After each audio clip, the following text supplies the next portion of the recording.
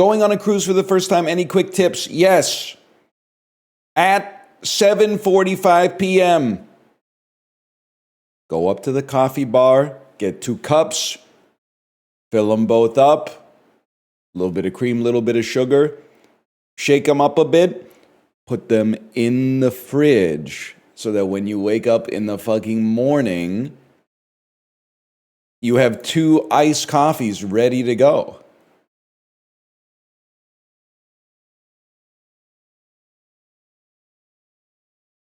It's genius, man. Or just order coffee to your room.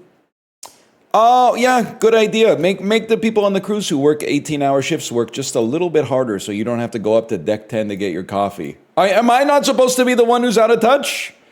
Please, I know you're busy. Could you just bring me an ice cream bar really quick? I don't want to go up the stairs. I could really go for an ice cream bar.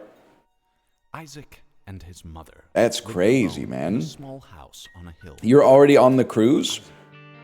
Well, I guess I should just crumble a bunch of potato chips onto the carpet then. In for a penny, in for a pound.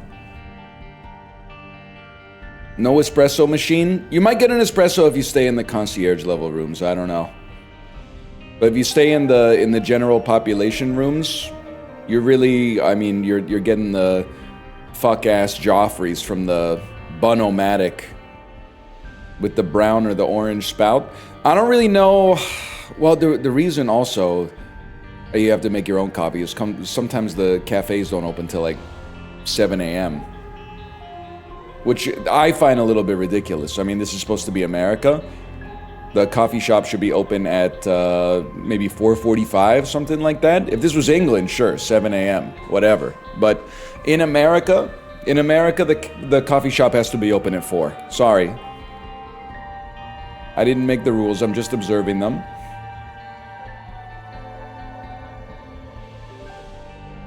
Hard agree.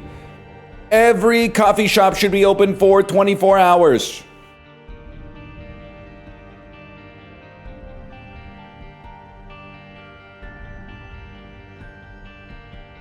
Greg's is popular because it opens at 5:30. That's what it's all about, man. That's like the hokey pokey.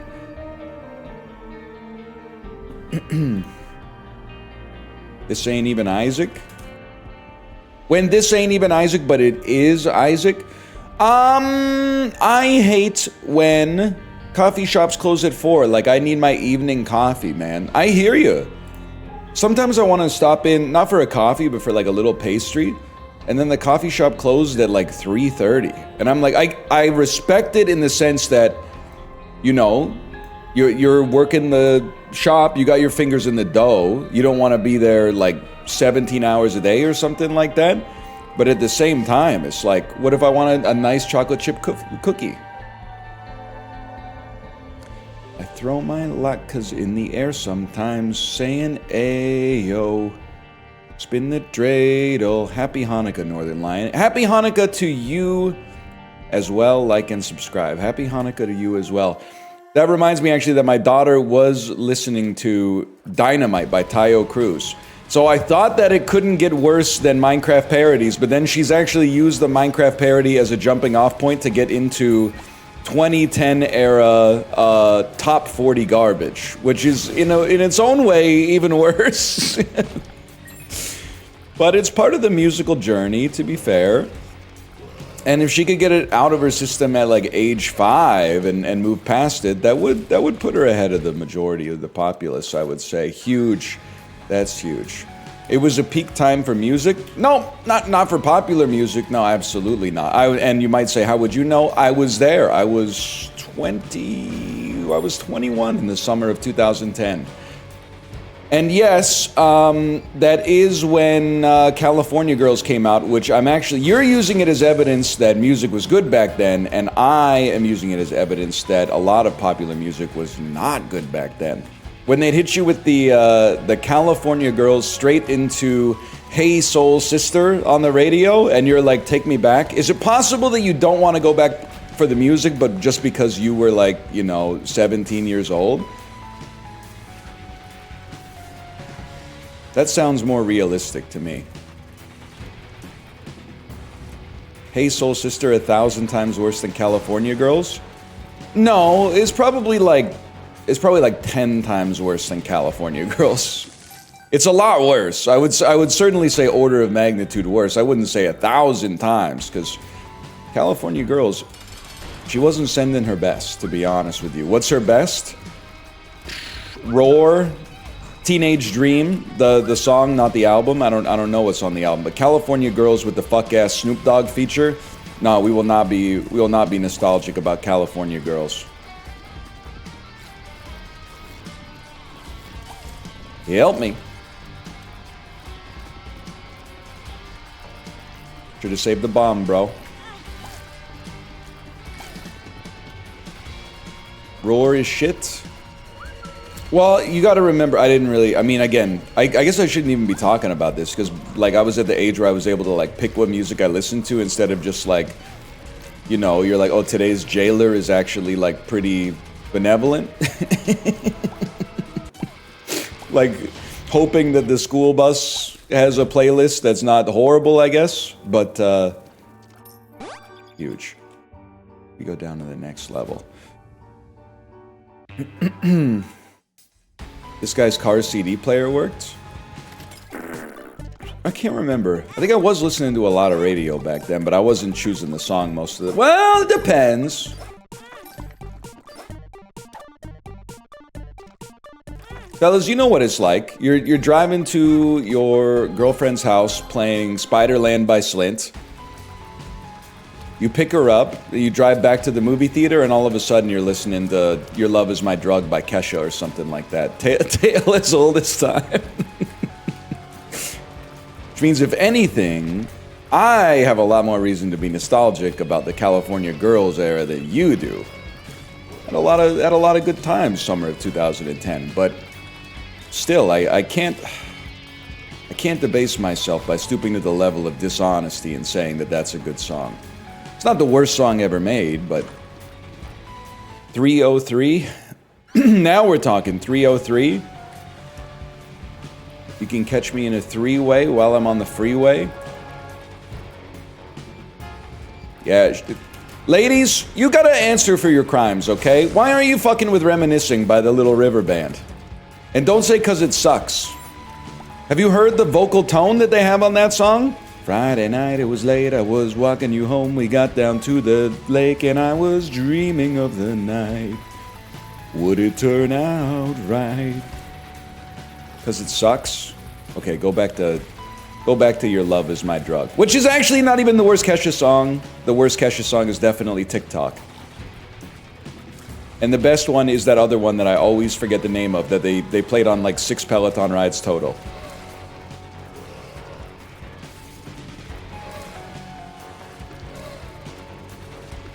Say it. Not Blow. What's the, not Die Young, not Timber. We Are Who We Are, that's it. Certainly not Timber, no. Certainly not. Farming the worst takes of all time. Basically, I'm just realizing this is the first time you've talked to someone who's not, like, 29 in your life. Which I get, by the way, because sometimes you'll be like, you know, everyone is like my generational cohort. And then all of a sudden you talk to someone who's like 6 years older than you, and they start saying some shit like, yeah, I was never really fucking with Napoleon Dynamite. And you're like, what? Everybody loves Napoleon Dynamite. Everybody I've ever talked to, 98% of whom were born within 12 months of my own birthday, think that movie is awesome. What are you talking about?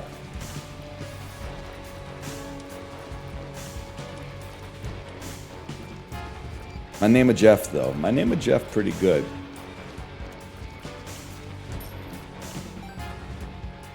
Timber was a banger at house parties? Bro, everything's a banger at house parties. What are you talking about? We were listening to pure garbage. You'd be like, oh, you don't like that song? You should try listening to it off 14 beers. Say that shit after 14 beers and then tell me how you feel about it.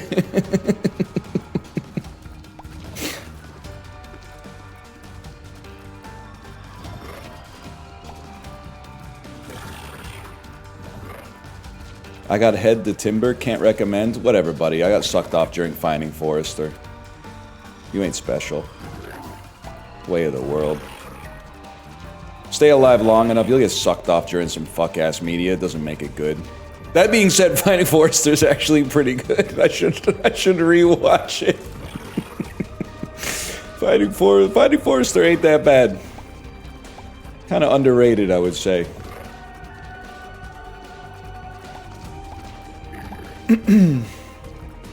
I got sucked off to the water boy. That's fucking sick, dude. That's like a Gen X dream come true. Holy cow.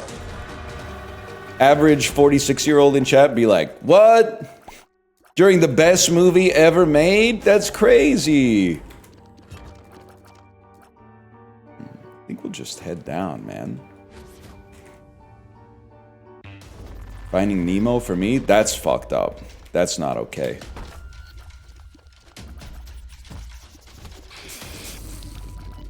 Yeah, I'm sure, like, it's happened a lot while watching Twitch, but I just, like, whenever someone tells me about that, I just go, you know, that poor woman. She was really... she was fiending. That can't be a proud moment. That she was like, ah, whatever. Sure. It's heteronormative? Yeah, because it's funnier that way. It's just two dudes sucking each other off watching Twitch. I mean, what do you want me to say? Good for them, but also, like, I don't know. Leave me out of it. I prefer the idea that it's like an I can fix him moment. It's the origin point of an I can fix him type relationship. Got sucked off to The Exorcist. I feel like a horror movie is pretty classic. Were you scared? I mean, I feel like that would be crossing my mind too. Like Finding Forrester, at no point was I like, oh, someone's head is gonna like spin around the projectile vomit or whatever. You were playing ranked for sure.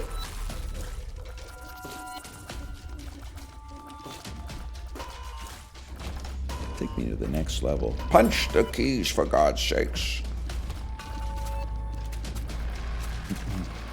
During Skyrim? That just doesn't, like, I don't know. Good for you guys. That doesn't really appeal to me. I think that's a situation I might pause and put the controller down. It's like, because Skyrim fucking sucks, mostly. I mean, if you were playing, like, if it was like a Dark Souls invasion or something like that, there's like no pause button. But I'd be like, you know what? I think, honestly, this clears the shit out of Skyrim right now. I'm gonna sit my Khajiit ass down and listen. Handy while playing ranked Smash Bros. Like, honestly, that's just fucking... like, that's just disgusting. Like, it's just one of those things where it's like... yes, thank you for saying it's degen. I don't know what to say about it. It's just... it didn't happen? I bet it did happen, and that's worse, man. Like, you ever have an annoying roommate, and you're like, he's never gonna get a girlfriend, and then, like, the worst possible thing happens. He gets a girlfriend that's, like, twice as annoying as he is. And you're like, fuck. Fuck-ass monkey's paw, god damn it. You're like, buddy, you gotta get your shit together if you ever wanna meet someone. And then he doesn't get his shit together and he meets someone even more fucked up, and you're like, I guess there really is someone for everyone, but why the fuck she stays sleeping on our couch every night? She's been in our house for like 27 days straight, and now we're having house meetings about whether or not she's gotta start paying utilities.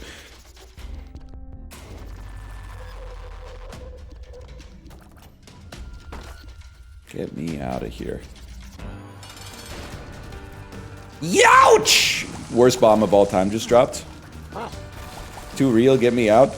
The bit was, do you ever have an annoying roommate and then you're like, he'll never get a girlfriend, but then the worst possible thing happens, he gets a girlfriend that's even more annoying than him. Youch! Not like that, like you got bit by a damn alligator. Why'd you repeat the whole thing? I remembered what website I was on. Then people will join like after the bit and be like, I don't get it. And then you're like, that's because you didn't hear it. And then you gotta like repeat the entire joke. Because otherwise, if they don't get it, they blame you.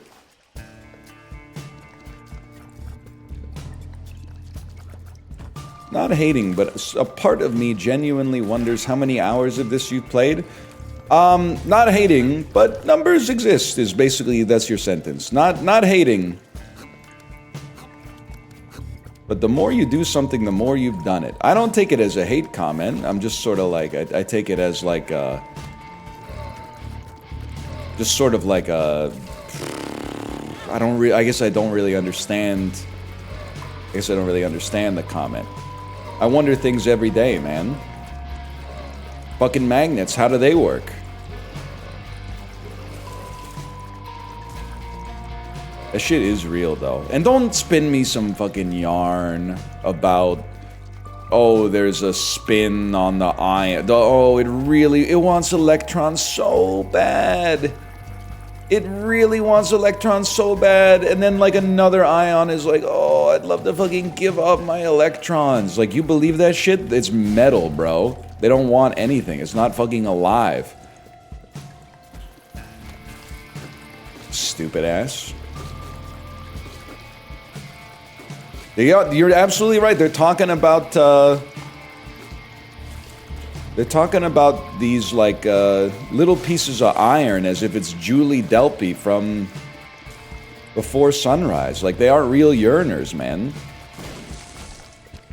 They don't know shit about Clementine Krasinski.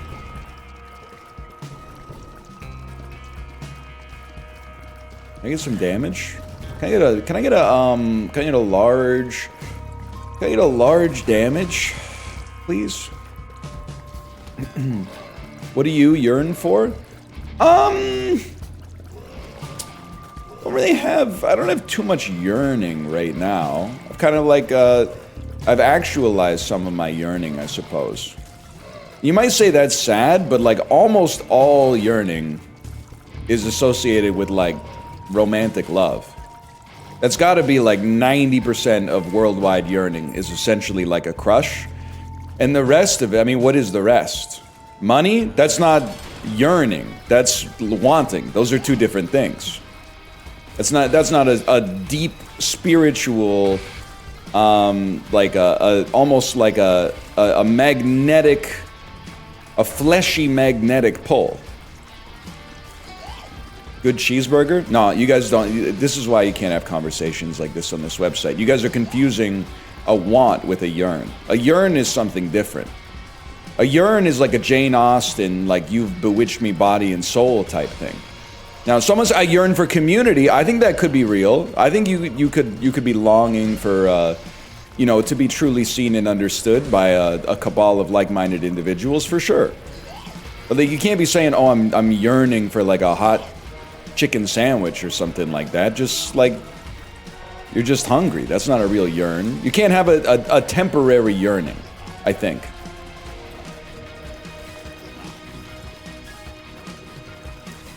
Why not? Because then it's not a yearning, it's a momentary impulse. You should know by now that it's just a spasm, man. Like a sundae in TJ, that it's cheap but it's not free.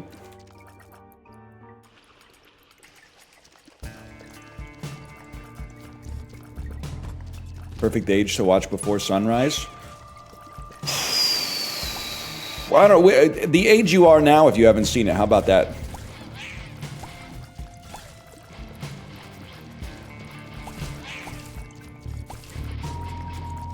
True. It's very good. Yeah, and I saw it, I think I saw it when I was 17. I saw it in the perfect scenario. Hey, I'm watching a movie with a girl I've had a crush on for like 3 years that I will never tell her that I have a crush on her.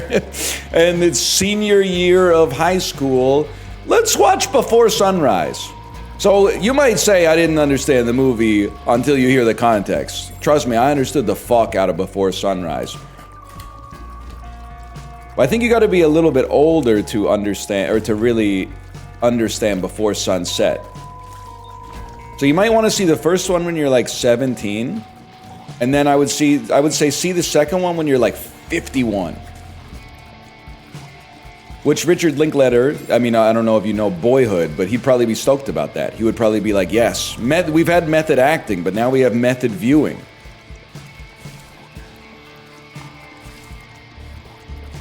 Previously, the only movie known to have the phenomenon of method viewing was Drive, where, like, young men would see it and then temporarily become Ryan Gosling. But they would still have, like,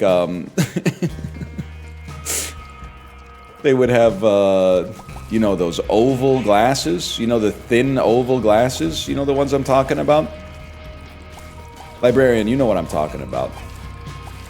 But they would also have the scorpion jacket. They'd have a little bit of both.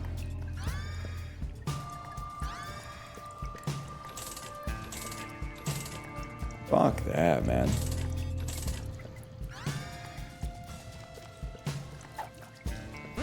Spit up! Spit up! Spread up! Speed up!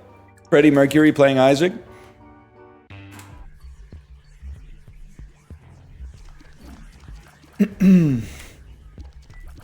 Librarian isn't here. Librarian's probably going through like copyright school on YouTube right now. Apparently the new video got taken down. I thought it was a scat man. I've been there, Librarian. I've been there. For what? I don't know. Free speech doesn't exist anymore or something.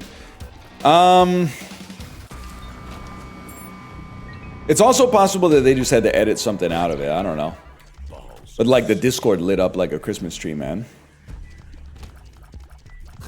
For me, I remember going to copyright school, and I still think that E1, the film distributor, should actually be forced to go to copyright school, because I called my Tarkov video Blinded by the Light, because I got blinded by a flashlight in the game. And apparently E1 had a movie coming out called Blinded by the Light. So without actually watching the video, they went, oh, you must have uploaded our whole movie to the website. So fuck you, here's a copyright strike. I was mad, man. I had to go through that like Happy Tree Friends fucked up, should you upload, you love a TV show, should you re-upload it to YouTube, yes or no? I had to go through that whole fucking test. Like I'm a goddamn moron, because they fucked up.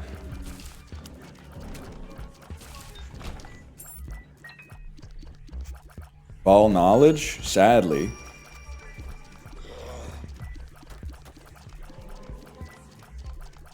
What was the conclusion? I basically emailed everybody that I knew with a connection at YouTube and went off. And then eventually someone got back to me and was like, we'll reach out to them. And then within like a day and a half, it was fixed. But like, that's a good outcome, but like, I did not consider it an honest mistake. Let's put it that way.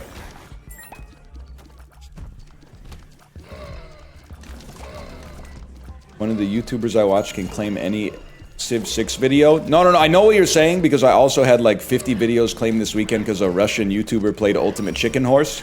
So you wake up to like all these emails that are like, this video cannot be monetized because it uses copywritten content, and then like all of the source you supposedly stole the content from is all in Cyrillic. But they fix that pretty quick usually. This is like, people on YouTube, and I don't blame you, I blame YouTubers, because they lie for sympathy. A copyright strike and a content ID match are very different. A copyright strike is like a company said, you have my shit, fuck you. A content ID match is like almost always like a developer used a song they didn't own the like in perpetuity licensing rights to, so now like you gotta pay the piper.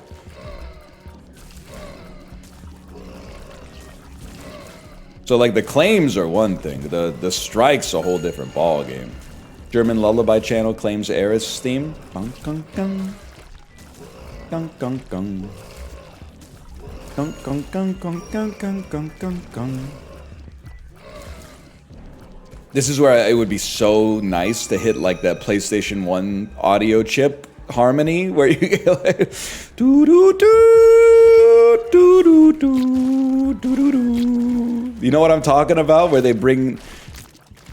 Nobuo Uematsu brings in all the other digital instruments on the codec. Doo doo doo doo doo doo doo doo. What a track, man.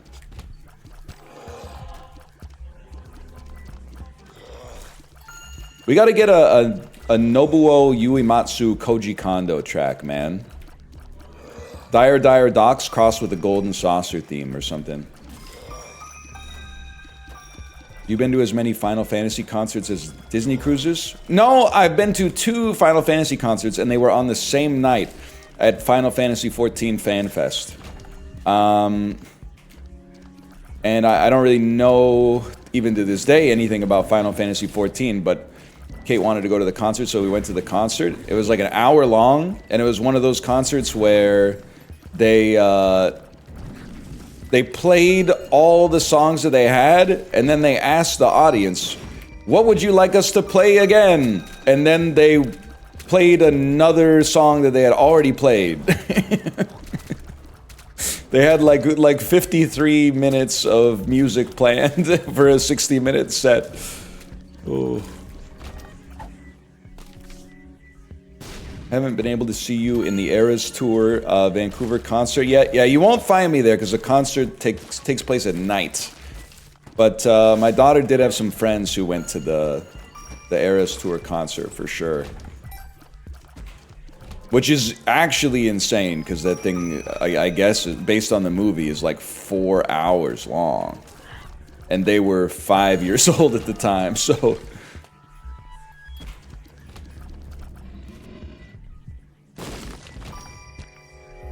No item room, huh? I was just gonna ask how you felt about 5-year-olds going to that. I'm choosing to plead... I've already had a lot of music takes here, so I'm choosing to plead the Fifth Amendment. I guess what I would say is I don't have a problem with it because I think her music can be enjoyed by 5-year-olds. I'm not saying it's for 5-year-olds. I'm saying there's no reason that a 5-year-old should not be listening to it. And you can go back, maybe Librarian will one day make a Taylor Swift compilation. I'm not an anti-Taylor Swift person. I'm a neutral to mildly positive Taylor Swift music opinion individual. In the sense that, like, when I hear the songs, I go, that song ain't too bad. It's just, for me, it's, I guess, at odds with her insane level of popularity. But, like, you know, everybody gets one vote, you know what I mean? So I'm not gonna sit here and be like, retrospectively, I don't like the song because it's okay, but it's not as good as the amount of people that are saying it's good. I think it's, you know... One second, I'm trapped in a poop prison here. Shot speed. Shot speed! They'll get you for that one? No, I'm at peace with the Swifties, man. I'm at war with the motherfucking Mystics.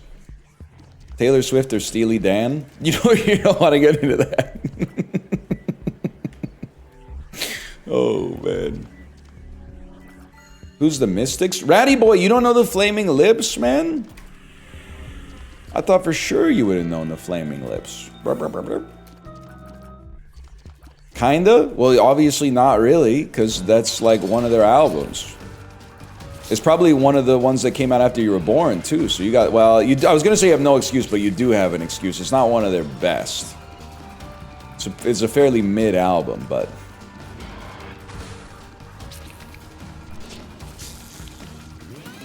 Hey, come over here.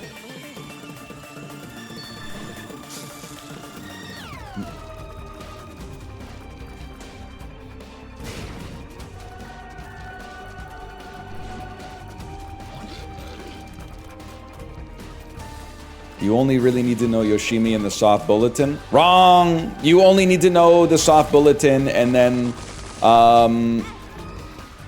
embryonic.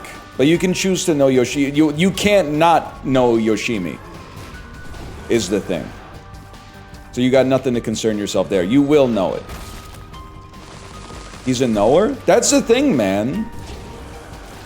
People think I'm just making stuff up off the top of my head. I've done the required listening. We have 25 minutes just to get through the depths part 1. Fuck you, man.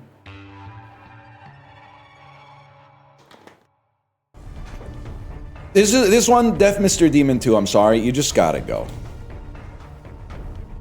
And you've gotta go because I want to ban you. Because I didn't like the message you wrote, and then B, I want you to write something insane in the on-ban request. I want you to write something that's probably like a reference to another streamer that I do not know, so that I can feel good about the ban. You just, no disrespect, you just got the vibe of someone who's going to reference another streamer in the on-ban request as if, like, I know who that is. Some people just have that vibe. I mean, not librarian, sorry, Origin, you're gonna take offense to that, but it was just a slip of the tongue. You see it a lot, man. You see it a lot. And I'm not gonna say the streamers' names, because I don't think it's their fault, necessarily, but you guys know who I'm talking about. Actually, no, the thing is, you guys are gonna be like, I 100% know who you're talking about, and then you're gonna say a name, which is not who I'm talking about. But I know who I'm talking about, so...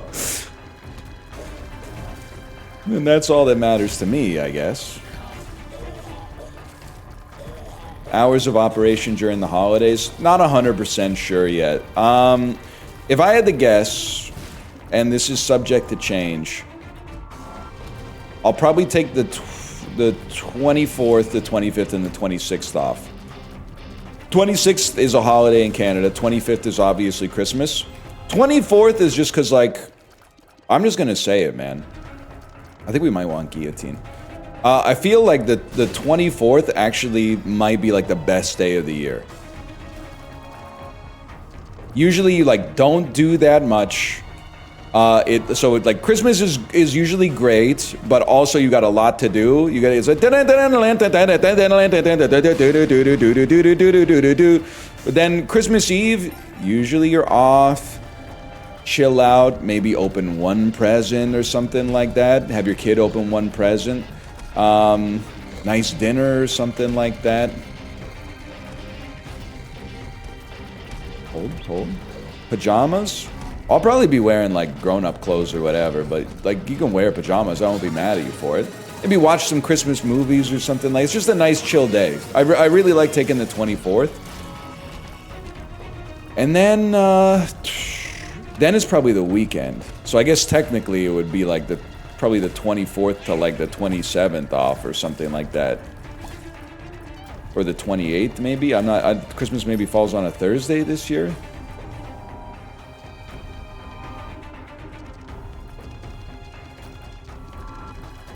29th is the Monday, okay. But there is the schedule might get screwed up, because, like, again, I know, like, you're sick of hearing about it, but try living it. Like, it all depends on my daughter's school schedule. So she's, like, out for winter break soon, and once she gets out for winter break, like, you know, if you want to make God laugh, tell him your plans. There's a lot of stuff that could screw up the availability during that time period. They're out for a month? They're literally never in school. Librarian, are you okay? I see you in chat. What happened to your video today? Was it too hot for YouTube to handle? Hold.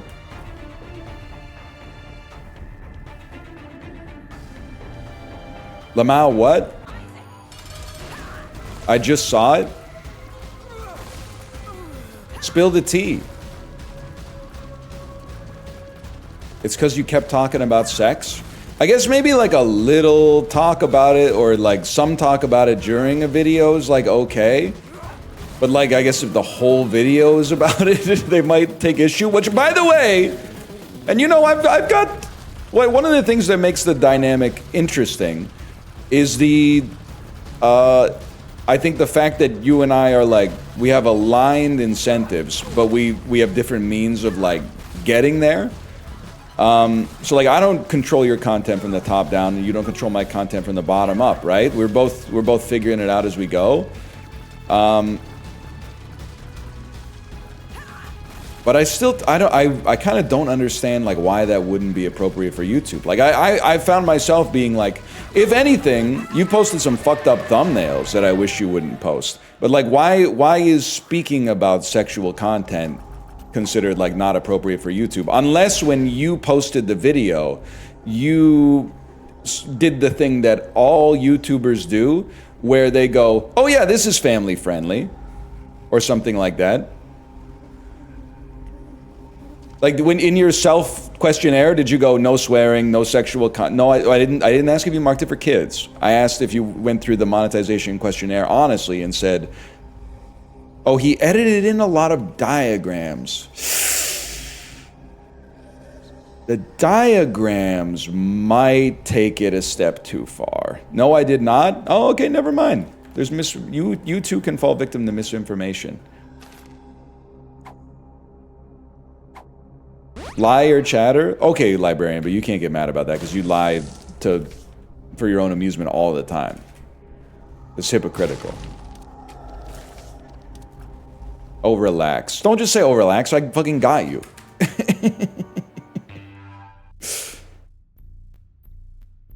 Maybe it's YouTube AI moderation. Wouldn't surprise me, man. Wouldn't surprise me. But like, I mean... I still push back on the idea that that's inappropriate for the platform. Like, what's inappropriate about it as long as it's marked appropriately for the right demographic?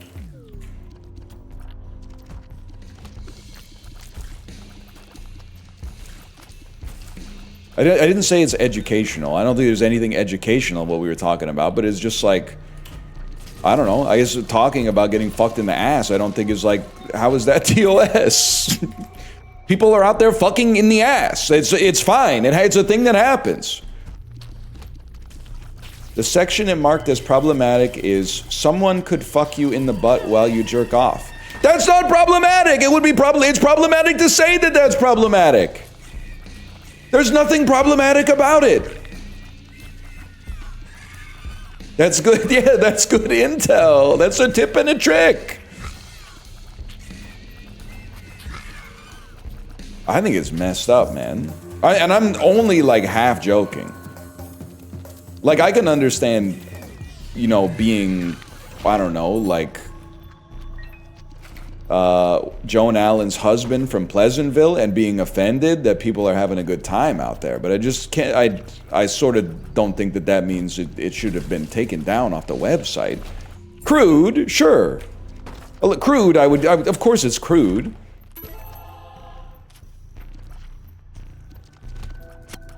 That was the point.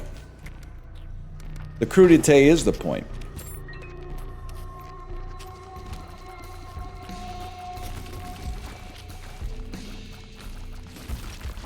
Anyway, I think probably it'll be okay. Did it ask you to edit it out? Was it like... So like, you can use AI falsely claimed your video, but don't worry, you can use AI to excise the offending part of the video so that nobody has to lose out on any revenue.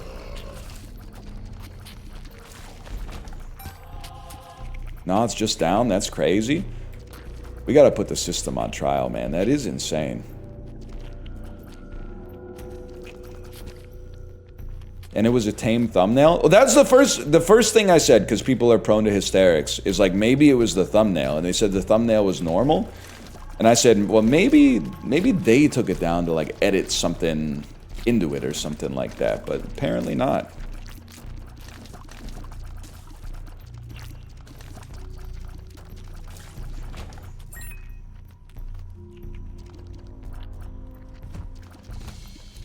Well, it's simple. We get them back by making even more objectionable content. Which, by the way, is not objectionable at all. I'm sorry to keep harping on this as if I'm trying to farm, like, woke points or something like that. But it's not objectionable to speak about sex, even if it is.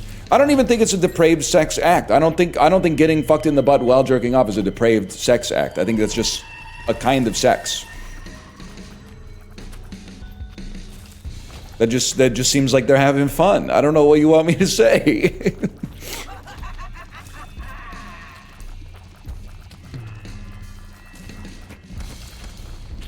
It's just an alternate kit, man. You're teaching good tech? Maybe they're mad because I'm LARPing because I've never done it, but like... My favorite boss? Boss that puts unavoidable spikes on the ground?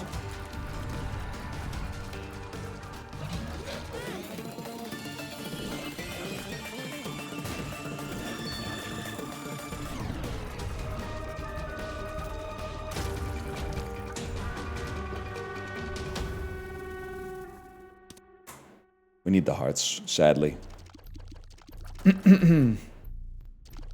Boss that gives you visual snow like an acid user? I don't really get it. Deleted for gay baiting. Well, no! We were not gay baiting. Because I specifically said a woman could fuck you in the butt. By whatever means are available. That's not gay baiting. It's kind of like, it's peg baiting, which is still disingenuous, but not for the same, you don't get the same squeeze out of it, I guess.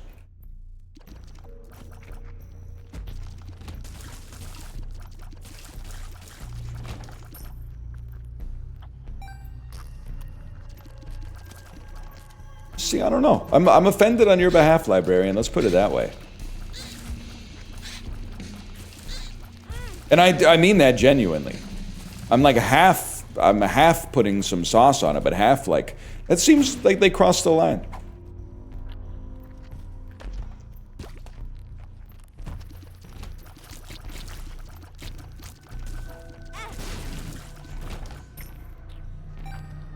Put it back up with an educational tag.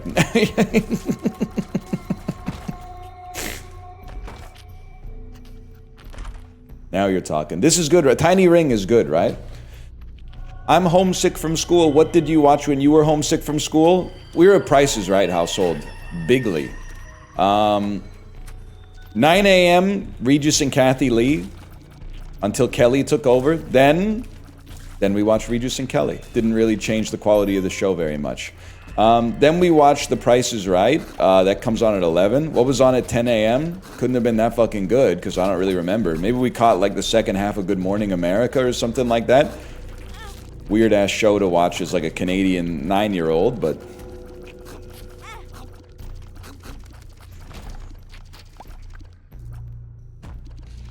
Still some respect for The Price is Right, for sure. You know what the worst show on TV... I don't know if the show is still on TV. It might have just been a COVID-era, like, fever dream. That Meredith Vieira show that was like, Pictionary over Zoom. That one is insanely bad. And that... Oh, you know what? Let's pop this so we don't die. Is it a Canadian-only thing? No, bro. Your country foisted Meredith Vieira upon us. This shit is not Canadian-only. What are you talking about? Okay, Ridiculousness is pretty bad. Who? She's one of the original hosts of The View. She took over Who Wants to Be a Millionaire after Regis retired.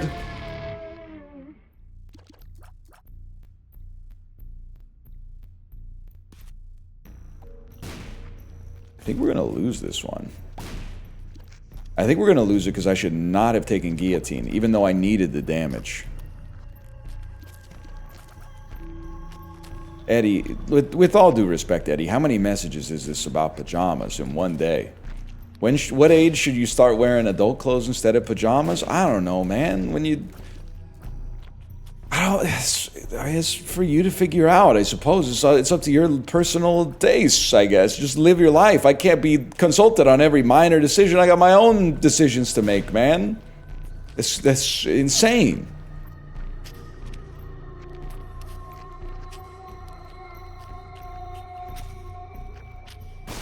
I'm not a pajama Andy, but like if you're a pajama Andy, you don't need to wait for the streamer to sign off. My parents are, I think it's a backlash to my parents. Like in some ways, you always end up living an identical and yet inverted life from the people who raised you. My parents are big like, hey, the day is done. Save my life, please. The day is done. Let's all put on our pajamas and relax type people. And as a result, I have grown up as a, I'm just gonna put on clothes at like, you know, when I wake up and then wear them until I go to sleep type of guy. So inevitably my child will become, as an adult, someone who like wears a Snuggie to work or something like that. and her child will become someone who wears a suit to the first day of 9th grade or something like that, and then it'll just keep going around.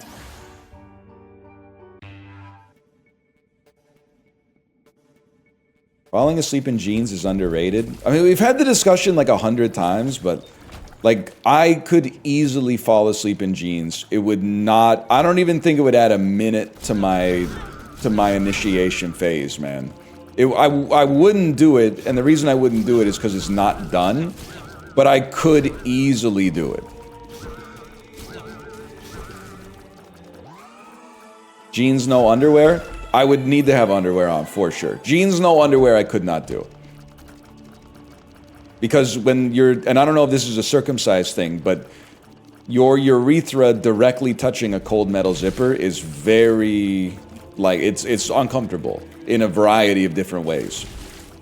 It's cold, it's precarious. You realize how sharp a zipper can be. Not good.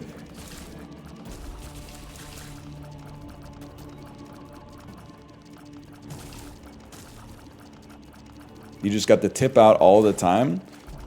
I liked it better when we thought that circumcision was, okay, phrasing. I liked it better when cut was the norm and we were all making fun of uncut Andys. Now that the culture has reversed and the uncut Andys are going, wait, you just got that thing hanging out all the time? I'm not liking the dynamic as much.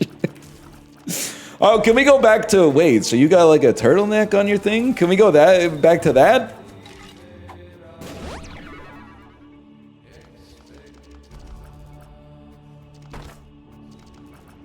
I'm a cut guy, I'm with you. I hear you, man. I mean, I didn't do it to myself. This shit happened to me when I was like a baby. I don't know, for all I know, I might have been like 1 minute old when it happened.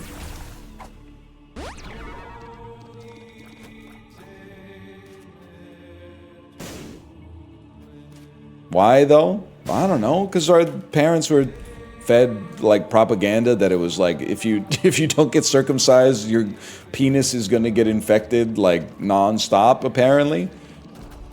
And probably like, I mean, I'm guessing that the reason I got circumcised is because my dad is probably circumcised, if I had to guess. So then when they were like, are you gonna circumcise your son? He was like, I guess, because like it's been working out all right for me. Like it just kind of pass it on.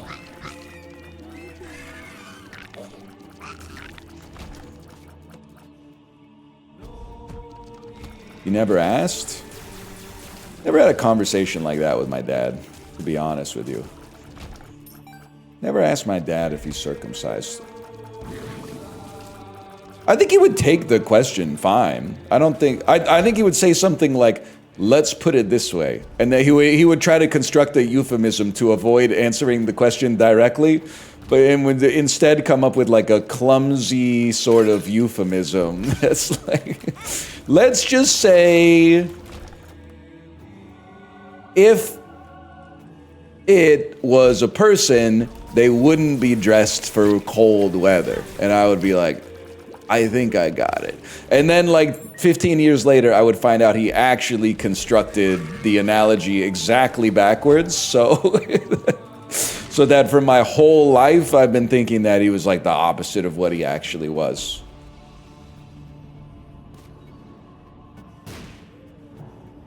That would be my guess. His reaction to the pomelo was sus. I'm not gonna lie, it's hard for your dad to lose aura, but he lost some aura when I fed him a piece of pomelo and he basically touched it with the tip of his tongue and then made a disgusted face. Like, this is the guy who my mom like meal preps for him, and he sent her a picture of like him eating a bowl of chili, and he went, "This is the best chili you've ever made," and she was like, "That's bolognese sauce." So it's like, it's not, he's got the most discerning palate on the planet. He's a really funny guy though. He was not fucking with the pomelo though.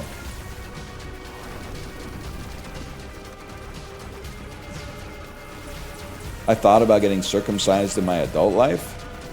Well, I'm not a urologist. There might be a reason to get it done as an adult if you got, you know, some unique physiological issues coming up. But I probably wouldn't get any I'm not getting any optional surgeries done to my penis, I think. Seems like the recovery is sort of not something I want to sign up for. As someone who's already had something done to my testicles.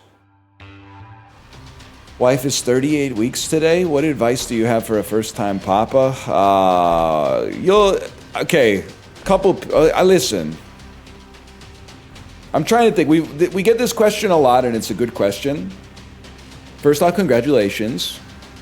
Secondly, the first week is fucked up, especially. I'm trying to think about sleep while you can. No, it's too late. You need to start banking it like a couple of years in advance. The one thing that I remember, well, okay, there's two things. Actually, there's three things, and they're very gross. The first two are very gross, and the third one is not gross at all. But it's gross, but it's real. I'm not just being gross just to be gross. I'm being gross to, like, productively. Sure, I'll take kidney stone here. The first one is... did you know, so you don't have a heart attack, have you done the prep, like read the baby books and stuff, so that you know that like the baby's first few poops are like eldritch horrors, because they're pushing out like nutritive slurry and like dead cells from the placenta and stuff like that. So like the poops can be like really, really disgusting. Let's put it this way. Not brown. Could be completely black, for sure.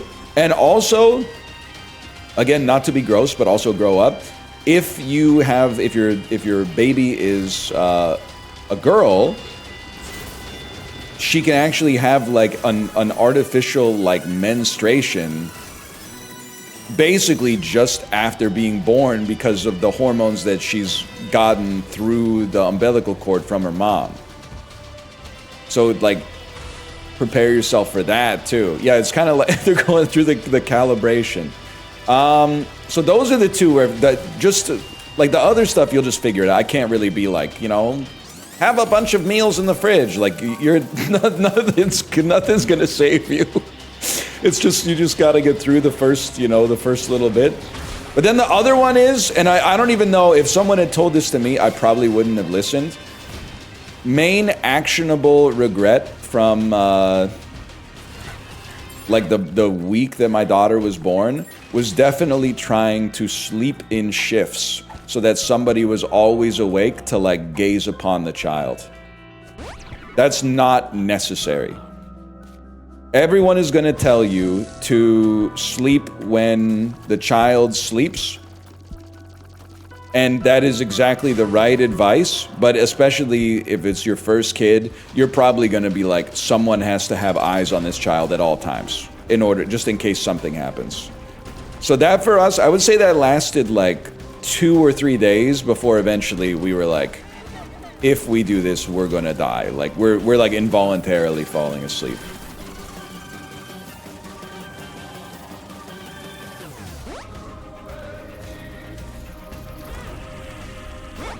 That's true. We're actually gonna win, which is crazy. Kill your ego and exist as a wife-serving machine? Well, yeah, but also, I don't know. Chad hates this, but it's not a bit. I'm always going to bat for millennial and Gen Z men, because all the ones that I know are like working really hard and doing their best. But then the people who don't see them and just are, you know, enlisted soldiers in the culture war online are like, you're probably not doing enough domestic labor. I read on Reddit that you're like, men are never doing enough domestic labor. And I'm like, meanwhile, every dad that I know is just like, as soon as they sit down in a chair, they're like, hey, how's it going? Like that at the birthday parties, they're just crashing out, man. I did not say I'm a men's rights activist. What I did say in the Discord is that I do feel like as millennial and Gen Z fathers, we are kind of like, our dads and granddads maybe didn't do awesome jobs. My dad did okay. My granddads weren't really doing that much. I think they were mostly just going to work and then, I don't know, coming home and being like, where's dinner? But like, we're eating the shit that they should have eaten. When meanwhile, we already ate their shit because they raised us. So I'm eating 2 shit meals from one ass, basically. Again, my dad did a good job, but...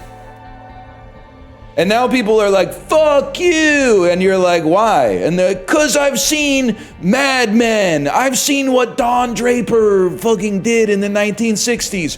That's a fake guy that doesn't exist. And if he was real, he would be like 106 years old right now. Are you serious? All right, slash marker.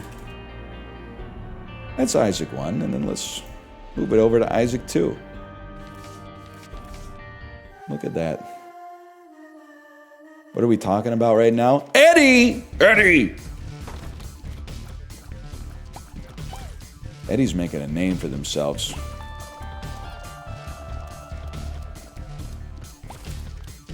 It's because you rant about men being victims? No, I don't rant. I say something like, does anyone give a fuck that men on average die 6 years earlier than women? And then half of chat says, no, we don't care. In fact, we wish it was sooner. they type no in all caps and go, it should be 10. Which is really funny. So unfortunately, due to my code of ethics, I have to respect it. But it is... But it is fucked up, but it's really funny. It's a really funny thing to say.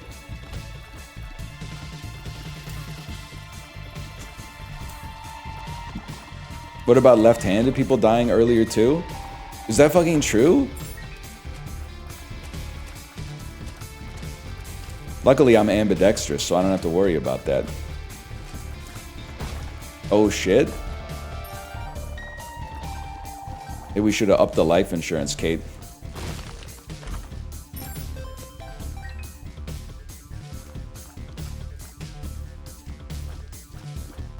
You don't want to hear the ambidextrous stats? Oh no. So the worst of both worlds. The increased mortality of the lefties and the smugness of the righties.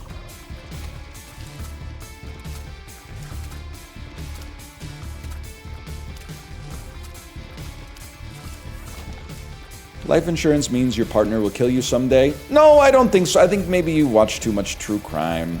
But also, good for her, I guess, at that point. But I think if my wife was going to kill me, she probably would have done it by now. And Kate, again, as always, I have to say this. Feel free to answer honestly. You probably tanked the worst part of being married to me, if I had to. At least, I mean, like, as we get older, you know, you never know about health concerns and stuff like that. But, like, in terms of, like, me being a bad husband, I mean, you married, like, a guy who was 25. That's like, you bought in early. You basically got like a second-round draft pick and said, I'll go through the farm system. I'll teach him how to be like an adult, how to be a grown-up, and then like maybe he can be a serviceable member of the roster at some point. Like we made it. You took on a reclamation project and it actually panned out.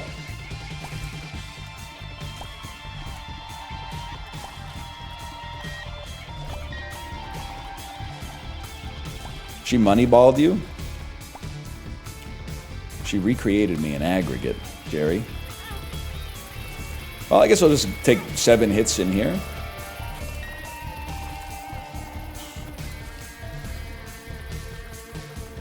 Billy, this is NL. He loads the dishwasher off. He sucks ass at loading the dishwasher, but he's got a can-do attitude.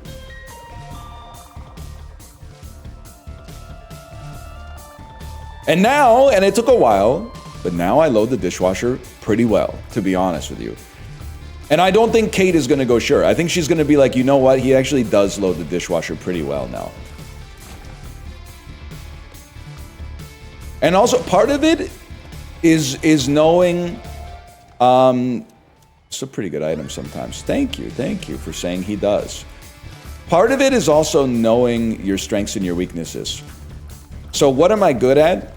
I'm always up to throw a little bit more, to throw an extra shift on the timesheet. What am I bad at? Doing things to my wife's high standards in all domains. So what does that mean? Give me as much grunt labor as you want. Just don't ask me to fold the fitted sheets. And as long as we keep that division of labor set up, then there's nothing to worry about. I'm happy to do the dishes, and it took me a while to get to the point where I was doing them with the seal of approval, but we got there, and now it's automatic, basically. But like the fitted sheets is not gonna... Even last night, I took our kids' laundry out of the dryer, and it was in a big pile, and I said, you know what? I could spend the time to fold this. I paired up the socks, and I hung up the shirts that need to be hung up, and I folded the stuff that I could fold, and then I looked at some of the other stuff, and I said, I'm not gonna fold that, because after I fold it, she's just gonna fold it again. So I might as well just leave that for her. Anyway, it was an unspoken arrangement, and I think that it exactly worked out right. How can you be bad at doing dishes? You just put them in the washer? Buddy, we're not rocking the same flatware, okay? A lot of it goes in the dishwasher, but not everything. Not everything. The Rilakuma curry platter, that doesn't go in the dishwasher. The heat of the dishwasher, even in the top rack, is going to strip off the enamel Rilakuma, okay?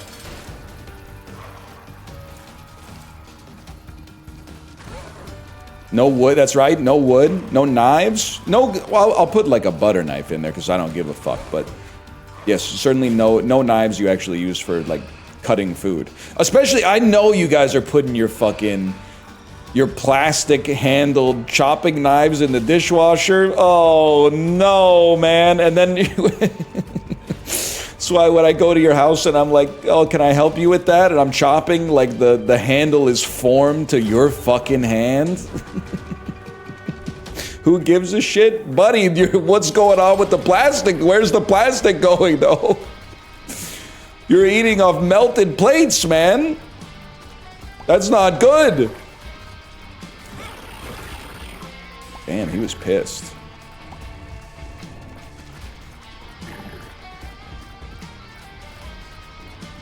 Go to your house like Bar Rescue? Oh, it would be such a good fucking show to just show up unannounced at a chatter's house. Chat Rescue. Especially when I made the title a 6-7 reference today and I saw like 100 people type like, Unk is chopped. I'll show up at your fucking dorm room and see how you're living your life.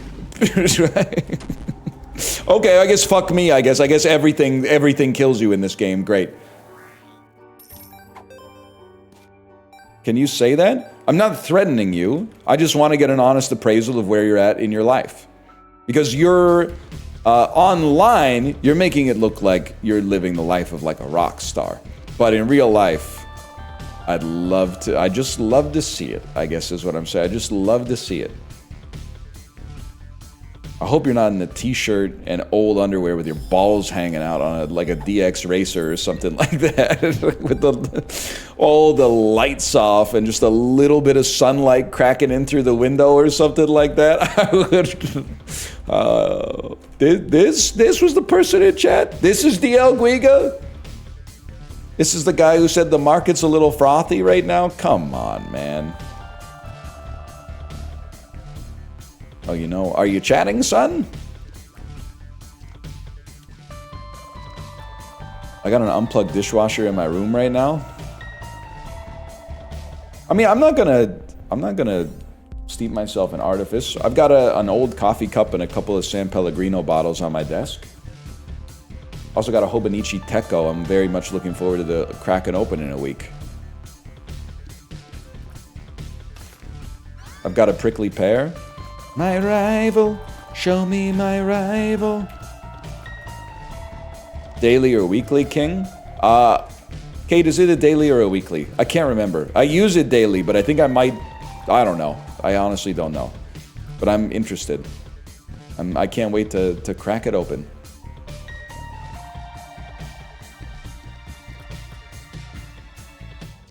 Square or long? I think it's long.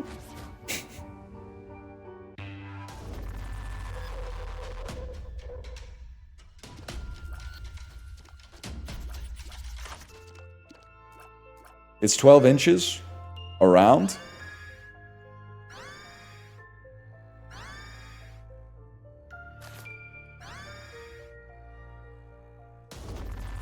Damn. Oh my god, please be a fucking D1 or D6 room. You could save my life right now. Do you have anything left on your bucket list? That's a crazy question to ask a 37-year-old, I think. I don't know. I mean, at the risk of sounding obvious, there's two types of people out there, right? There's people like that have a bucket list and like people who don't. I don't think I really have a bucket list. Because I've been around the world. And I've been to the Washington Zoo. Sorry, I don't know enough about Showbiz Kids to continue with the lyrics. I think he goes, they're outrageous! He says something like that, I can't remember. I don't know. It's not like when I went to Japan, I came back and I was like, my life's totally changed. It's kind of like, you know, that was fun. What's for lunch today? I think it's like a bucket list to some extent. It's easy to be like a simulacrum of life's meaning. You know, the search for meaning maybe is more difficult than just like, hey, I did the 6 things on my list, now I can die. I've seen the Eiffel Tower and eaten, I've eaten a blowfish or something. I've always wanted to eat a blowfish. Well, that's done. I guess there's nothing left to, like, I don't know. It's not the way that I conceptualize it, I guess.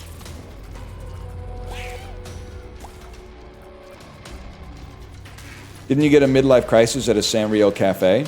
Yeah, no, I did. But what does that have to do? You made it sound like that means there's cognitive dissonance. How is there cognitive dissonance there? I did probably have the start of a midlife crisis in that Sanrio Hello Kitty Puro Land food court, because I was like, oh my god, why are there middle-aged adults here holding plushies in line to get their picture taken with the plushie? And like, I was like, the world is cooked. We're all cooked. These are not human beings. These are like, the brands have succeeded. Brands have actually captured humanity. They have managed to, just through the power of cuteness, they have managed to take over people's identity and turn them into automatons that service the brand. And I went, what the fuck are we doing here? And it just kept going, like, it just kept cascading downwards. While I was in the food court, and I was like, there's not even any place to sit in the food court because there's so many people in the food court eating the food that isn't good, but it looks like gudetama and the curry looks like pom-pom pourine, and I was like, I'm fucking freaking out. I was freaking out. I think it was like, and I've said this before, I don't think I am prone to, I don't think I have the constitution to be schizophrenic, but I think it was as close as I could get to understanding one-to-one what it's like to be suffering from schizophrenia because I was like, these are not real people. Everybody but me is not a real human being.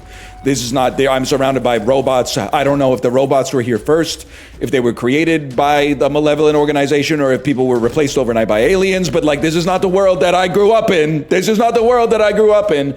But I got over it. It did take like a couple months, but I got over it.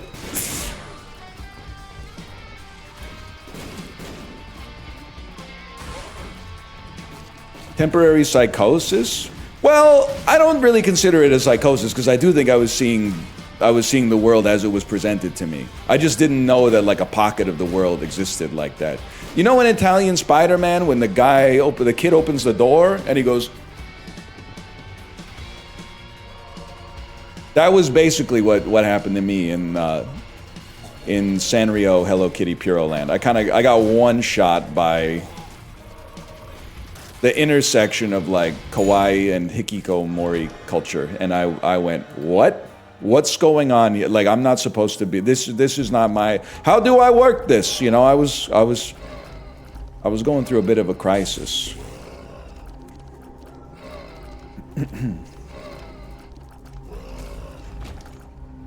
This is good, right? I can't be fucking with that though.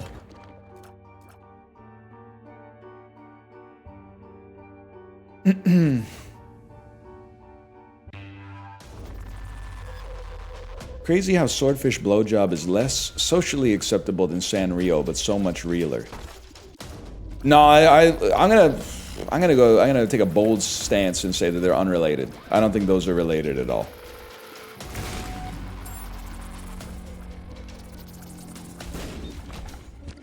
I got hooked on the bazaar because of you. That's crazy because we're all gonna die someday.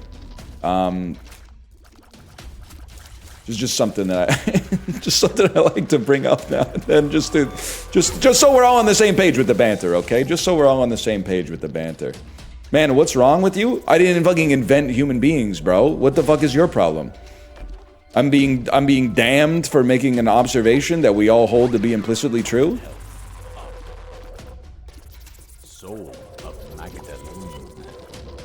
Cremation, burial, shot into space. What are you doing with your remains? Kate, I think this could serve as my last will and testament. You can cremate me. Absolutely. Ninja cremate me.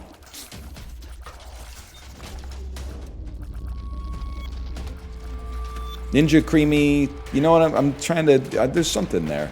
David Beckham ninja cremation. I'm trying. We'll get. Librarian, don't put this in the video. It's gonna get taken down. Get your ashes packed into a firework. No, I don't really like fireworks all that much. I mean, like, it just also that seems like a lot of work relative to just like they already got like the places that can just, you know, kind of handle you. You could get shot into a firework or something if you're like a huge Katy Perry fan or something like that, or you know, if you think it's spiritually relevant to have your ashes like turned into a tree or something like that, that's totally fine. It's your life, man. Like it's one of the last decisions you get to make. But saying like, you know, trying to make my decision for me is also fucked up, man. That's crazy. Also, I don't really want, like... Maybe this makes me the most normal man on the planet, sincerely. But, like, I don't really want it. You already got shit to do, like, when your loved ones die. I don't really want them to be, like grieving my death, but also, like, burdened by, like, and he wants his ashes scattered, like, next to San Francisco Pier at Disney California Adventure. How the fuck are we gonna do that, man? Like, just you know, call the funeral home will be like, what should we do? And it'll be like, what's, you know, what are the options? Take one that seems relatively, you know, straightforward and go with it, man. Doesn't bother me.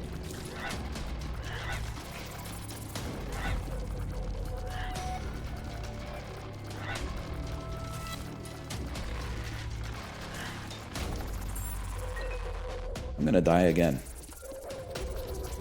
My ass is dead. I really don't care. Yeah, that's what I'm saying, man. In fact, I think that, to be honest, I would find it like more, although it would be a great tying into the themes of my life. Being, doing stuff I don't want to do to appease other people.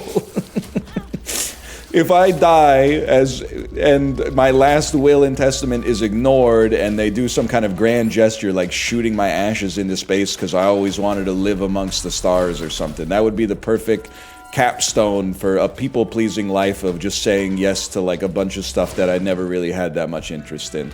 It'd be like he died, he went out the way he came in, saying, sure, if that's what you want.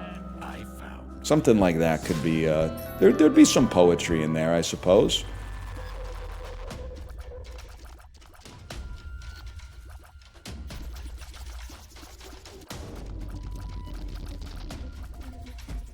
It'd be a funny prank to make your friends do some cumbersome tasks. No, man, just, no. They're grieving, man. They're going through it. You're tag posting.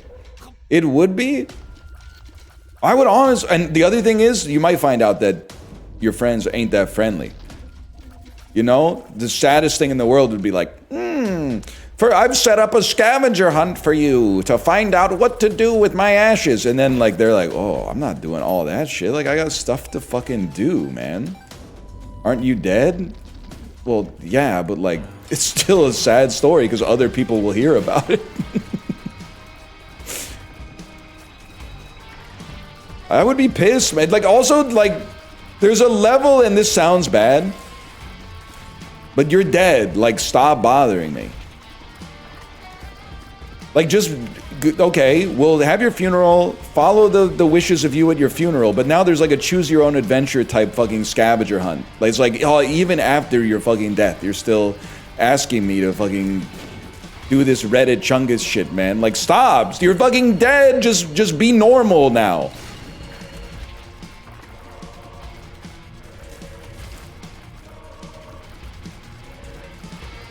Like, and the worst part is, I think, like, at least half of chat is like, if I was, like, super rich, I would definitely have a crazy will.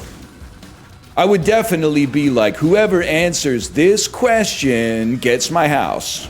And if you complete this scavenger hunt, I'll give you my car. It's just fucking put the document in the bag, bro. Just give all your shit to your spouse or divide it up amongst your kids or some shit like that and fucking, you guys like go enjoy life. Put the ashes in the urn, bro.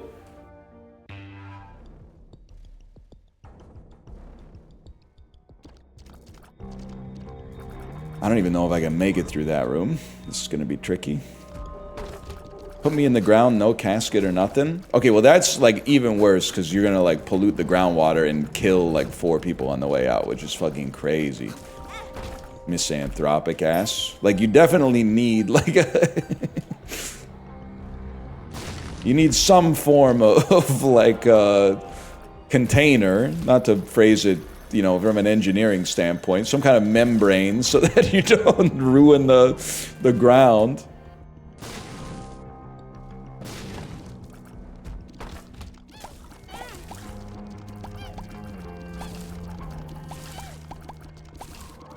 Just don't embalm me. I guess I'm realizing I don't really like give a fuck. Kate, you could just do whatever. Honestly, pick something on sale or something like that.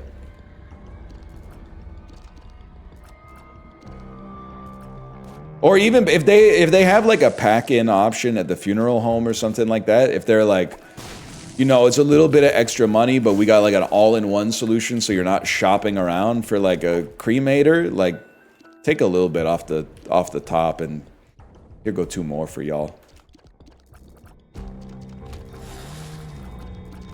You're gonna have enough to worry about because the playlist at the funeral is gonna be fucked up. I'm definitely gonna write in that you're gonna be listening to like some 12-minute long songs.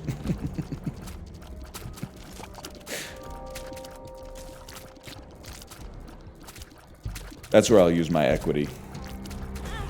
Come on.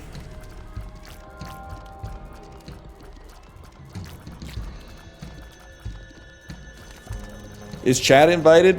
Most of you will be unable to attend if I had to guess, so I wouldn't worry about that. We'll cross that bridge when we come to it.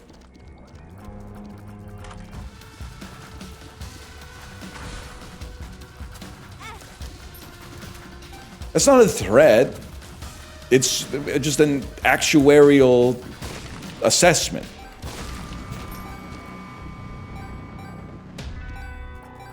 When the life insurance company raises your premiums, they're not threatening to kill you. They're going like, you know, quit smoking, lose 20 pounds. It's not like they're saying we're gonna get you. They're saying like the risk table changed. Tinted Rocky. So I mean, we're coming to the point in Isaac here. I do want to say, so they just don't make good runs anymore. You don't get good runs anymore because we've gotten. Okay, that's actually a really good item. We've gotten deals with the devil. We've been using our D6. Like, this is... It's madness that we don't get, like, over. You literally have Twisted Pair? I fucking paid for it, bro.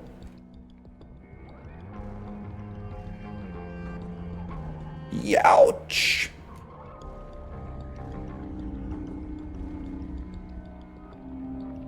There we go. You literally have a prickly pear? It's the type of shit you wouldn't say if you knew the milk truck eased into my space. You wouldn't say that shit to me if you knew that I'd struck a match against the door of Anthony's Bar and Grill.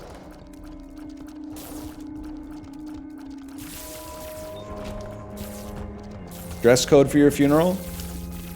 Call me old-fashioned. I don't really care what you wear to my funeral. I would rather you didn't wear pajamas to my funeral.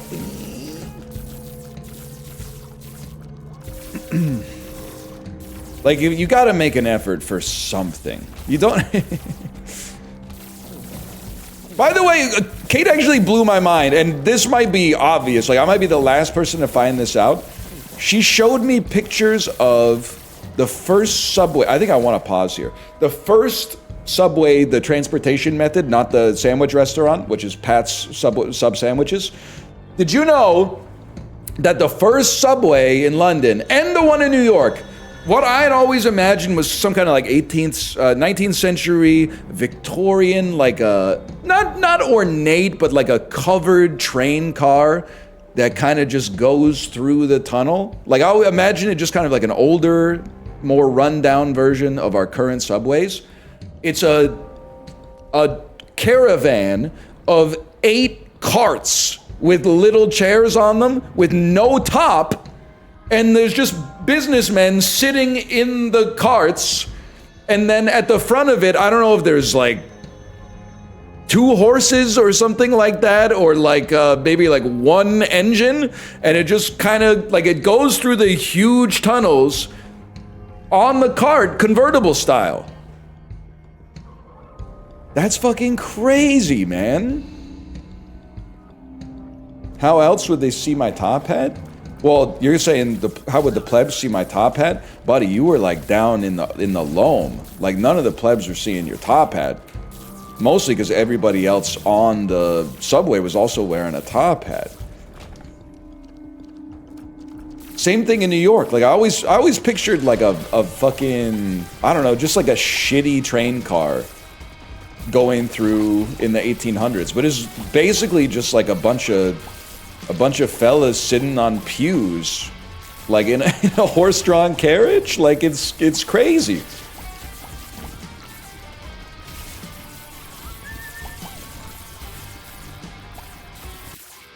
I had no idea.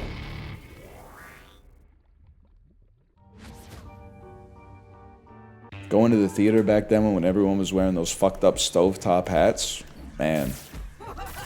You're not wrong. And the worst part is, you know, when they built movie theaters back then, there was like a 1-degree incline on the seats too. So it's like, if you... One thing that is a lot better about the movie-going experience is that any movie theater built from like 2000 onwards, you'd very, very rarely have to be like, the guy in front of me is too tall for me to see. When I was a kid and you were going to those old-ass movie theaters built in like the start of the 20th century, you would have to pick your seat based on like, oh, this guy's like not that tall. Oh no, a tall guy sat in front of me. Now I can't enjoy the movie I paid for.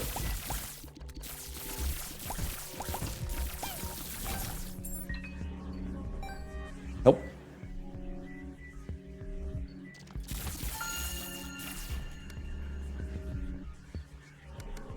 But similar to my take on like the stadiums, I also think it kind of eating popcorn in a movie obviously awesome. The full restaurant movie theaters, we took it a little too far. And that's fine. We just need to bring it back just a little bit. We don't need to go back to like the only thing you can get is like a shitty hot dog, but we need to go back to like you can't order a second round of drinks during the movie like from your seat. You can make it through a 2.5 hour long movie with just like the drink you brought in and the food you got before you got in. You can make it. I feel the same way when like I dropped my kid off at an activity and she's like, we forgot my water bottle. I'm like, that's fine because it's like 40 minutes. You're gonna be absolutely okay.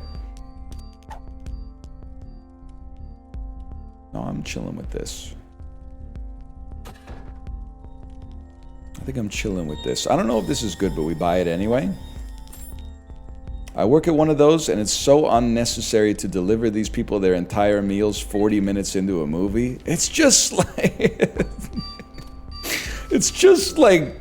A little, like a single-serving pizza or something like that is fine, but some of the shit, like, I don't want them... Maybe this makes me a bad person, but I don't want the guy next to me, like, eating birria in the middle of the movie, man. Like, the food is good, but, like, it's just too much here. The whole time, like, just crazy. You just do it after, man. Just do it. You just see the movie and then go out for dinner afterwards.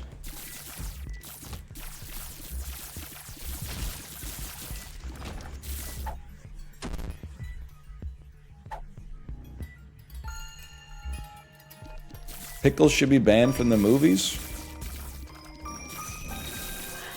Well, as long as it doesn't apply retroactively, because there is the Rugrats movie. I don't, I've never...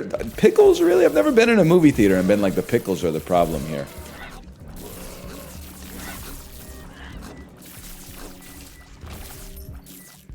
Fuck pickles? I hate pickles. What... They're so noisy and they smell so bad. Like, are we talking about pickles like on a hamburger? Or are we talking about people just bringing in like whole pickles? Whole pickles is like, that's definitely too far. Whole pickles? You've never seen a whole pickler? I've seen people eating a whole pickle, but not in the movie theater. They sell them at the theater now? Oh, man.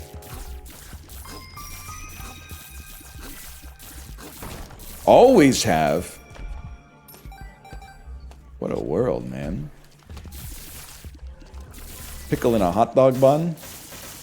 Seattle ass. This is pretty good too, right? Belly jelly.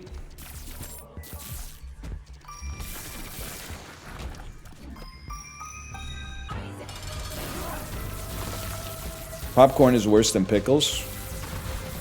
Nah, popcorn smells good though. Pickles, I like pickles okay, but I feel like my main problem with pickles now is that people are always telling me some shit like they're good for you. And I'm like, are they good for you or they just have 0 carbs? Because I'm pretty sure one pickle is like 8 days worth of like sodium. Nobody gives a fuck about sodium anymore because nobody cares if they live or die. They only care if they've accidentally eaten 2 or 3 grams of carbohydrates over what they're supposed to for the daily allotment.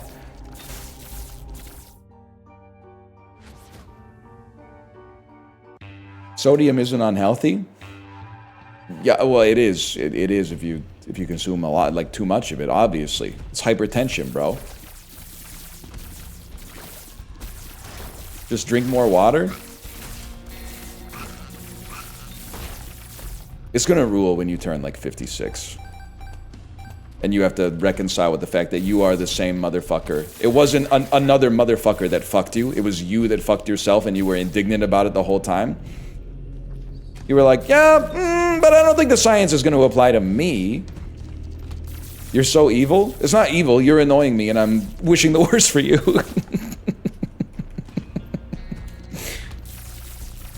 If you want me to wish the best for you, then stop being so annoying. And then I'll be like, go with God.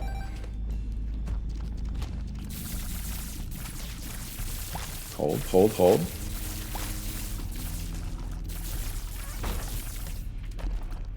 I'm not imagining them in hell. I'm imagining them being told by their doctor, their doctor going, your panel's a little out of whack.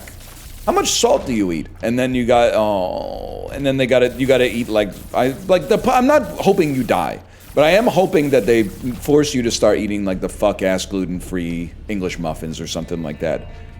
Like that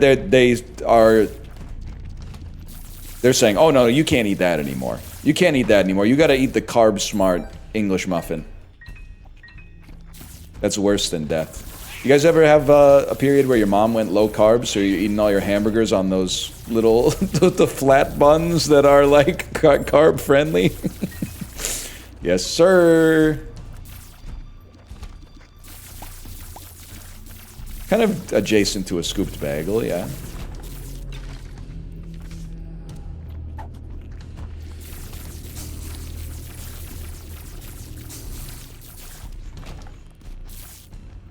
Hamburgers on lettuce.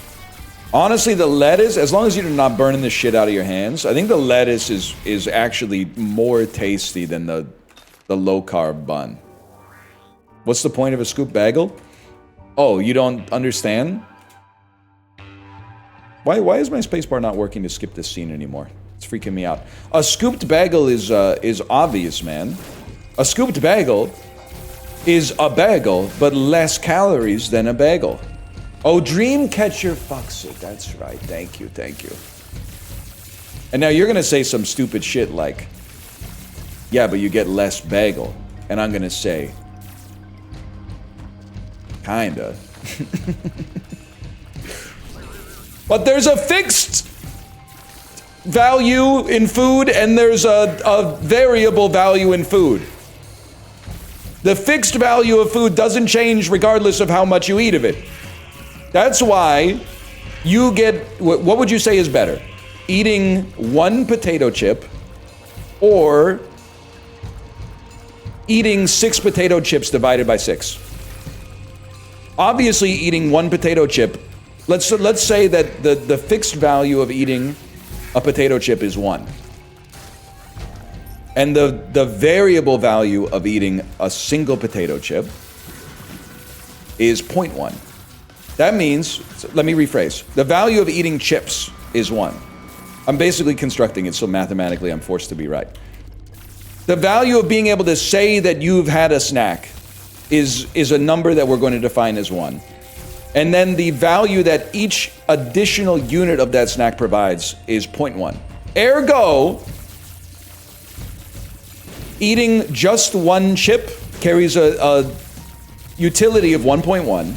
Whereas eating 6 chips only carries a utility of 1.6, even though you've eaten 6 times the chips. In order to have enjoyed a snack twice as much, you have to eat 10 times more. And I've proven it in this essay.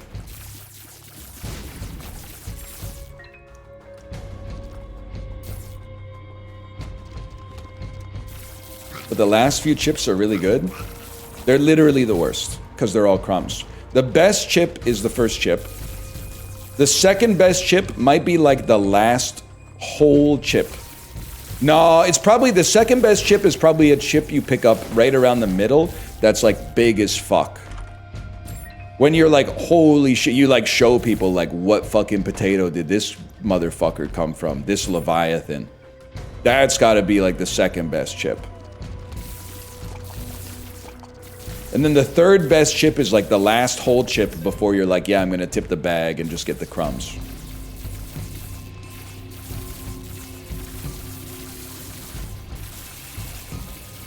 Least controversial thing I've ever said. And if you disagree, you're stupid. I'm learning how to win arguments. If you disagree, you're stupid is like a craze. It has like an undefeated record as the closer.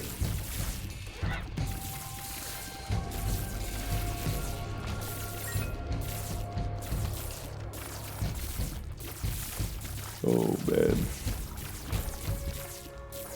That's a good one. Guy impressed they're able to find so many identical looking potatoes so they can make Pringles. That's a pretty good guy.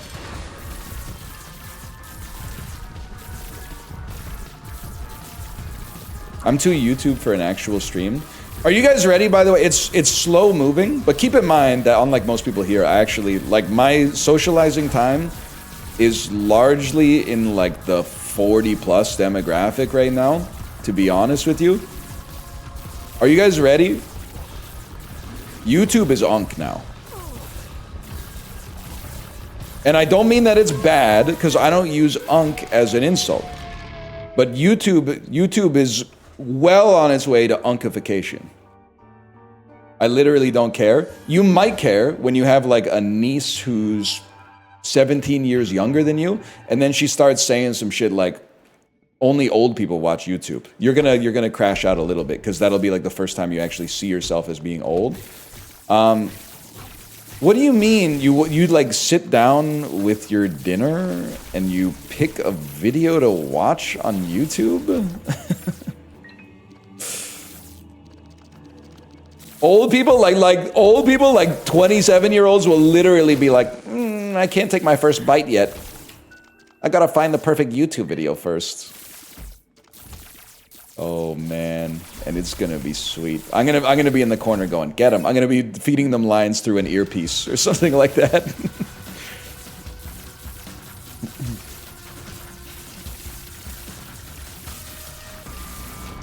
I'm gonna be feeding them lines like, yeah. No, say it, and then okay. 26-year-olds love to say stuff like, it's pronounced pho.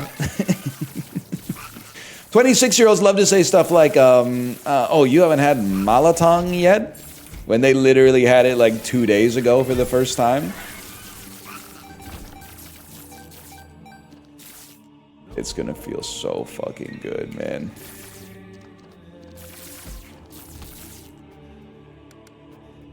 I had pho for my birthday yesterday. Fuck you.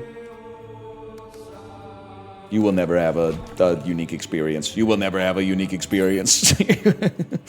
I was laughing yesterday, though, when Chiblee said that when he was a younger lad, he got in the Warthog in Halo 2 and then just held down the trigger and then put the controller on his balls so that his balls would vibrate. Am I normal or broken that I feel like that wouldn't accomplish what I want it to accomplish? I feel like putting part of the controller up your ass might do something, but I feel like vibrating your balls just doesn't seem like it's what I'm looking for.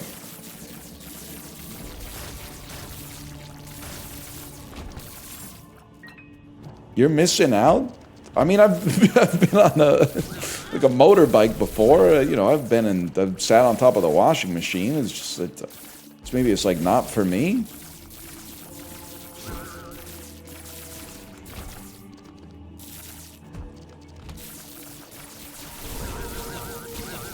I don't know, man. You ever been on a bus? That's different. I gotta talk to Corey about that.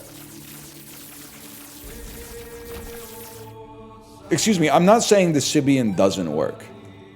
But I do think that for the Sibian to work on a man, doesn't he have to put some of it, like, into something? Not, you know, necessarily 2 inches in, but I think he's got to get past the aperture, or at least, like...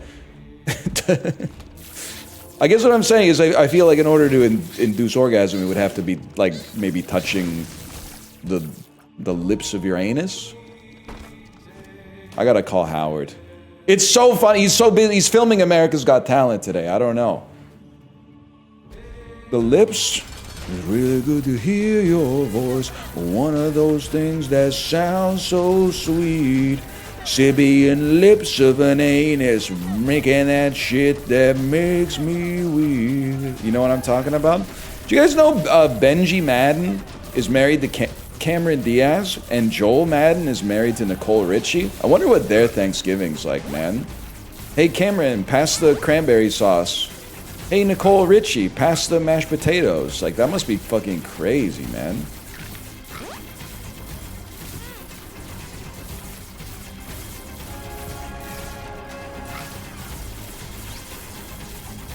What are you saying? Well, it's kind of like it's kind of crazy that both dudes from Good Charlotte married like famous ladies.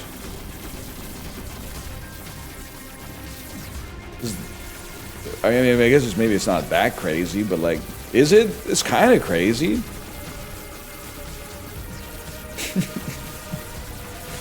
It's a little crazy.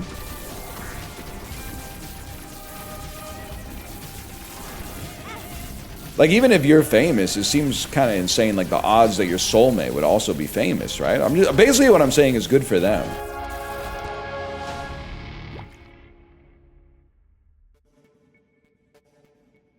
Are they beekeeping age?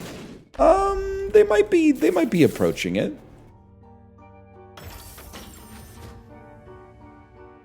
It's because if you're famous, you're a better person.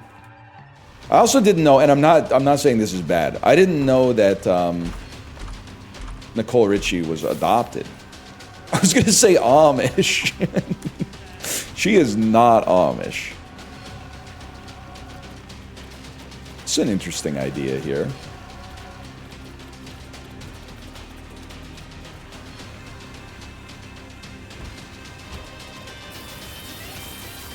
That's not too bad, man. Isn't Lionel Richie her dad? Her adopted dad. I did not say she was lying to us by saying that her name was Nicole Richie. You're putting words in my mouth. I never fucking said that. You're trying to get me in trouble. I think adoption is great. I just didn't know that she was adopted.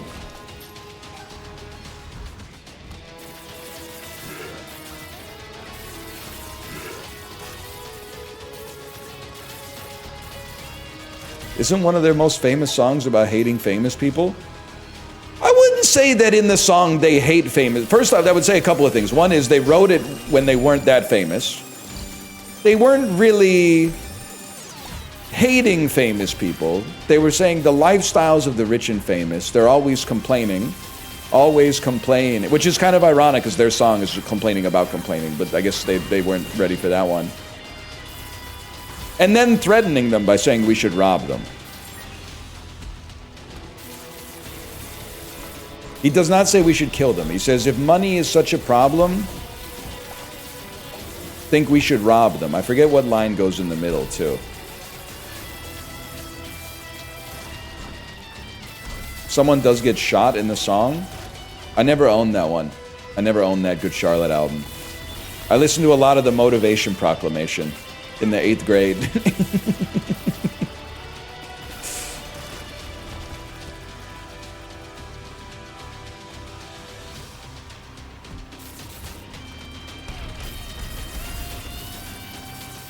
You can get shot in songs? Oh no, nephew doesn't know Lily Rosemary and the Jack of Hearts.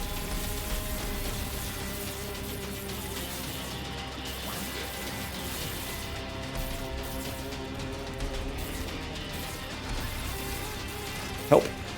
Can I get some damage, man?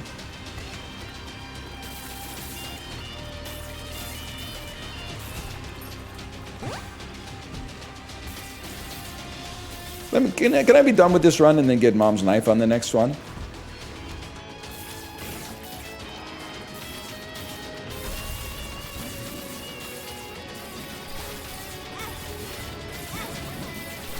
Nope. God got shot in that one Modest Mouse song? God got shot in The Ocean Breathes Salty?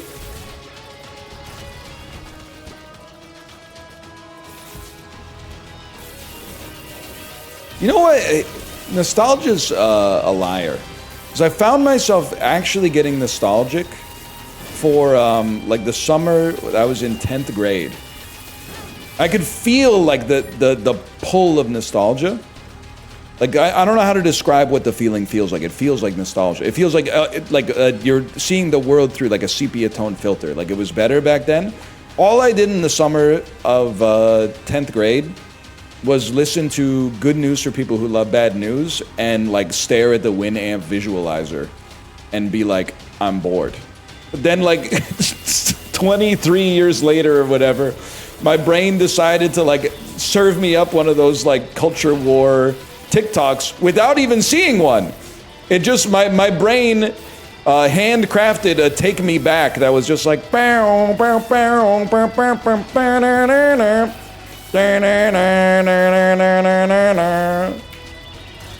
this is what they took from us. A summer spent in your parents' basement, frying your brain like a millimeter away from a huge ass CRT monitor.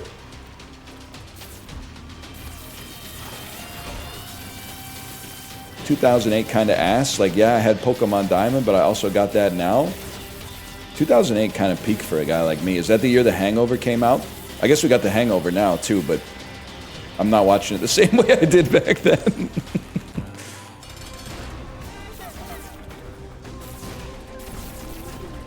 That was my senior year. Nephew. That was my sophomore year of university. Nephew ass comment. I remember starting my sophomore year of college, and then all the freshmen were cranking that Soulja Boy and going, kids are so stupid. It's even more funny because I have like a November birthday, so like they were probably like 4 months younger than me on average. I was like, dude, 1989 birthdays, they're so fucking stupid. They don't fucking get it at all, man. You were just an elitist? Well, you're doing the same thing. I was like, they must be worse than me because they're younger. And you're saying I must be worse than you because I'm older. You're doing exactly the same thing. I'm Feb 89, you would have bullied me. Especially if your ass was like a little bit gifted, so you ended up in like the same class as the 88s. And I was like, I'm the youngest person in the class. Then all of a sudden there's a fucking new kid there who's like, actually, I'm born in February. You fucking idiot! February birthdays are older than November birthdays. 1989. You know what I mean? That bit would actually go hard in like second grade. If anyone's watching this from the second grade, they're probably like, that's so fucking real.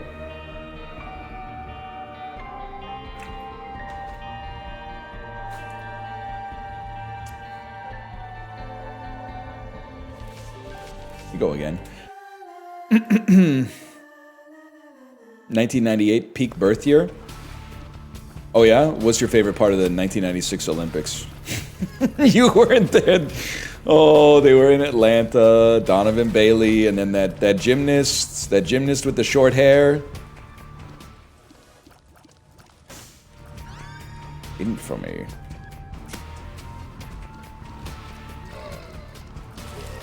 Carrie Strug, that's her. Carrie Strug. Carrie Strug. I was halfway crucified. I was on the other side. No, tell me, you know what I'm talking about? Dr. Wu? Not really. It's a good song. One of their best, actually.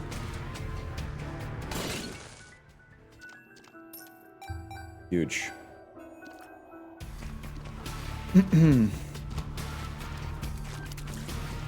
It's cool to be born in 96 because you're on the threshold of 2 gens. Kind of like Brad Pitt in the summer of 2004 if she was named Jennifer Jolie. Know what I mean? Not really. That was big news. In summer 04, that was big news. Brad was wild and out, man. You can't be doing all that.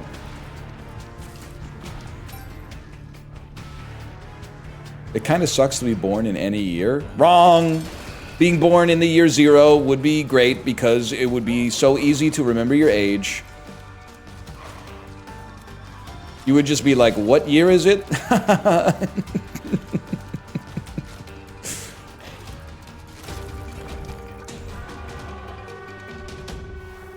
You ever think about that? It's already easy if you're born in 2000. Bro, I don't know my 2000 subtract tables. That's hard as fuck. We only did up to 12, I think. I don't know if I can do 2025 minus 2000.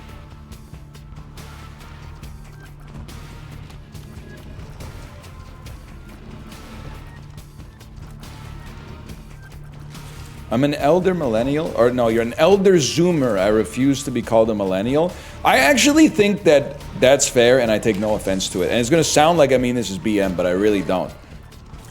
I think the older of a millennial you are, the more you got the best parts of being a millennial and were saved from the worst parts of being a millennial.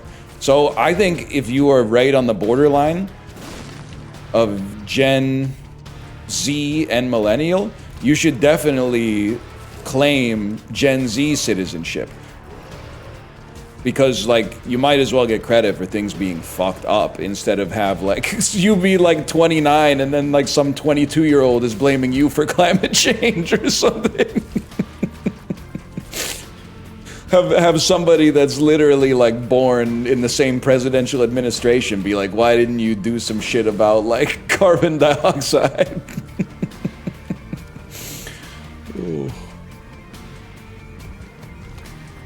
And similarly, I'll never be Gen Z, but that's, I mean, I was born in a millennial era.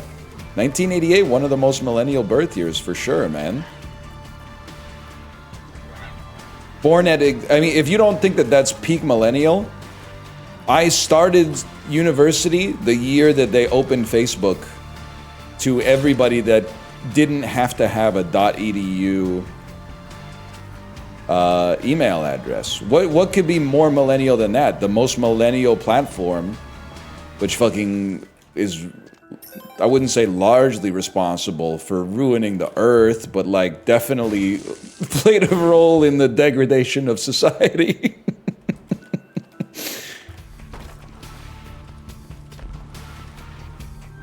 We'll take that for free. Youch! And we'll take that. We just used it to post drunk pics. That's what it was all about, man.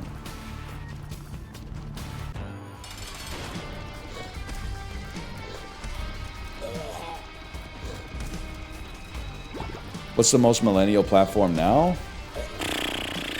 Probably like LinkedIn. I don't know. I'm kind of LARPing, but something like that if I had to guess. Reddit maybe might be the most millennial. Yeah, I could see that. I also feel like blogs, man. So I've been like, because I'm off social media, I've been reading more blogs. And I feel like that's when all the millennials went underground, they went back to blogs. Because when I read the comments, I'm like, oh my God, this is where these people have been hiding for like the 10 years since all these tech companies became like oligopolies. They're out there saying like, I didn't watch the new Nicolas Cage movie because his wife is 32 years younger than him. I don't care if it's good. Those people still exist. They're just in the comments of like, of blogs, man. She's what? Well, she's younger than him. I don't know. I don't know if it's 32 years. I just took a shot in the dark.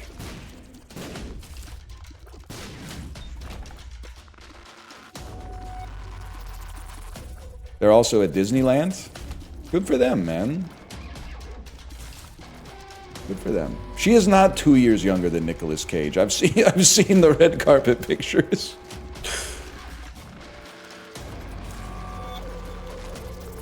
Nah, no comments on the Globe and Mail. I think that, like all newspapers, they eventually did the right thing and realized letting the world's biggest morons shape the narrative by commenting on every news article is probably not helping digital journalism. So they, well, I don't know, maybe they have it on the website, but on the app, they don't have any comments, which I think is for the best.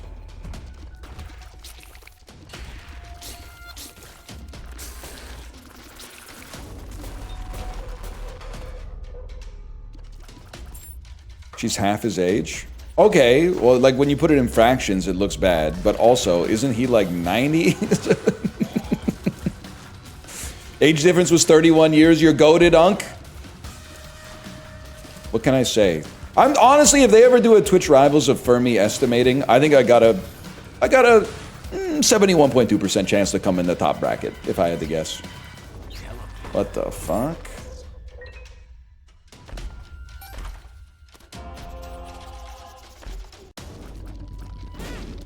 Great. Great, I'm stupid. Actually, this room ended up being worth it, but... Holds up, Spork. You can have something... You can have something in you from time to time, right? Nope. So you can have spiders in you. Age gap guesser. Oh, man. Age gap guesser would be really funny. You see a picture of a... You see a picture of a couple that have to guess the age gap? Oh, man. New doll. New very offensive doll. New doll, you get a picture of a couple and have to pick which one of them makes more money.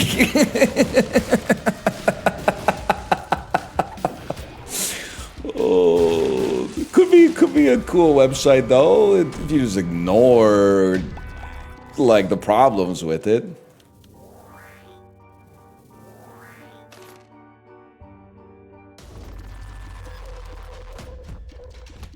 AT made a new doll. What was Tony on, man? Tony. Can't be hitting on Adriana like that, man. Can't be doing that. Get that off my screen.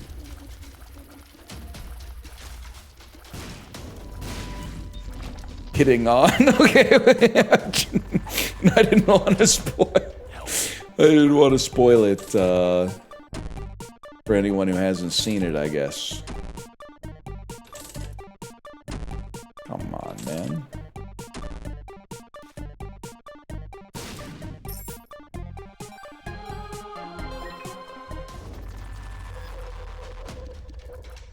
How far are you into The Sopranos? I'm still trying to work my way through season 5, episode 4, or something like that. Called Coke Zero a CZ during the work potluck and got a lot of laughs. Thanks, boss. Well, thank you for thanking me, but I do think that's more of like a, it's more of a Dan bit. But I mean, I'll take some credit for it. One, Soul of the Keeper gave me 1 coin. Cadillac Fairview doesn't want me in. Oh, please. Are you crazy? I just walked over here.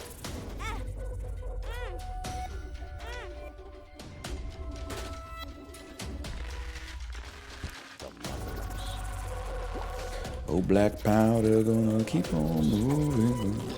Don't even know what this does. I think this gives me a bone. Confirmed. White elephant gifts you actually want at the Christmas party? What is this, like, this is like at midnight with Chris Hardwick? I'm just gonna give you an honest answer. Gift card. Gift card, pretty high on the list of, like, impersonal office, oh yes! Gifts that you could actually conceivably get at a corporate white elephant. The crowd boos. A lifetime supply of condoms, aka 1 get out of jail free card that works at Human Resources. Points.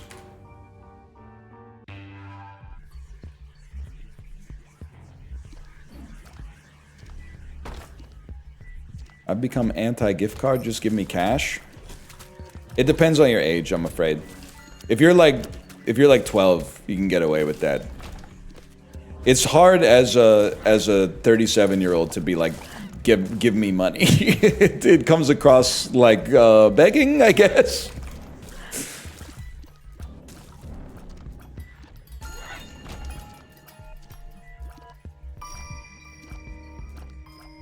You asked for mom's knife and you got it? Yep. Squeaky wheel gets the grease. And you're the one that I want. Ooh, hoo, hoo. Ooh, ooh, ooh. You're playing the guitar at the Grand Internet subway station? I don't think so, nephew, because unlike that hypothetical, people are actually stopping to watch. People are going, oh, I gotta get to the train station. I gotta get to the train station so I can see the guy playing the guitar. Librarian, use your drift compatibility. What bit are we doing next?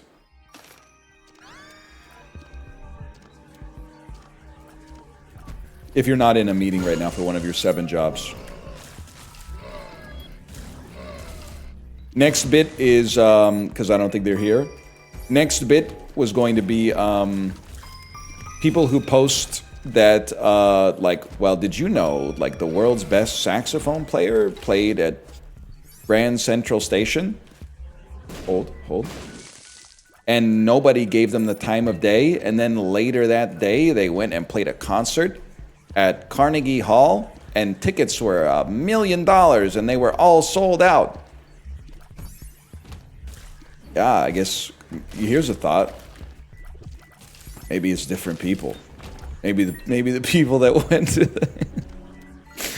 maybe the people that were like going on the subway weren't the exact same people who later went to the concert for the world's greatest saxophone player.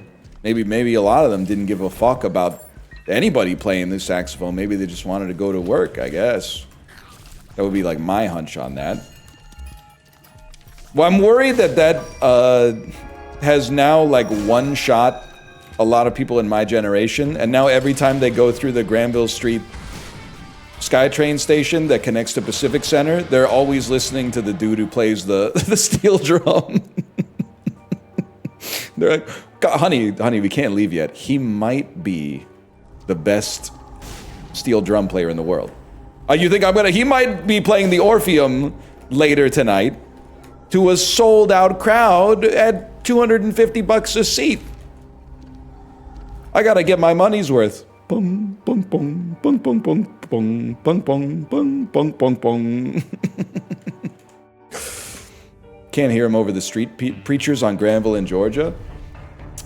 It's like a formative Vancouver experience, is watching like a guy high on something argue with the street preacher outside of the London Drugs on Granville in Georgia.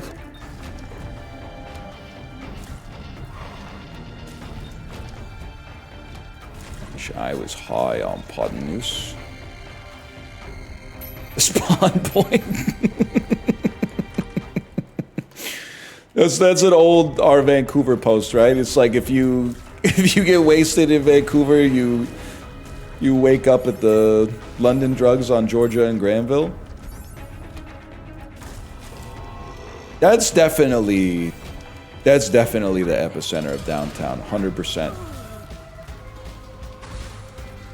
Where would you respawn in your city? I'm trying to think of where you'd respawn in Kingston.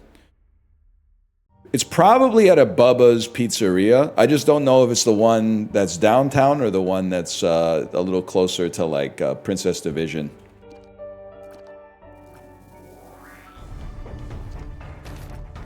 Nah, I'm not interested.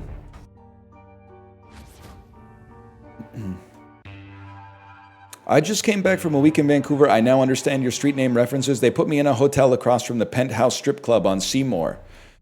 Okay, so you were in like, you were just downtown. I don't even know if I would describe that as having like a neighborhood feel, but you're in the middle of it. You're in the thick of it. Did you go to the food court at H Mart and get a katsu curry? I'm trying to think of what else is around there. Do they still have the Jappa Dog location, like the sit-down location that's just behind that H Mart too? I went to Oshinori. Honestly, my downtown foo is a little out of whack. I don't know Oshinori. That doesn't mean it's not good though. They're like always opening and closing restaurants these days. I'm not sure if anyone else has ever noticed this.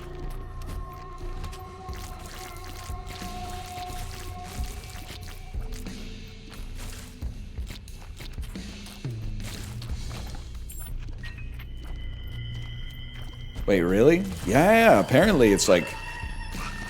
Even though the Prevailing wisdom is that if you ever order food at a restaurant, like you're a sucker. Apparently, it's like a really hard business to operate.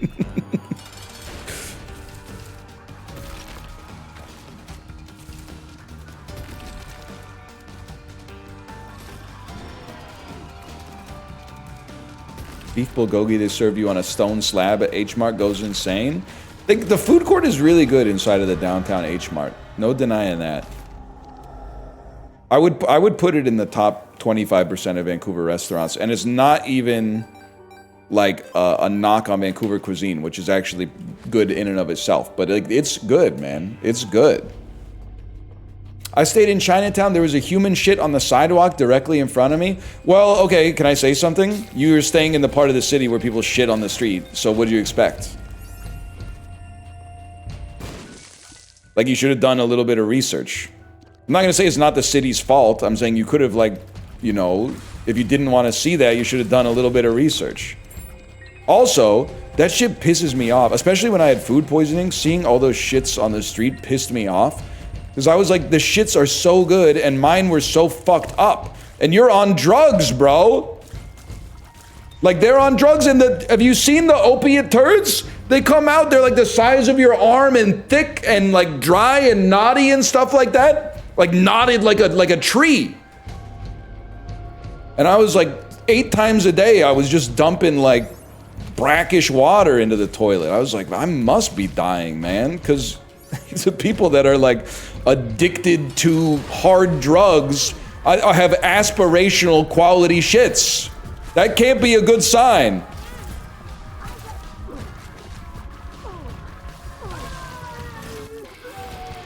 And that's when you find out that like Imodium is actually like an opiate, man. But oh, if you're pooping your pants, you're not supposed to take Imodium, because pooping your pants is actually your body's way of getting the poison out. Great. Thanks, Doc. Thanks, Doc. Being a millennial is essentially just being told by doctors that they can't give you medicine anymore. It's being told that all the medicine that made your parents and your grandparents happy is actually bad for you, and you can't ever relieve any of your symptoms. Your body just does it for you. They invented all the medicine, they gave it to the old people, and then they said, close the door. You can't give them any medicine. Oh, that medicine has side effects. Fuck you, man.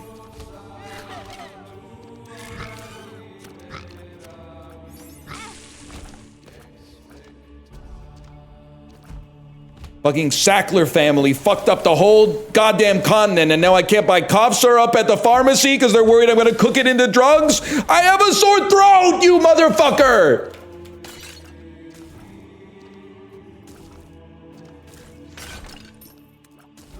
Pissing me off, man.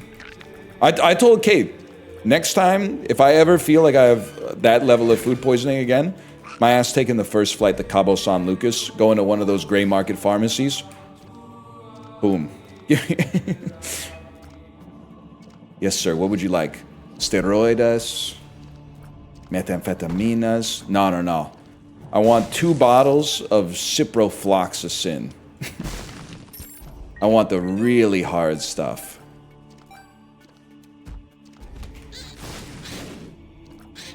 You know they're gonna be like, be careful. This stuff's really bad for the collagen in between your joints. Be careful with this stuff. Now bro knows Spanish. I've seen the signs in Cabo San Lucas that say steroides. And I've seen Breaking Bad. So I was guessing that it's methamphetaminas. But that was for the bit. Might have gotten lucky.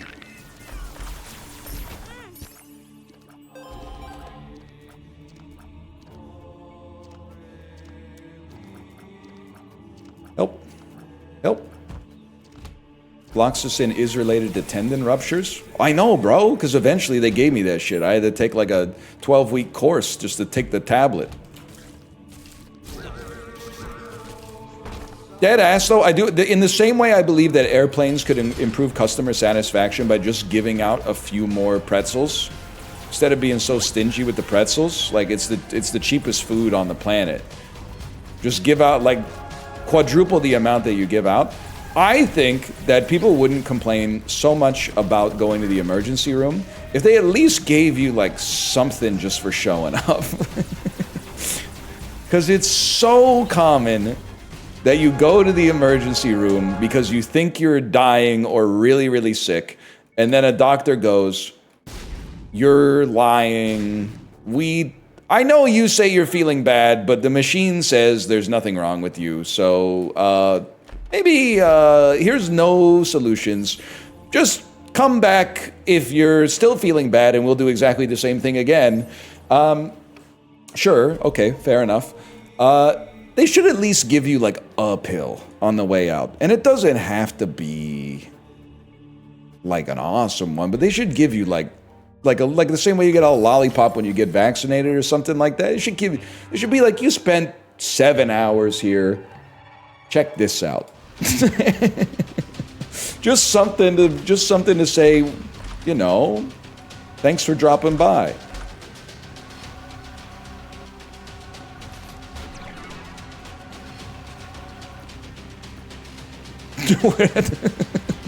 One sip of the Maid cocktail. Still the ultimate dudes rock story. Or, you know what else would be? I mean, maybe this would be like so abusable.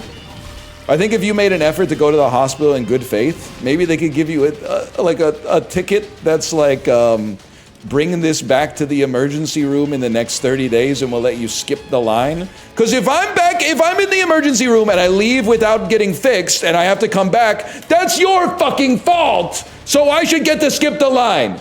There should be a fast pass that's like, I was here 2 weeks ago and you didn't fix me. You told me to go home. Guess what, motherfucker? I'm still not fixed, so you need to see me right now.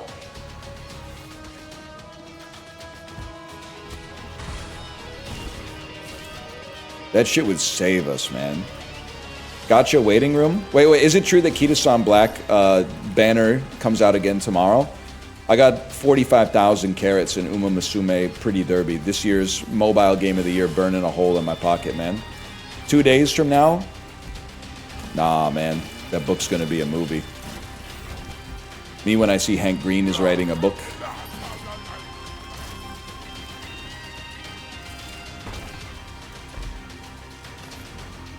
That's John? Whatever. I was talking about a different Hank Green. That writes, he writes all the Marvel books. Youch!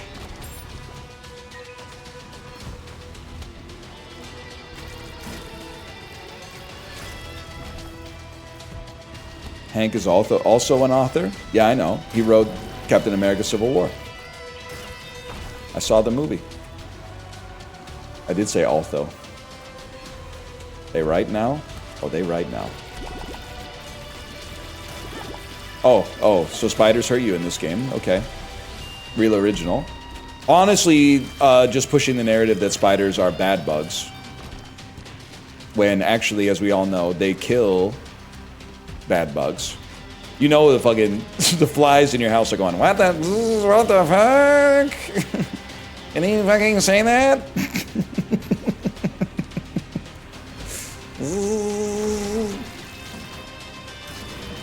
I'm literally right here. Good fly voice. Thank you. Thank you for that. Thank you for saying that.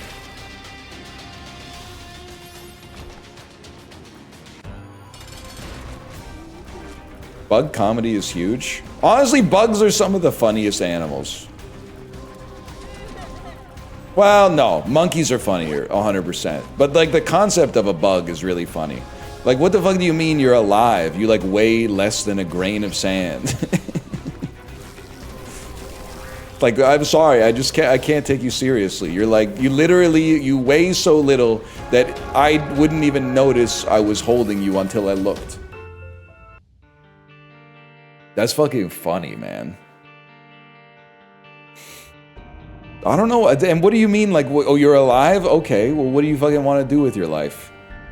Nothing? Okay, you want to just fucking fly around and eat poop? Cool, man. Cool. That's humorous. Also, think about that anytime I see a bird walking. Those little fucking stick legs. You see a bird walking, it's ultimate, like, fuck you moment. You got wings, bro. Fucking fly. Stop. This is our turf, bro. This is our turf. They're always not even walking. They just got their feet on the ground and then they go like.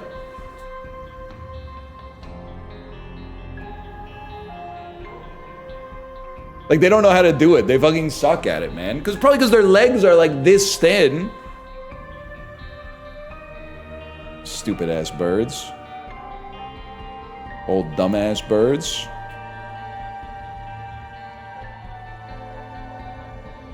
We go again.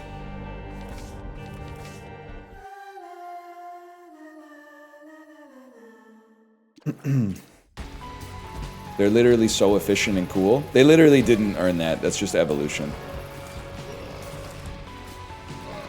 Also, I don't respect them because they migrate for the winter. I.e., they're not actually like contributing to improving their community. If they really wanted to improve their community, they would stay and help warm up the winter so it wasn't so cold, instead of just fucking off when the first snow hit.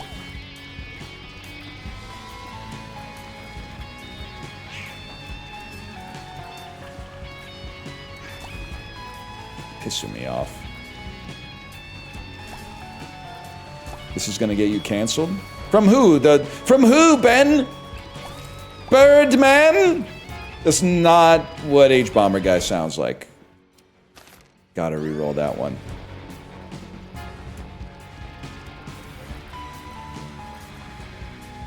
The birds? I don't know if you've seen the movie. They actually do bad things. I think they kill that lady in the phone booth. Either way, she was scared, which is, even if they didn't do anything beyond that, that's enough, man.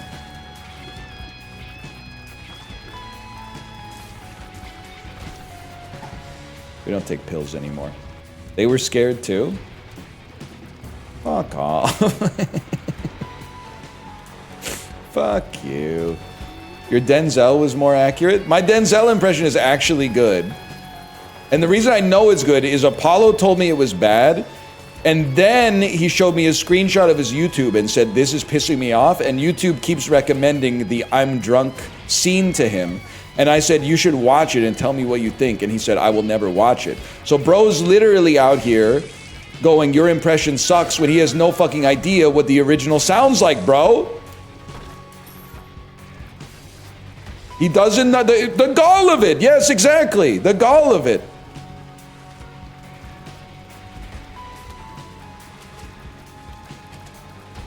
That doesn't mean he isn't right. I would be willing to bet $500 that he has seen less than 2 movies with Denzel Washington in them in his entire life. Like, what movies would Apollo have seen that has Denzel Washington in them? I'll give him I think it's possible that he might have seen The Book of Eli, or maybe his parents forced him to watch like John Q way back in the day or something, or Man on Fire. Okay, actually, there's a good chance he has seen Remember the Titans. That's a good point. I don't think he's seen American Gangster. Every once in a while, it's surprising. There's no shot he's seen Training Day. There's absolutely no shot he's seen Training Day. I'm sorry. It's not a science fiction movie directed by Christopher Nolan, or a whodunit from Rian Johnson, so it's not going to happen.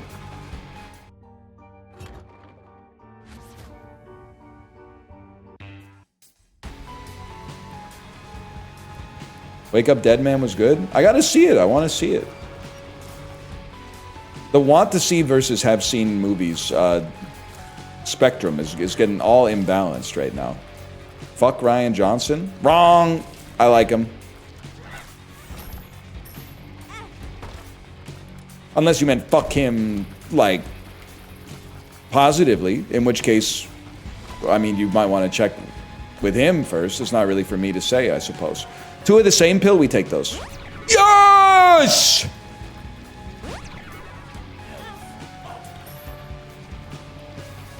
Wait, Apollo's here! Apollo, how many Denzel Washington movies? And be so fucking for real with me. How many Denzel Washington movies have you seen in your life? Blue, thank you for the raid, Blue, thank you. Do you ever... Being named Blue is kind of aura farming. Because you know what? You ever get to say something like... People ask you your username, you get to say, I'm Blue Dabba Dee Dabba Die. and I'm feeling all right. You ever think about that? Yikes. Yep, there it is. We're about 1 millisecond away from somebody saying Europop kind of peaked though. And they're right. Live in a bubble, babe. I love a whole album being in like Animal Crossing voice. Bubble's not reality. I'll do it, I guess. Yes, he's gonna play Dota with us. Yes. That's huge. Apollo, they just had a patch today. Stop teasing. I honestly, I'm one bad Isaac run away from doing a full Dota day. And I'm not fucking with you. I don't know if you're gonna be invited.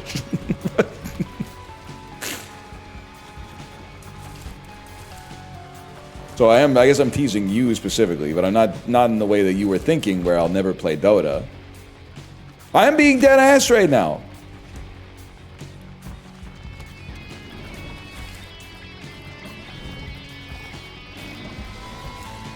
At least play a good MOBA. You are, and I don't mean this in a negative way, you are from Lithuania. That is a Lithuanian comment. I can't imagine still, like, wanting to fight about what MOBAs are good and what MOBAs are bad unless you live in Northern Europe. 100% you are writing from Vilnius right now. Tell me I'm right. Tell me I'm fucking right.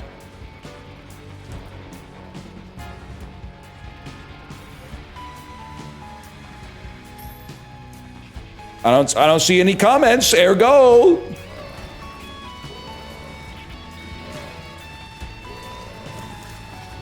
Updating the game's balance seems ass to me. Are we talking about Isaac or Dota? Because I may agree with you. Lithuania is not Northern Europe? I would say it is. I would say it is. Anything north of Greece is Northern Europe. It is not? I would say it is. I would say it is. It's Eastern. Something can be north and east at the same time. Just ask any New Yorkers in chat. Best city in the world.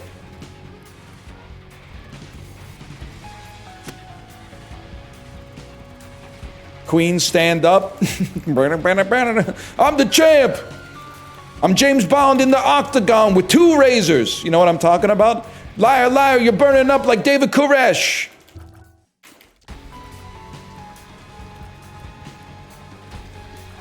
How does he know Ghostface? You just, because I just know it. What do you want me to say? You think I don't know fish scale?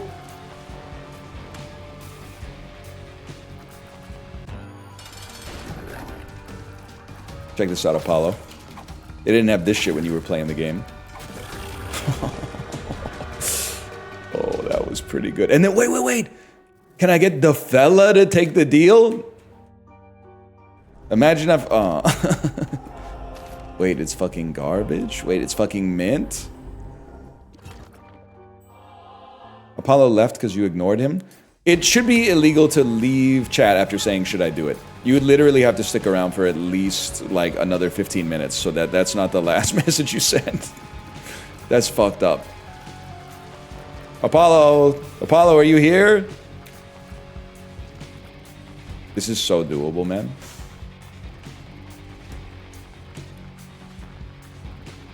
No, I don't think it's worth it.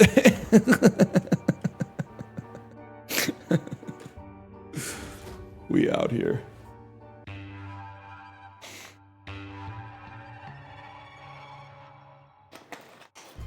He said he's watched 0 Denzel movies. What's funny is I don't believe that either.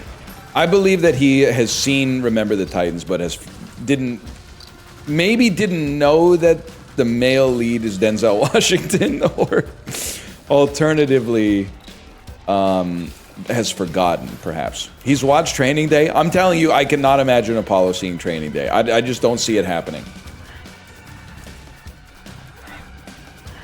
It came out in 2001. I had to close my eyes to go fucking Thufir Hawat mode. Guy who famously does not close his eyes to think of things. He actually opens them even wider. But anyway, what was it? It came out 2001, and Apollo is 33 years old. So he was born in 1992. He would have been 9. And movies stop existing at the end of the year in which they came out. In which case, there's no shot he saw it.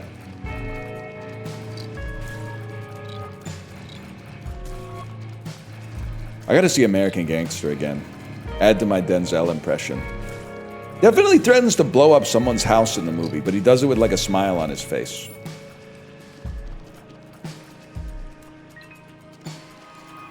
Best Denzel movie? It is good. It's a good movie. The moon's blessing shines upon me, y'all. Secret rooms give you damage upgrades. Is this correct?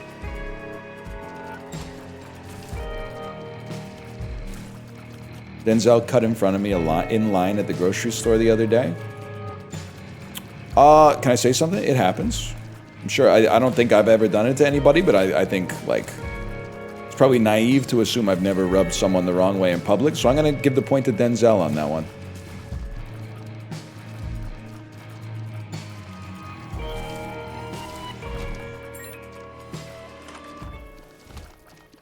Not good. Very good. This is the item I thought the other item was.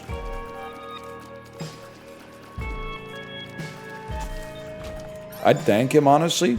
I'm not saying famous people are better than regular people. Famous people are just superior in a different way. Superior in a different way. That being said, if someone famous cut in front of me at a grocery store, well, actually, I'm anti-LARPing. I have, and one day, and it's not going to be as funny as you think it is. One day I'll tell you who, but I don't really want to start beef.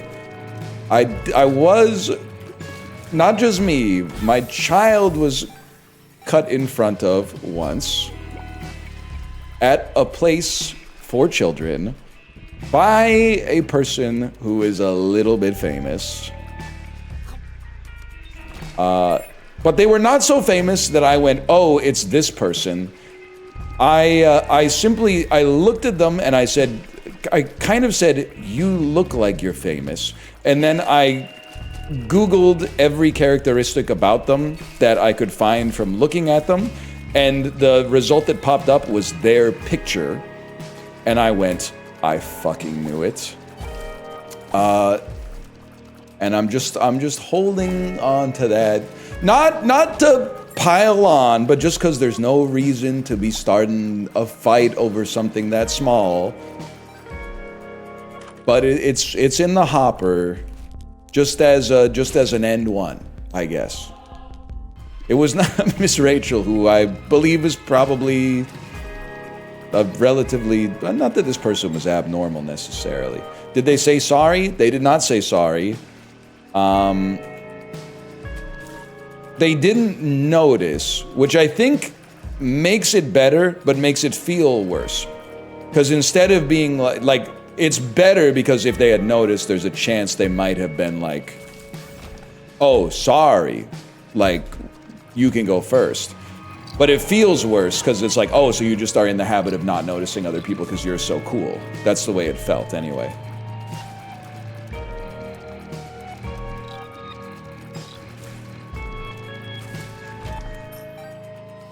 Anyway, I'm just gonna hold that. I'm just gonna hold on to that. And by the way, this is not that salacious of a story, and B, you keep posting, except for the person who posted Bill Maher. It seems like most people are posting people that have a reputation for being nice. I don't think this person has a reputation for being nice. I think they just have a reputation for like existing. It's not going to be like Mr. Rogers or something like that. It's just a person. It's not Seth Rogen. I think Seth Rogen would laugh about it. He would be like, are you in line? Sorry. And I would be like, this is the best day of my life. But I do think, it was Baby Gronk. I do think that if you're famous and you cut in line, I would mostly be like, let me put it this way. Whether or not I would be mad depends on how famous you are. Like, if Bruce Springsteen was like, can I get in front of you? I only got a couple of things. I would be like, of course, boss. Of course, go ahead.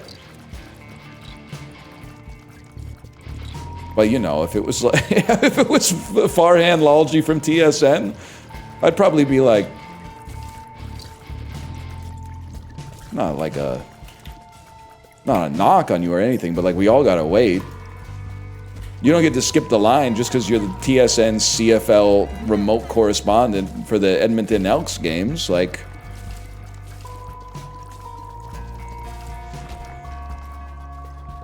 yeah, I want this.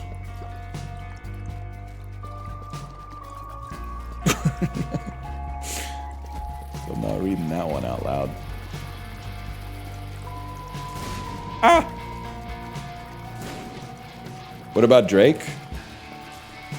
Honestly, I mean, I'm probably like one of the least aware of who Drake is individuals on the planet. I would recognize him. I know what he looks like, obviously. There we go. I only know God's Plan, and I know that he pissed me off a little bit because when he went to Vancouver, he was on Instagram like, I want a Bellini from the Cactus Club. And then they just delivered him like a Bellini. Because like, of course they would, why wouldn't you? It's like free advertising. But like, apart from that, I really don't know anything else about Drake, to be honest with you. So would I let him cut in line? I don't know, maybe. I guess I know Hotline Bling as well, that's true. They not like us? That's what I'm saying. He's probably busy. He's got to go. I worked at Park when he came in. Park is the casino in Vancouver, by the way. People kept asking me if I saw him. I don't know if this was Park or this was back when they were still rocking the Edgewater. But didn't he try to go to the casino and they had to like do the anti-money laundering like source of funds thing? And he was like, I'm not gonna do that, so they barred him entrance to the casino, and then he said the casino's racist for not letting me in. That seems to be my memory of how that situation went down. Yes, that was Park, okay. Don't get me wrong, I mean, like, it's much like the medicine shit. The fucking anti-money laundering shit is annoying as well.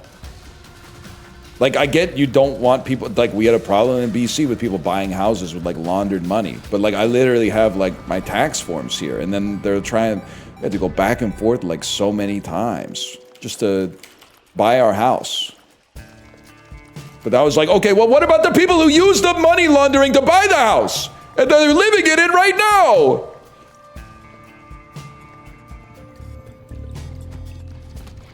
Toothless-ass regulators. No appetite for enforcement, saying motherfuckers.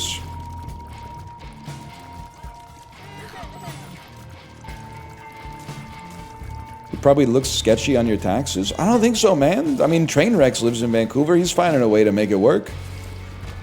You think Trainwrecks got this treatment from his notary public when he bought his condo? I don't think so. That's next time I run into some shit like that. I'm gonna be like, you do this shit to Trainwrecks? Do you treat Trainwrecks TV like this? Yeah, I didn't think so. Wow.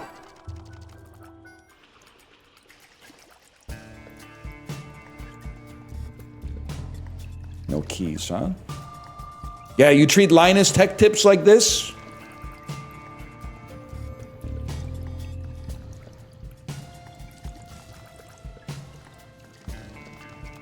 That's true. Linus, I believe Linus lives in Surrey anyway. It was Linus that cut in line. It's not Linus. They're, I think, less famous than Linus. I'm eventually gonna do the Akinator thing where I allow, with 20 questions, I allow you to get it and go, whoa, how did you get that?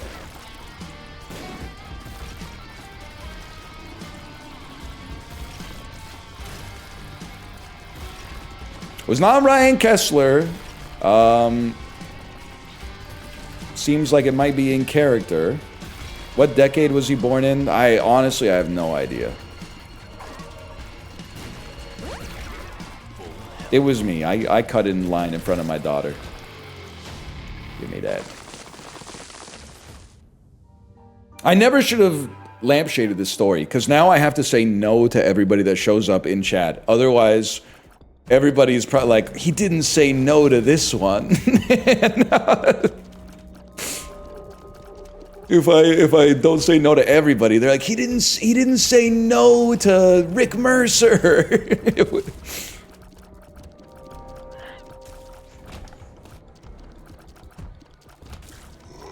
So I'm not saying no or yes to anybody.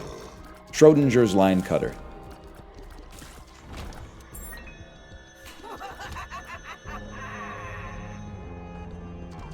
Rick Mercer more famous than Linus Tech Tips? Probably true, but you gotta remember, maybe not true. Because there's, at the end of the day, only Canadians really know Rick Mercer. And there's not that many Canadians.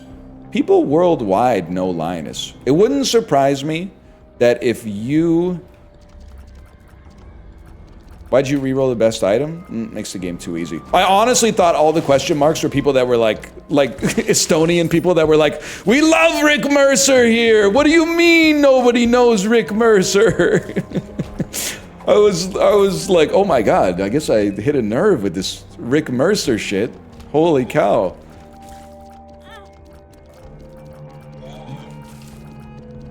You have it out for Estonians and Lithuanians? I didn't say shit about Lithuanians, except that they love Dota.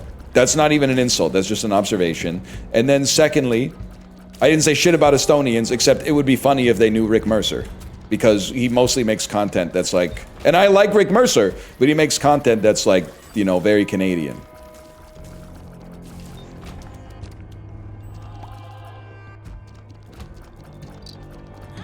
Youch!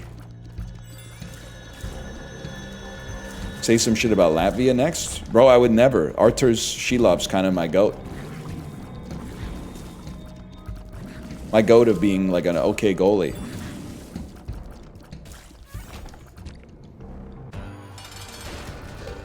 Navi's former captain is Estonian? Nah, nephew's puppy posting. Isn't that like rule number 1 in chat? Rule number 2 after no baiting or bad faith comments?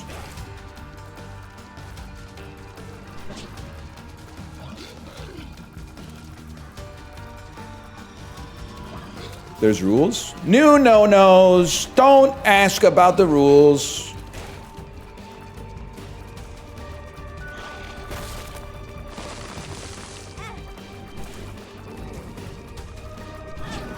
Youch!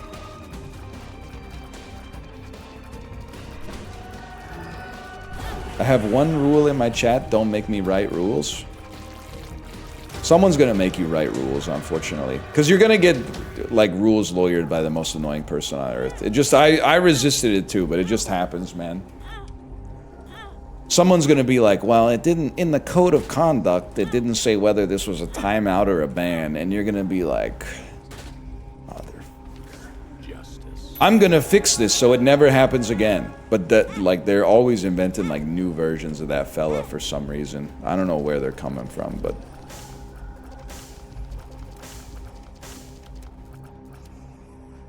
I don't really want to die. I guess I'll stop giving up my hearts for nothing, then. Same? Yeah, I don't know. I kind of was hoping that it was, like, maybe... those guys were only existed at like Gen X and millennials, but they definitely they keep making more. I kind of understand how you would get like an annoying guy my age.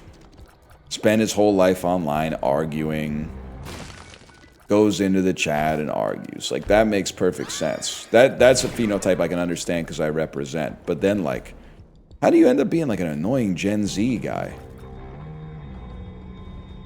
That seems crazy to me. TikTok brain? Maybe that's fair. I do get more less annoyed.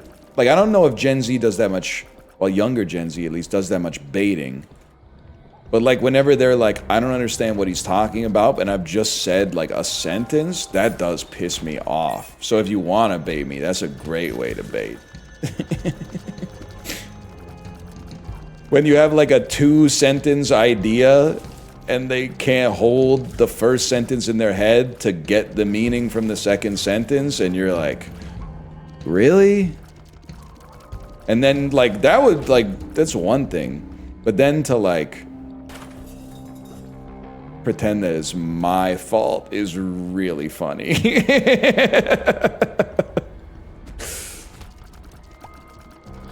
Text version of the Gen Z stare. I feel like I mostly have very good service interactions with Generation Z. And millennials and boomers, honestly.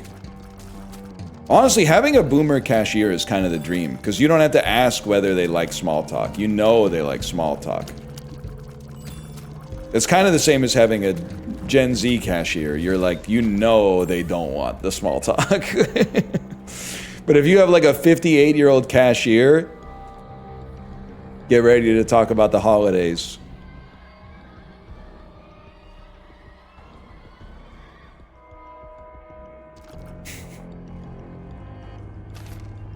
Yay. I think there's a specific reason boomers are okay with you. I think you might live your life online and have no lived experiences outside of your computer monitor. Because, like, what I'm trying to derive what you mean by that. What do you mean when you say that I think there's a reason boomers like you?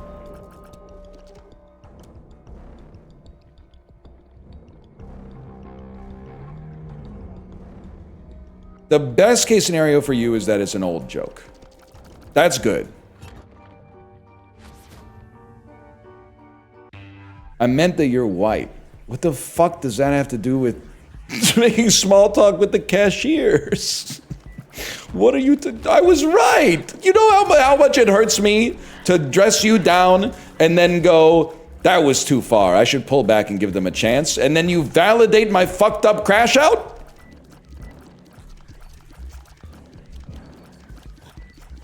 That's rough, man. You specifically made me lose more faith in humanity as a result of your decoded verbiage. That's evil. You're an evil person. You are talking like Tom Hanks in the Elvis movie. No, you, sir, have not won the internet today. You, sir, have lost the internet today. You've lost the internet.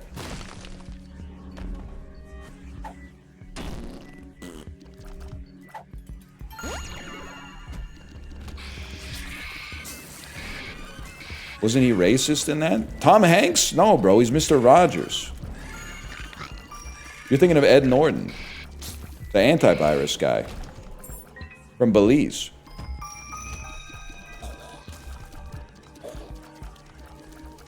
Would he see Buzz Lightyear for the first time?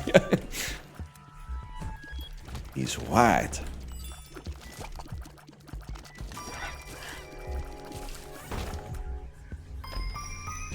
"58-year-olds are Gen X." Okay, buddy, but I'm 37 and I get called a boomer all the time. So, shit rolls uphill. That's all I'm gonna say. Shit rolls uphill.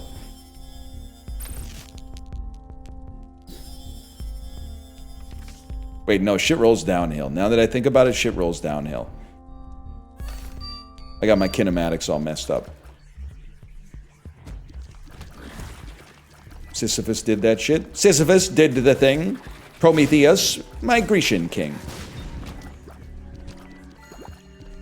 I can't get over the way she says Hong Chao, man.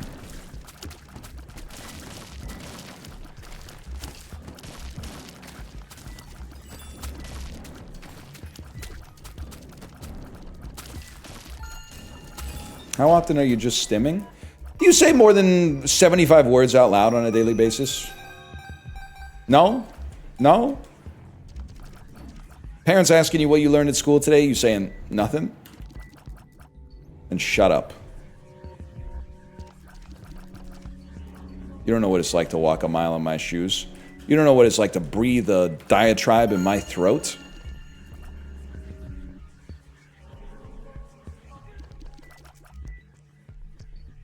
Keep dreaming, lad. I walked into the spike. Walk a mile on my toes. I gotta start getting into more verbal altercations, man. Because, like, dressing someone down verbally and then walking away like a T-Rex would go so fucking hard. Damn, that would be fucking sick.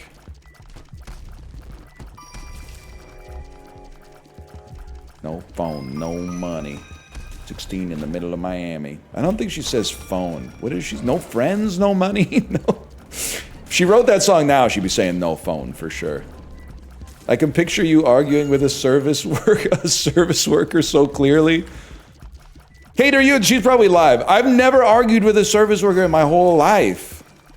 It's never happened. Well, okay, that's not true. I did argue a little bit with the U.S. border agent once, but he was off the pen, man. He was saying shit like, you don't look, what was he saying? Because we made a mistake. We didn't have a Nexus for our daughter because she was like 7 months old.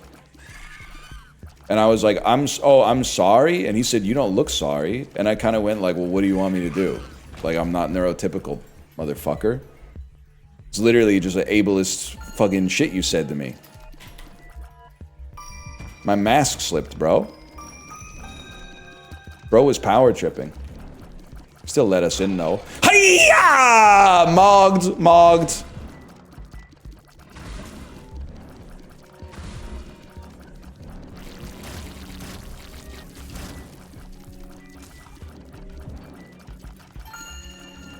Why are you Schrodinger's oddest? Excuse me. I'm Schrodinger's guy who might be on the spectrum. Is the term that we prefer to use. And I claim it when it's helpful for me. And when it's not helpful for me, I cast aspersions on whether or not I have it. I cast some ambiguity on whether or not I'm on the spectrum. And in that way, you get all of the benefits, which of course are myriad, and none of the drawbacks, which I wouldn't even know about because I've never experienced them.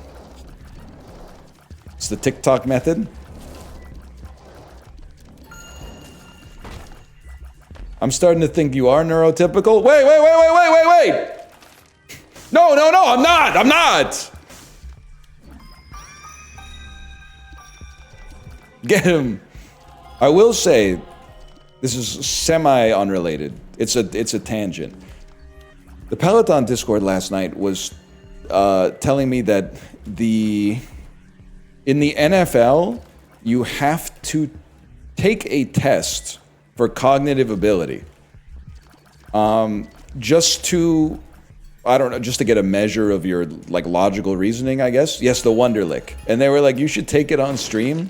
And then, like, I opened the webpage for the practice test, and it was like, the first question was like, which of these is the smallest number? And it was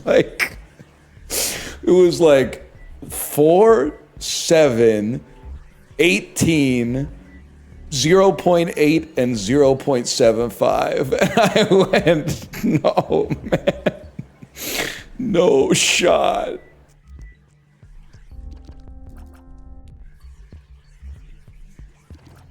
Oh.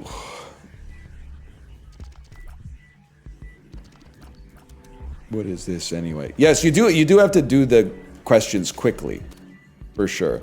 And people are saying this is a dementia test. No, because I've done that one just to make sure I don't have it. That one is really like, they're asking you like, what time is it and stuff like that. That one is like, you're gonna know. Like the Wonderlic, you could be like, oh, sorry, I wasn't thinking straight about that one. The dementia one is really like if you're getting these wrong, you got some problems. Like not in a pejorative sense, but like you need a little assistance.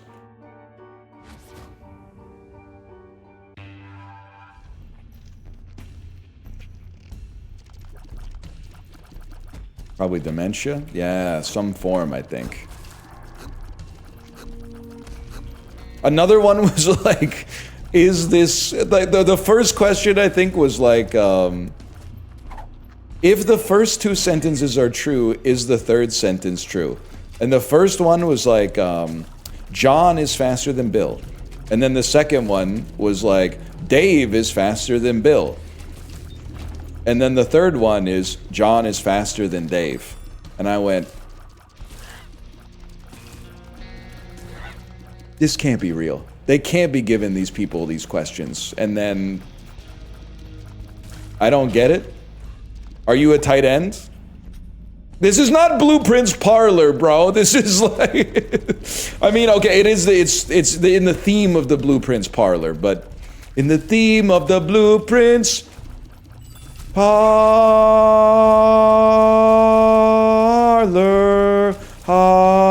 Who's doing drums? Because you gotta step in there with a tung ta tung ka ta ka tuk tuk tuk tuk tuk tuk tuk.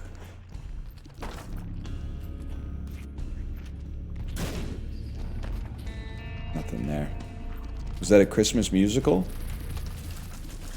Vince Guaraldi type shit. Dunka dunk dunka dunk dunk dunk dunky dunk.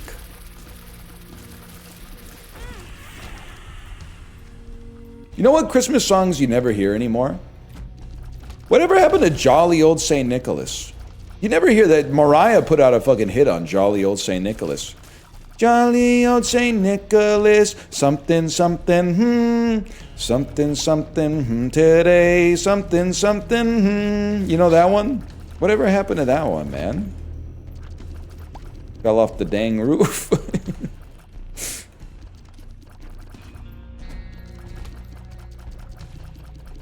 Remember, there's some other ones. You know, I also never hear, "Oh, little town of Bethlehem." I guess some songs had to die, though, so that, like, John Legend's This Christmas cover could make it. This Christmas. Christmas songs tier list? Actually, that would be sick. But people are gonna get mad at me because I'm not fucking with Santa Tell Me. I'll tolerate All I Want for Christmas Is You. I'm not fucking with Santa Tell Me.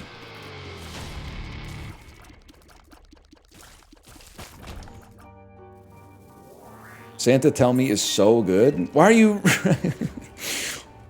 are you writing it like you're leaving a review in the Village Voice Paz and Jop poll? You could just be like, it's fine. I find your enthusiasm steeped in artifice. I don't think that you like the song as much as you're claiming to like the song. I think that you like the artist and you are signaling that you like the song to demonstrate to the other people who like the artist that you're also a good fan. That you're in compliance with being a fan. I don't think you're like, hey, put on Santa Tell Me right now. I don't think you are.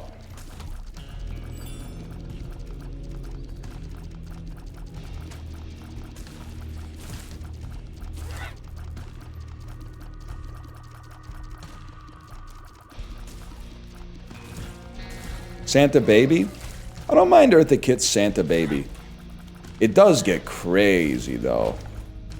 I mean, you know what I'm gonna say, man. She deadass asked for the deed to a platinum mine. That's too much. Also, like, I mean, if you're gonna extract profit out of it, you gotta be very evil, I think. That shit is probably not up to Western labor standards. That's fucked up. You could have just asked for the money and then your hands would be like a little clean at least. But she's like, nah, I want my fingers in the damn dough. Half the Christmas songs are about wanting Santa. Bro, she doesn't want Santa in Santa Baby. She's literally like a femme fatale seducing Santa for monetary gain. Which is like, you know, she's kind of going Blue Cantrell mode. She's hidden Santa up style. You know, spend it to the last time for all the hard times. So I respect it. It is crazy that Santa has those deeds. That's a good point. I never really... Well, I guess that's how we can afford to pay all the elves. I hope.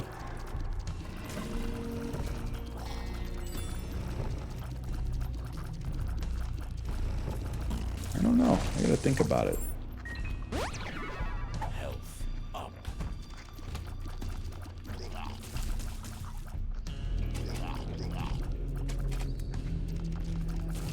There's a reason he operates in the North Pole.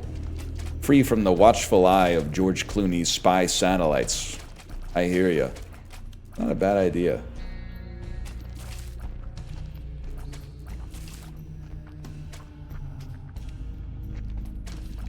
And the IRS? Don't even get me started on this shit again. You're gonna get me crashing out on the pictures that show Santa flying west to east.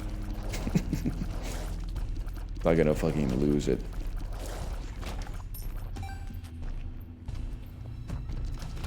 Not again? It just, it fundamentally doesn't make any sense.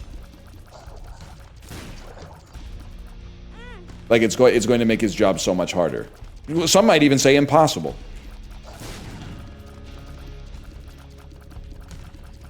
What was Santa doing during the Berlin concert? Conference. Sorry, I can't read. He was busy. Santa was at Yalta, though. Santa was at Yalta. He said some shit like, and the North Pole will get 350 tons of snow from the Axis powers after they resign. We've been... Yes, no, he was, Santa was part of the Allies. He was giving snow to keep the food cold for the logistics. We've almost run out of snow. We've used 3 billion tons of snow to chill the food that's keeping the Allied soldiers fighting. It's so fucking stupid. But it's so fucking funny, man. I don't know why it's so funny. It's insane, man.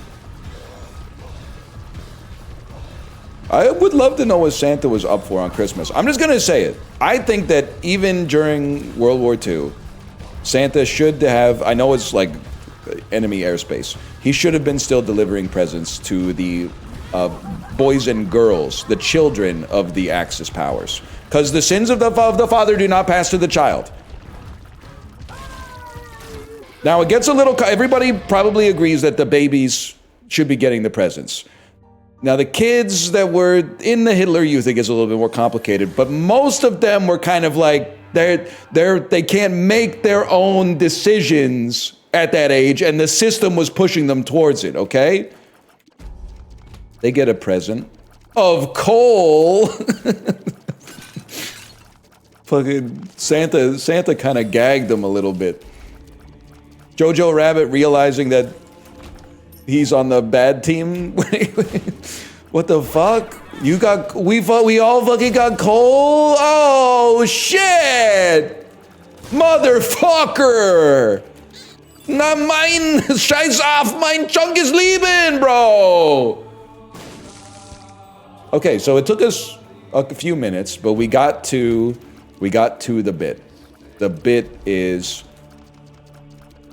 German child realizing that he's on the wrong side of World War II after Santa gives him and all his friends lumps of coal for Christmas. That's actually a pretty good bit right there.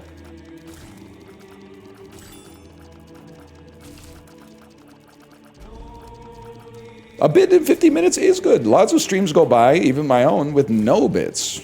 Just fucking... That's why I was like... I wouldn't say I was crashing out, but Dan had HVAC guys over to fix, like, some ventilation in his house or something. So instead of talking about the stuff he normally talks about, he was just playing Zelda. And I was like, am I crazy to think that it'd be way weirder to be in, like, a grown man's house and he's playing Zelda? And going like, I'm gonna use a bomb on this crack in the wall? Like, I feel like I would be over going like, who's watching this? That doesn't make any sense to me.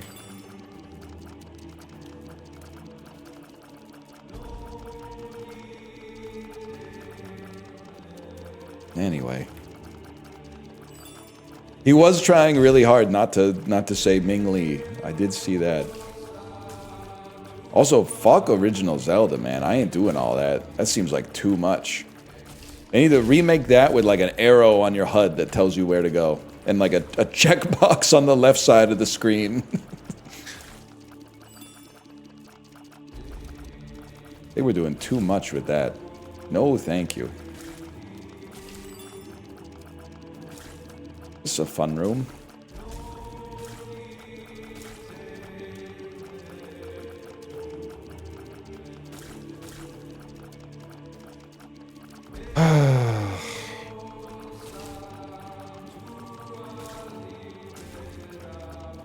Dan's a psycho for saying Zelda 2 is the best Zelda?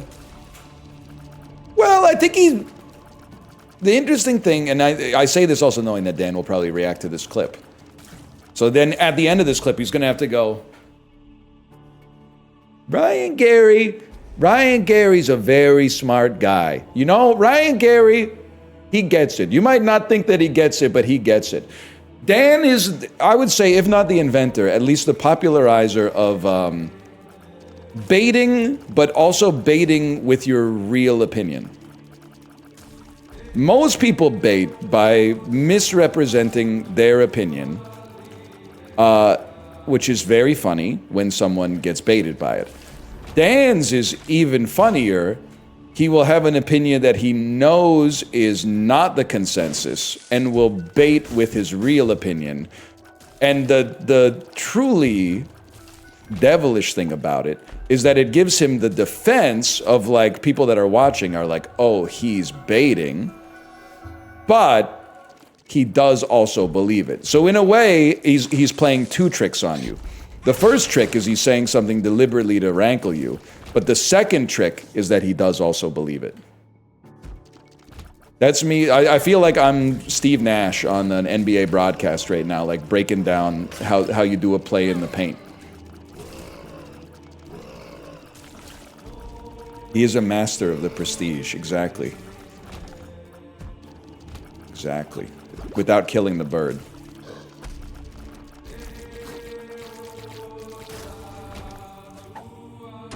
So he's a master baiter? We don't do that anymore, okay? We don't do that anymore. We don't do cunning linguist anymore. That's what she said. There has to be one. You can do puns, but the joke can't be that it's a pun. There has to be one other joke, which I get makes it a lot harder. But I know this is the second time I've used this today. The pun has to be an end one. It has to be, it's funny, and also I see what you did there. It can't be, it's funny because I see what you did there. That's my criteria. Have you seen your subreddit? No. Does that help you? I'm not the guy posting all that stuff.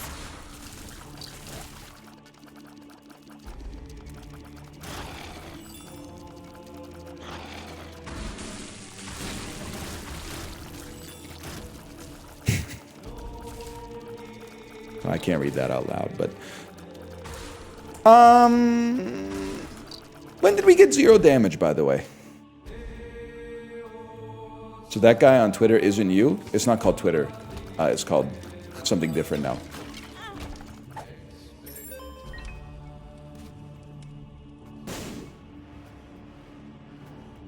Called something else.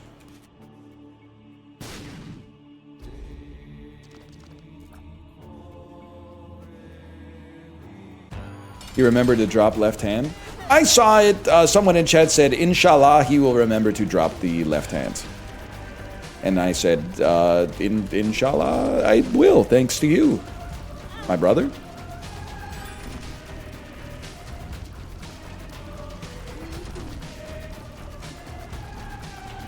Great way to type a post. Stop talking! I have to log in for the fight because if I ever glance, the shots come in and I don't know how to dodge. But also, the fight takes too long because I have low damage, so I'm gonna take a lot of damage. I have to stay focused for a long time.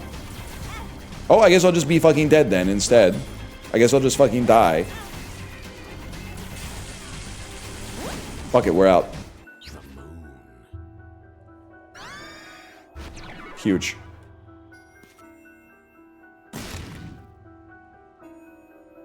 Bonquete, bonquete. Now I'm gonna die out here. The indignity of dying and not even being on the boss room.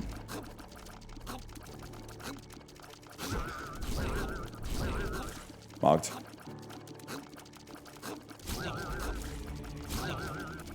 Give me something. We're gonna fight our way back.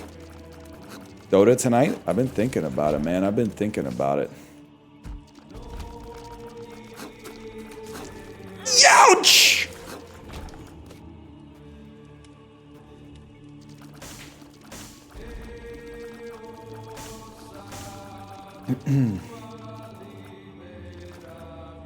What even is Dota? It's self-explanatory. Most of the game is just defending the ancients.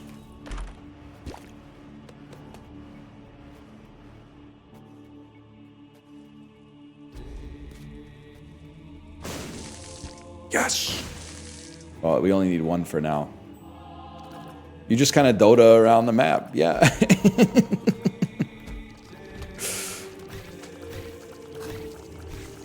What the fuck? Youch! No! We go again. And he Dota's away, Dota. Until the very next gank. Dunk, dunk, dunk, dunk, dunk, dunk. So Invoker walked up to the mid lane stand, said to the Pudge, run in the stand. Hey there, Pudge. Got any hooks? The Pudge said it's too early for hooks, mate. I got my rot stacks. Hook can wait. The Duck said, sounds great. I mean, Invoker said, sounds great. Then he quash Exhort away. Wano wano. Till the very next lane. Dum dum dum dum dum dum dum. Could work. Rot doesn't stack. Can you cut me a fucking break? Can you cut me a fucking break for once in my fucking life?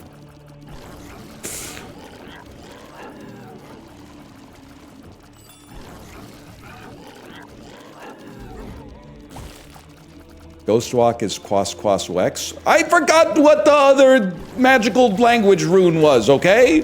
It's been a while. You couldn't do the shit that I do. You wouldn't last a minute doing the shit. You'd be like, you'd be Mike Glambin posted. You'd be going, I don't know what to say.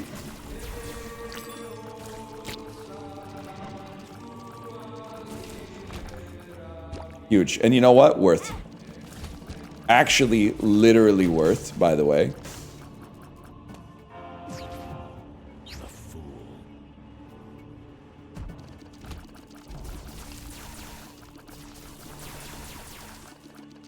And then.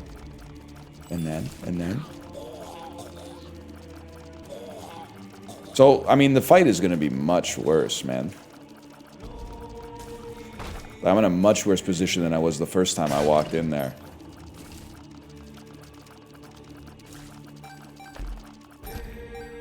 But at least I got Eternal Heart. Leroy, 2 HP. If I lock in, there might be a chance, though. If you've read my comment, sorry, I'm watching ads right now, I wouldn't worry about a young pup. You didn't miss it. I don't know, maybe you did. Gotta try. Oh! So let's start with the obvious. No one even knows what this fella does, but... might have something for me, you never know. Changes. That's just the way it is. Do-do-do, do-do-do, do-do-do. Things will never be the same. Do-do-do, do-do-do, do-do-do. That's just the way it is. This is fun. That's changes. I said charges. My song was also called Charges.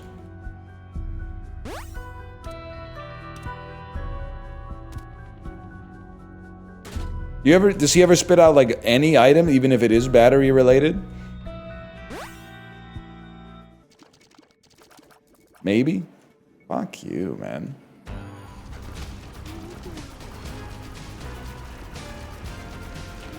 It seems unfathomable that this is the damage that I'm doing with the rate of fire that I have. What the fuck? And you're gonna say some ignorant shit like you re-rolled the best item in the game. Yeah, well, when I had a neuroplastic fucking brain, the item was bugged for like a month, so if you picked it up, it deleted your save or some shit like that. So can you really fucking blame me? I didn't see Purge's patch notes on this one yet. It wasn't even that item. That item was also bugged.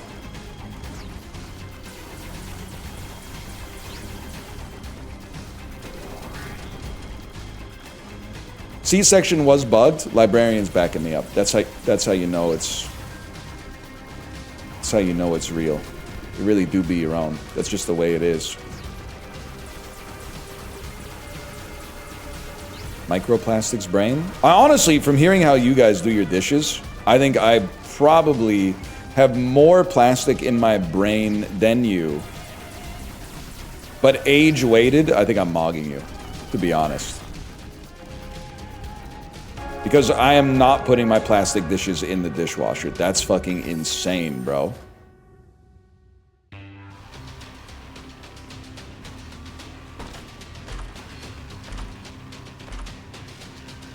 What the fuck? What the fuck? Okay, this is so doable. We obviously want this. We obviously want this to set up next run. We obviously want whatever the fuck that is. That's huge. And we obviously want that. Oh, it's the best day of my life. What do you mean plastic dishes? Any plate that's not ceramic is just a variant of plastic. So I eat off ceramic dishes. My child eats, well, I guess you could have a metal dish if you're in the army or something. Or glass. You got a glass plate? Did you inherit grandma's dishes? Like, what do you, no, hang on. I'm recognizing I might not be in the most plural case here, but what are you talking about, glass plates? Glass Tupperware? Sure, glass Tupperware goes in the dishwasher, though. But you don't put the fucking lids in the dishwasher, by the way. The lids get hand-washed.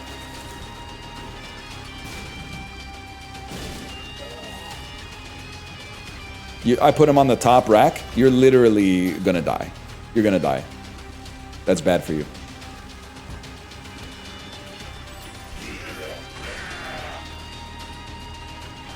I'm cooked anyway, it doesn't matter. Make an effort, I'll pass. That's what you sound like right now. You sound like Daria. They're top rack safe, bro. They literally don't know, bro. People are buying like saran wrap on Amazon that says microwave safe. Bro, this shit is from like, they don't have the same standards over there. That you're just trusting that sight unseen? You bought the cheapest saran wrap you could find on Amazon and you think it's microwave safe? What are you talking about? Glad, maybe, but I still wouldn't risk it.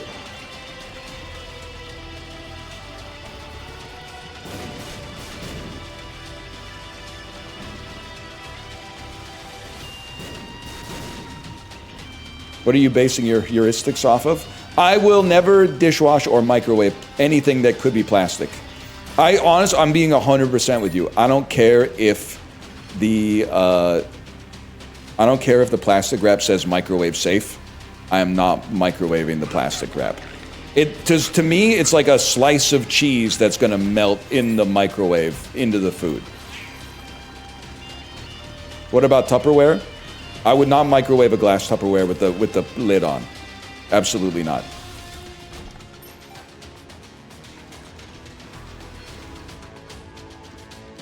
It gets all bent? Nah. Tupperware thinks it's Rob Thomas, frontman of Matchbox 20. I'm not virtue signaling. I'm virtue living. This is a virtue by which I live.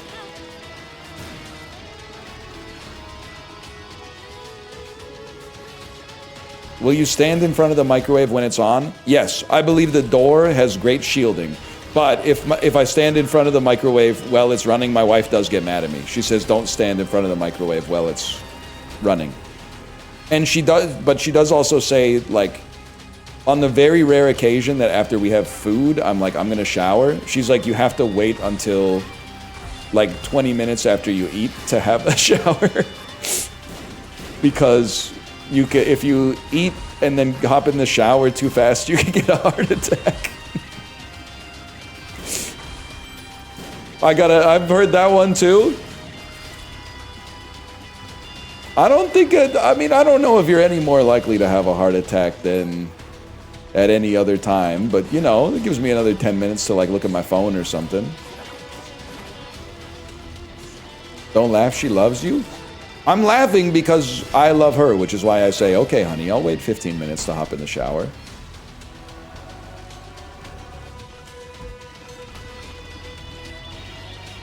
So I'm sure I got like irrational shit too.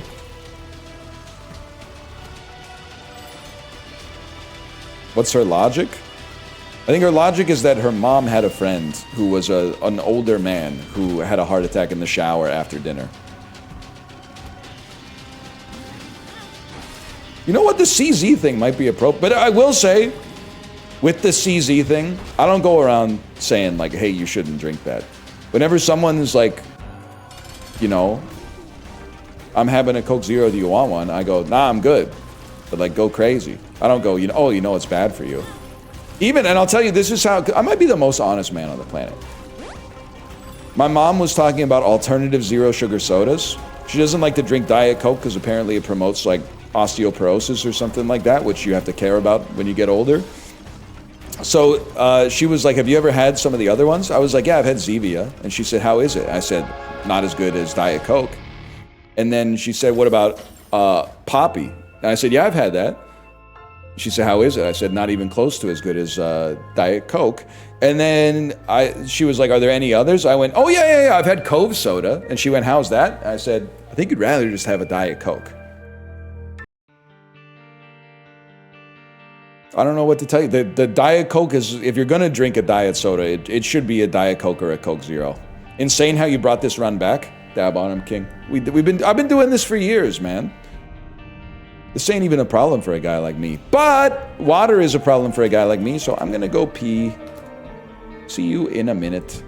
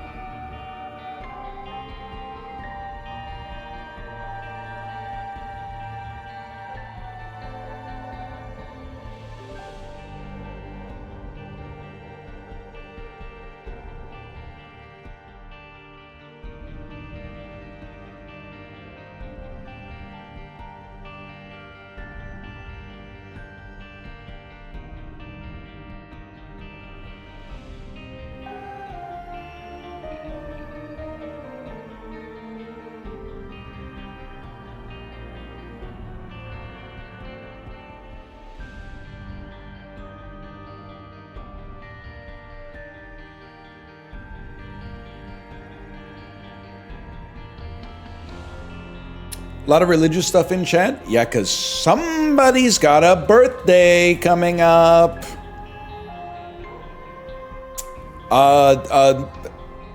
The Virgin Mary talking to Jesus. Somebody's got a birthday coming up soon.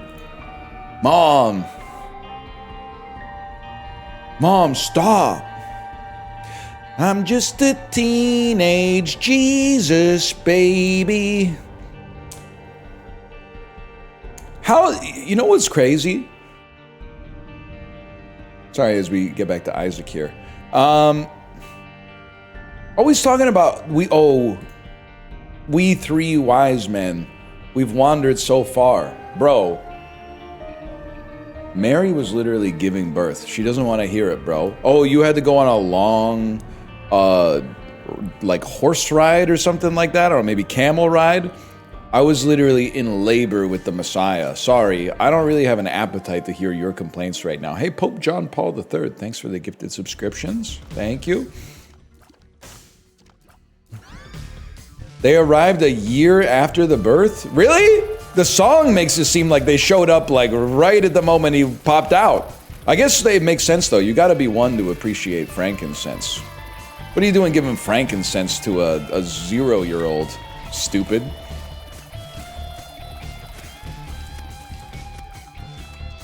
That hand sign killed me? You don't like when I do one of these? You don't like when I do the fucking Giotto baby Jesus hand sign? That's what I do to when people let me in traffic. I give them one of those.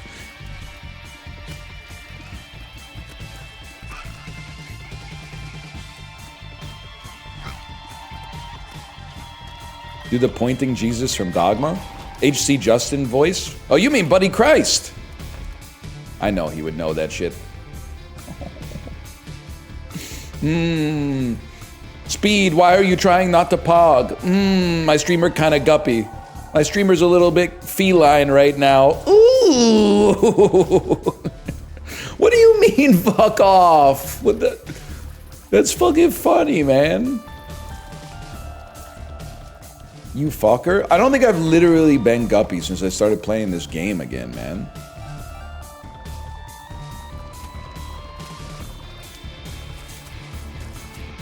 Little gup.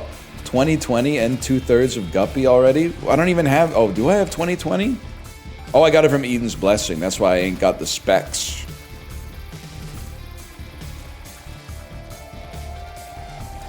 Here's the good run you asked for? Like, literally, why do you fucking hate me? I didn't even do anything. You motherfucker. You ever have the Costco... Does this say flautas? Flautas. You ever have the Costco flautas? I'm eating lunch right now. No, but I was excited to eat lunch today because I went to the grocery store and I bought some air-fryable samosas and I bought some chicken strips and some potato wedges. And somebody... So this is not to sound like I'm aggrandizing myself. I got literally recognized at a grocery store yesterday, which was cool, and I hope you're having a good day. But I got stealth recognized at a different grocery store. And you probably thought, he's not that observant. I've seen him play video games. I bet he didn't notice that I recognized him. Second you walked into the store, buddy. 6'4", 190, 2% body fat. I said, that's an NL viewer right there. I clocked you. I clocked you immediately. Giga Chad. One ticket for Marty Supreme, please.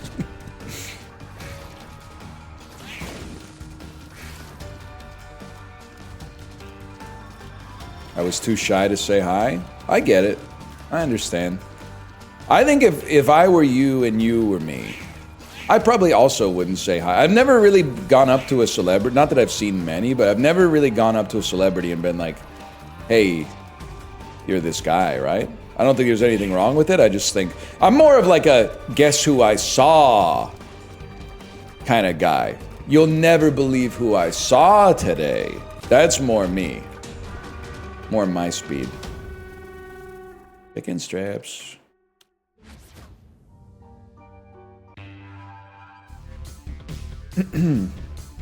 Got an autograph from Yarko Rutu at a book fair once. In Vancouver? Or do we, I forget, do we have Tuomo Rutu? Maybe we had both the Rutus.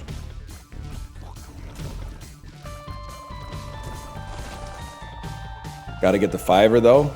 Kind of a missed opportunity. I pissed at a urinal next to John Travolta once.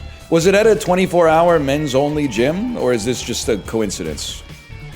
Was it overnight at a club for male fitness enthusiasts or what? I chopped it up with Chris Hadfield on TTC once. I asked the dumbest fucking questions like, how's space, man? Honestly, like... Can I ask, was he wearing the suit? I feel like Chris Hadfield is like, all he does now is wear the suit. And you know my opinions on like celebrity endorsements, especially if you're already famous. I do want to say, I leave Chris Hadfield exempt from that. Chris Hadfield was never trying to start a serious acting career. He went to outer space, and because he went to outer space, he's famous. He's allowed to do Specsavers ads. That's totally fine. Doesn't bother me at all. It is funny to me that in every single ad, he has to wear the suit so that people remember that he was an astronaut. And at this point, it's probably too late to stop. Because if he was ever in a commercial without the suit, people would probably be like, why isn't he wearing the suit? Like, it would throw off the vibes. I think they would still recognize him because he's got a very recognizable mustache, but people would be like, no suit today?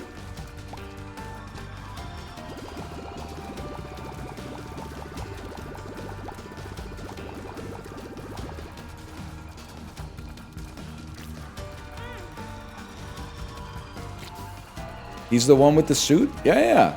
I'm not wearing hockey pants. That guy. Great. Oh, there you go, librarian. I didn't get a deal with the devil, so you can stop hating me.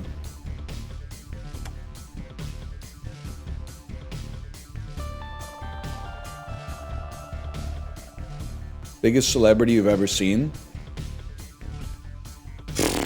Chuck the Iceman Liddell at the Champions of Fire after party. Apparently, DJ Rehab is actually like famous. I'm not knocking DJ Rehab. I just have no knowledge of the world of DJing. But he was like the guest for Champions of Fire 1, and apparently he's like a real DJ. Like he's popular and plays places.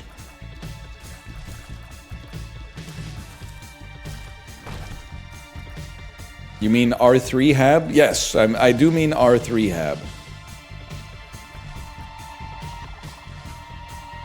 He did a set at my AA meeting last week. See, DJ... Oh, God, that's a joke about being IC because his name is Rehab. I get it. All right. Took me a second there. But I saw like 5 comments about how he's huge in the sober community, and I went, really? That's remarkable. I would have thought that they would have maybe just listened to the same DJs that everybody else did.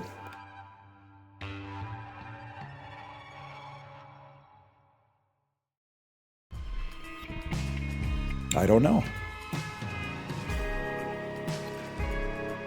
He's playing for Planetarium. Bro, librarian, I have no keys. Like, you can like hate me or whatever for whatever reason that doesn't even make sense to me. But like, I don't have any keys. What do you want from me? I'm just kidding around? All right.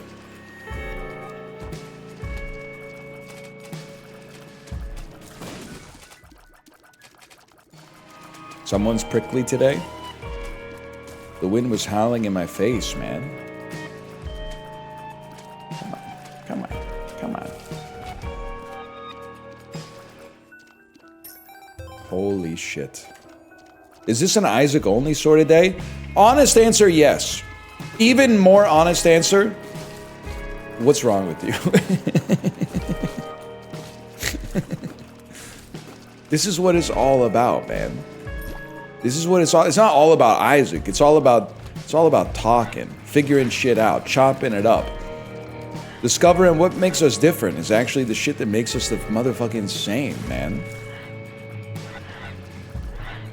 Wondering why the people at stop signs keep moving their wheels as if that's going to make me get through the intersection any faster, when obviously it actually makes me get through the intersection even slower because I have to make sure that they're not going to hit me with their car when I drive through the intersection. Also, not to make this all about driving, you guys know, I don't know if you guys know this. Are you aware that sometimes you come into like a left turning lane and there's 2 big circles on the road? It's kind of like a mini game, like a societal mini game where your job is to stop your car on the 2 circles, which sends an electrical impulse to the traffic light to change the light so that you can actually fucking drive. Instead, the first person at the light creeps out over the stop line, putting no pressure on the pressure plates to get the protected left turn signal. Pissing me the fuck off. And then everyone looks at me like I'm an idiot because they're 7 car lengths ahead halfway out in the intersection, and I'm 7 car lengths back on the second in line pressure plates. It's actually a magnetic sensor. Okay, the point is, they don't fucking know. They're not like us.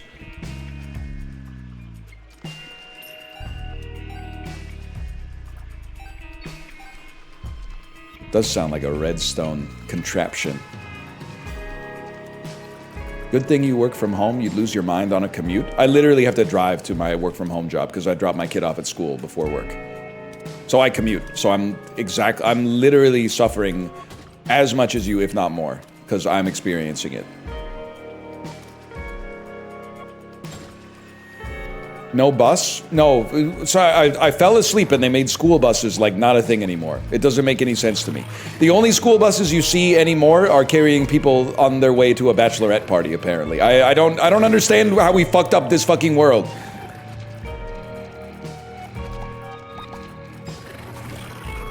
Hold. Nice try, bud.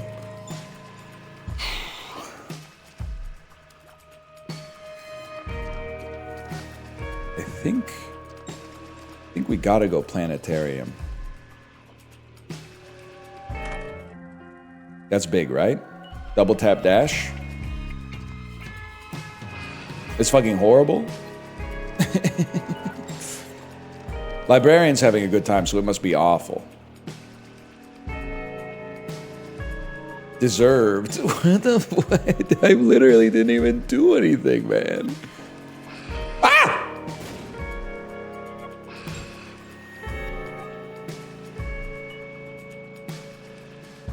Watch this. I thought maybe that would bust up the mushroom. I was manifesting Jupiter. Train when they need drops of some shit. There she goes with the derp flirtation, chasing her way through the derpulation. Yeah.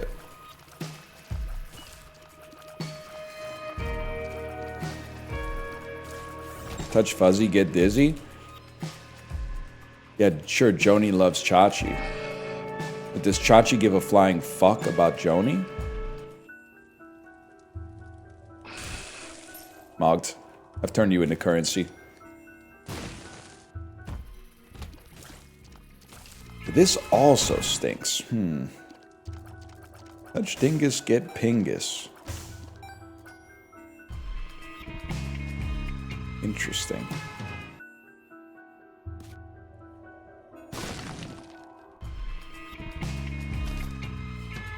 Also bad.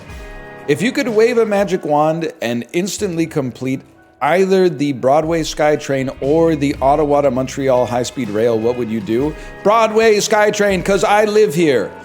And also, I think that Ottawa thing just got announced, right?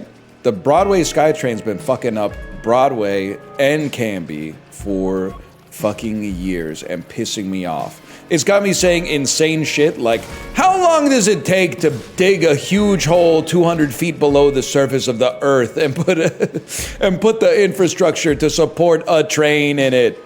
How long? It's taken years for them to dig through solid rock and build infrastructure down there. It's fucking crazy, man. At least Oak and Granville's not that backed up anymore. Oak and Granville. Let me think. Oak and Granville run in the same direction, you motherfucker. They both run north-south. You are a Cylon. Get that chatter. That chatter, that's not a cross street. They never touch. You thought you were fucking slick, too. AI ass. You obscured your M dashes and thought I wouldn't recognize it.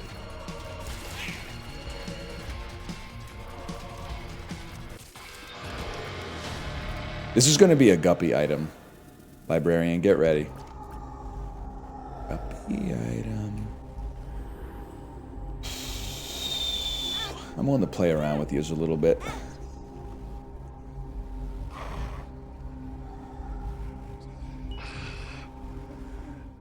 Should I go to the Metrotown Uniqlo or the Richmond one? Good. That's a really good question. Thank you for asking it. What I would say is, do you live in Burnaby or do you live in Richmond?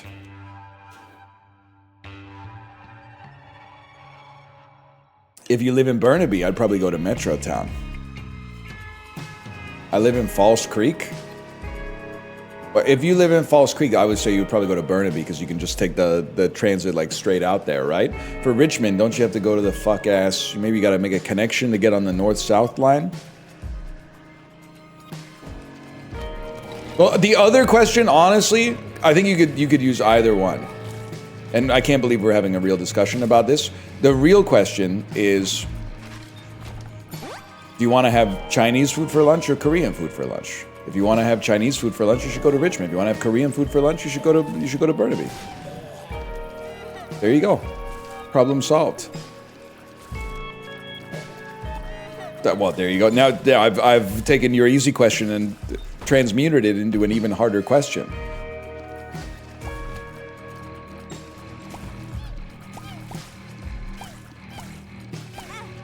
Youch!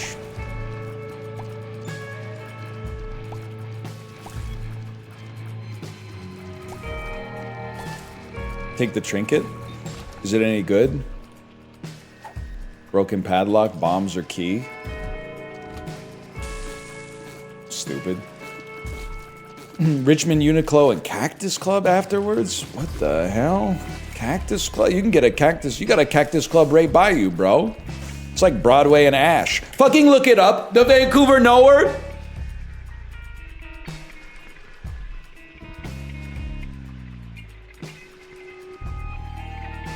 Go check. Uncle Tetsu's the move? It's the move if you want to eat cheesecake, I guess, which maybe we literally don't care. All right, moving on. Moving on.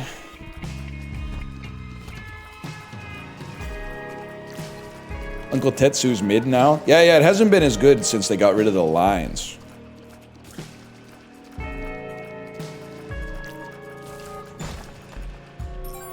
What's the new hotness in Vancouver? What are people waiting in line for an hour to get now? Is it I've been hearing some hotness about onigiri-ya.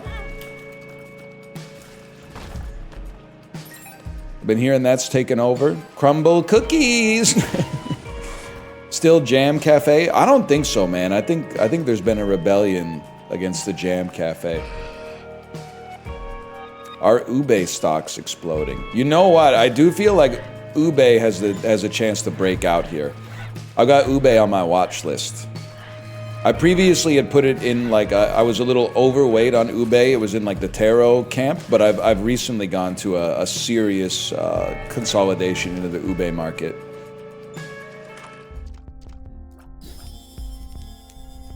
It's on Trader Joe's. That's a sell signal. Sell signal in the U.S. maybe. That could be still very bullish. It could still be a lot of alpha to get up here in Canada because we are a little late on some of the.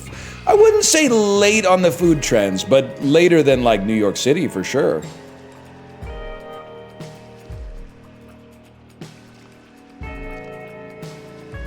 I know someone who sells ube ice cream in Vancouver. Hit him up. I don't know what I would do with. I appreciate that, but I don't know what I would do with them. I guess I would be like, keep making that ice cream.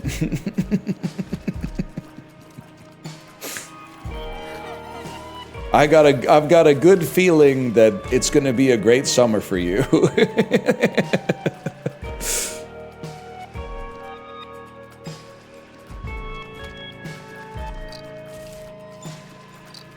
By the way, Samurai, I didn't know you were a False Creek Andy. What kind of restaurants you going to up there? I gotta know. That's like, it's Brewery Alley, right? They got the R&B, they got the Brass Neck, they got the Tacofino Ocho. They got the Steamworks brew. They got the Steely Dan t-shirts. It's so true. And for the coup de grace. I don't want to get in an argument about Vancouver ice cream again, because every time people they crash out on me, bro. They crash out on me when I talk about Vancouver ice cream. I still think La Glacé is the GOAT. I like Ernest ice cream a lot. What do I not like about it? Long lines, and how many tea flavored ice creams is too many? They got an Earl Grey, a London Fog, a Thai iced tea. Like, get some new material, okay? Now, that being said, I really do like Ernest. The ice cream is really good. But for having like such a rotation of flavors, I think it's kind of surprising how often I find myself being like, nothing here really tickles my fancy. But when I get it, I'm like, it's all good. Like, it's very well made. I'm a La Glacé head. But honestly, I don't mind going to... This one's for you, Samurai. I don't mind going to even like a Mario's Gelati. It feels like stepping back in time to when instead... And I'm not sure if they would consider this a good thing. They might be like, please shut up. But it feels like stepping back into like the year 2000, where people didn't ask you if food was good. They would just say something like, they have 70 different kinds of ice cream. And honestly, I'm kind of vibing with that. Like, I think it's been good for society that we've gone to small batch, like, hey, we have like 6 flavors, but like they're all really, really meticulously done. But sometimes it's kind of nice to step back into like a local Baskin Robbins type thing. And they're like, yeah, we literally, we shit out flavors. We could not possibly have even quality assurance on all of these, but go ahead, man. You want it? Here you go. Anything your heart desires.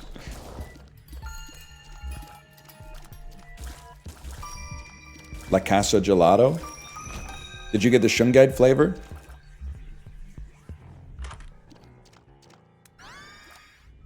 The hell is the Eternal D6, man?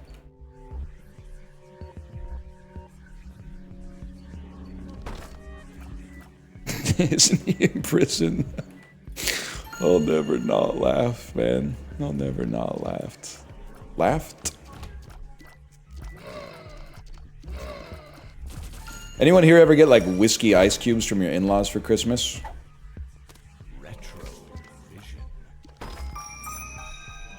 Yes, sir. Yes, sir.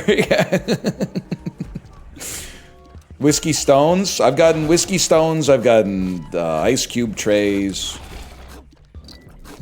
I got a bullet-shaped... This is someone in chat saying this. I got a bullet-shaped whiskey stone from my father-in-law.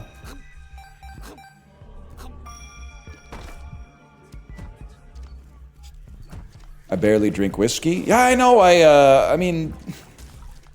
I was never really like a whiskey guy, but I guess it's just kind of like I fucked up because despite having been married to my wife for like 8 years at this point, they were like, we got to get him something for Christmas. What do we know about him? I think I've seen him drink whiskey. He's at this point, again, going back in time a little bit, he's a 33-year-old white guy with a bachelor's degree. He's probably really into whiskey. Should we get him whiskey? Let's start with the ice cubes first and see if they take. You look like the type. They were not wrong. They told no lies.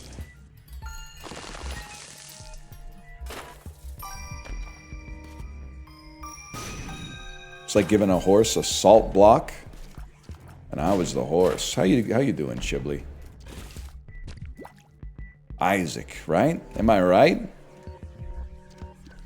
Chiblee, we need to get... Apollo literally crashed out of my chat because well, I mean, I guess I just don't like it when people lie. He has never seen a Denzel Washington movie, so I told him, then I don't really care if you think my Denzel impression is bad because you don't know what he sounds like. And he went, I guess I'm going to leave then. Because I owned him. Not even, especially not Training Day. I'm telling you, he would never see Training Day.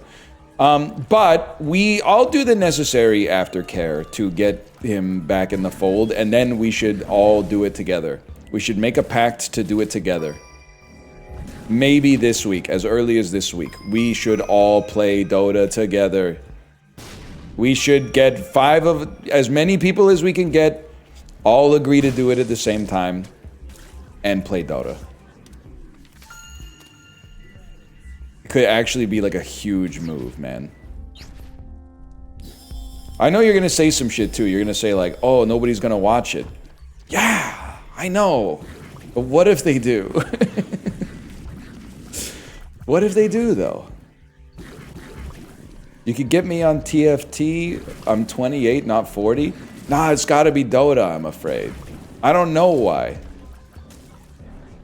I've got a reason to believe we both will be received in Dota, man.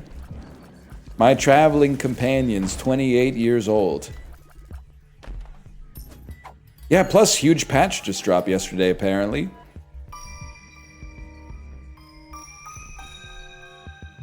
Dota's the new hotness, man. Your Paul Simon posting? Fuck it, bro. Let's go to Mordor. Ricky already did it. Ricky did a walk from the Shire to Mordor yesterday. Honestly, though, I'm being 100% real with you. Number one male bonding activity you can do, long-ass walk. I'm talking like a stupid long walk with your friends. I did it in college once. We did the thing where we shotgunned the beer at every single security light. There were like 70 beers. That shit was an odyssey. It took like 10 or 11 hours. It was a long time. The group looked different at the end of it than it did at the start of it. We lost like, we started with maybe, I don't know, 9 people. We ended with 3 people. But there's an unshakable bond there between the 3 of us. We're in a fucking taunting together.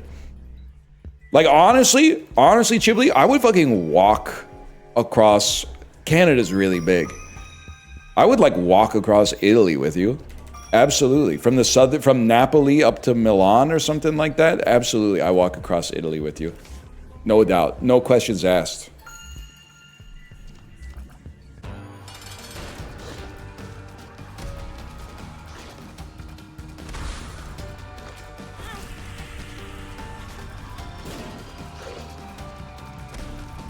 Could be good, man. Stop describing The Long Walk. I mean, The Long Walk is only a horror movie because they like murder almost everybody in the in the book, right? If it was just like a bunch of lads going out for a nice long walk together, that shit would be like a Nicholas Sparks novel.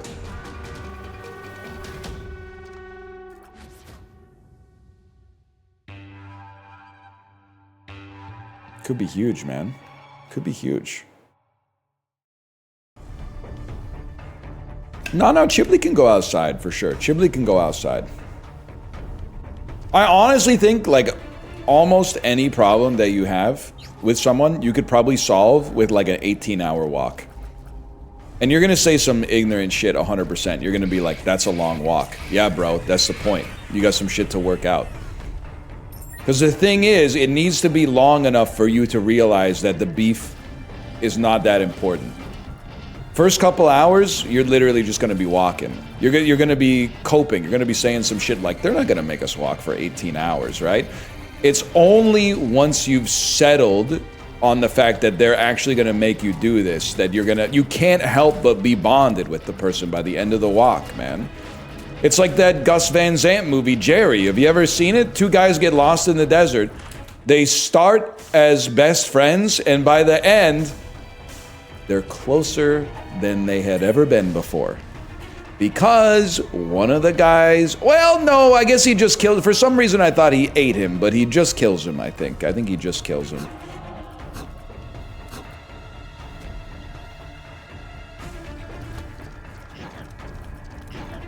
You ever see that one? Not a very popular Gus Van Sant film, to be honest with you. I'm coming down off mushrooms and you talking about Dota is the most fucked up thing I've experienced today. You're so lucky I'm actually nice. Because I feel like I'm not one of those people who's like, whoa, like how many fingers am I holding up? But like if that's throwing you for a loop, I could ruin your life right now. You put a staggering amount of trust in me or walked into this situation with a startling degree of naivete.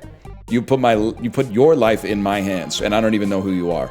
So you got lucky this time, but fucking be careful next time you do that shit because someone could ruin your life. Someone could ruin your brain forever. We are gonna keep you safe here.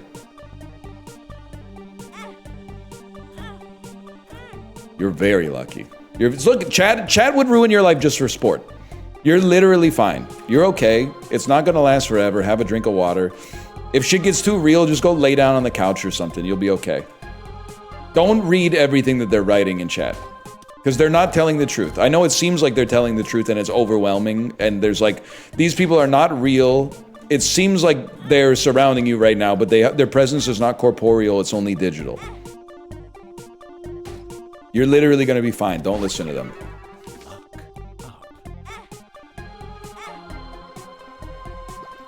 That being said, I do want to say, and maybe it could wait in theory, but you know it's like a Tuesday, right?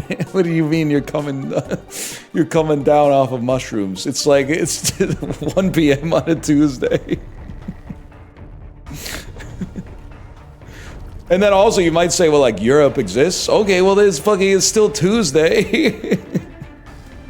Like, that doesn't change the day, right? I mean, it could be Wednesday if you lived, like, really east of me, but, like, that's still just a day. That's not, like...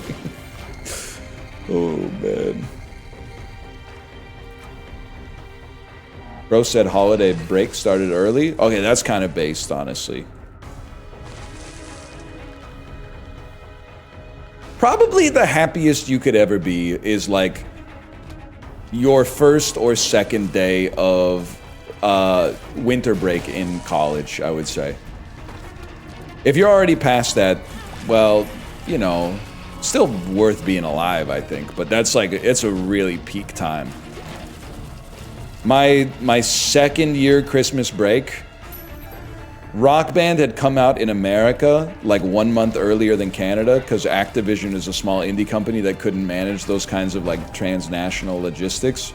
So it came out in like early December or late November in Canada. And I spent like the first couple days of my winter vacation after exams finished calling every store being like, do you guys have any Rock Band stuff? I'm talking about calling the same store like, you know, 3 or 4 times a day. And then one time I called Walmart and they went, the truck just pulled up. And I went, skirt! I sent a message in MSN Messenger. Boys, I got a lead. Bought 1 copy for me, 1 copy for my friend. He paid me back, by the way. It wasn't wasn't an early Christmas present or anything. Went to my college house where every single other roommate had gone home for Christmas, but I went to university in my hometown. Oh! Cracked open the box, everybody picked their instrument, singing the songs. This is incredible, this is amazing. Got really, really drunk, made chicken fingers in the oven, which needed to be cleaned. So when we opened it, it got really smoky. And then while being heavily intoxicated, I got the fire extinguisher that we had and kicked open my friend's door and said, check this out, and then shot the fire extinguisher in his room and then covered the whole ground floor of the house in fire extinguisher dust. Oh, man. I think I'm paranoid. Love me, lead me any way you need me. All I want is you. Take me back, man.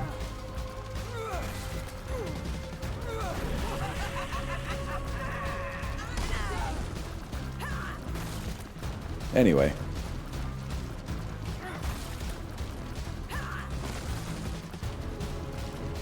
Peak millennial story. Type of shit that have you saying like, we have fun here. Okay, I guess I'll dash out of nowhere and take the negative. Cool. I mean, I didn't do that. It did that for me, but all right. Awesome. That's great. Take me back to green grass and high tides.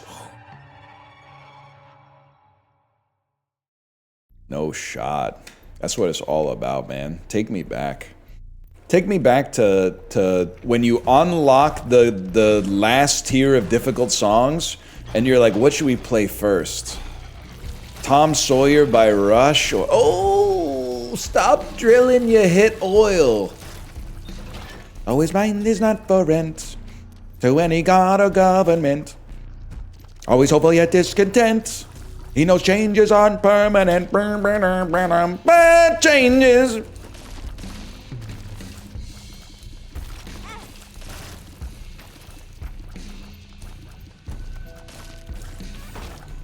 What a song, man. What a song. What a band. Banging on those loud ass drums. Yeah, getting 4 songs in and then realizing the red pad is fucked forever because it was made of pure fucking garbage. I had 90 sessions of Marvel Rivals this year, 11% of my playtime. Yo, Chili, what's your drop your Steam Wrapped, bro? Is it Steam Wrapped? I'd be interested to know. Plastic kick pedal snapped in half. Yeah, we had a duct tape one. I mean, gaming was fucked up back then, man. We baked our Xbox to get the soldering to work again. Wrapped it in a towel and then put it in the oven. Duct taped the kick pedal back together. Baked it. You weren't there, man. You weren't fucking there.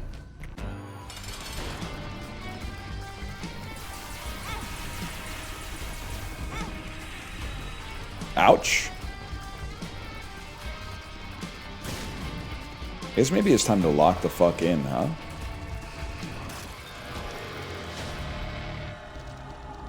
No, never mind.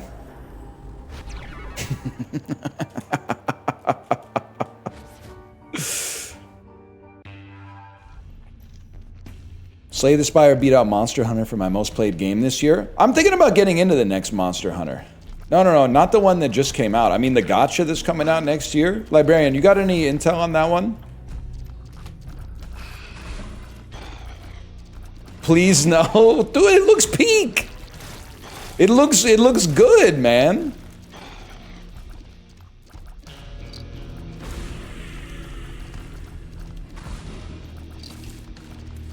Some of it looks very good.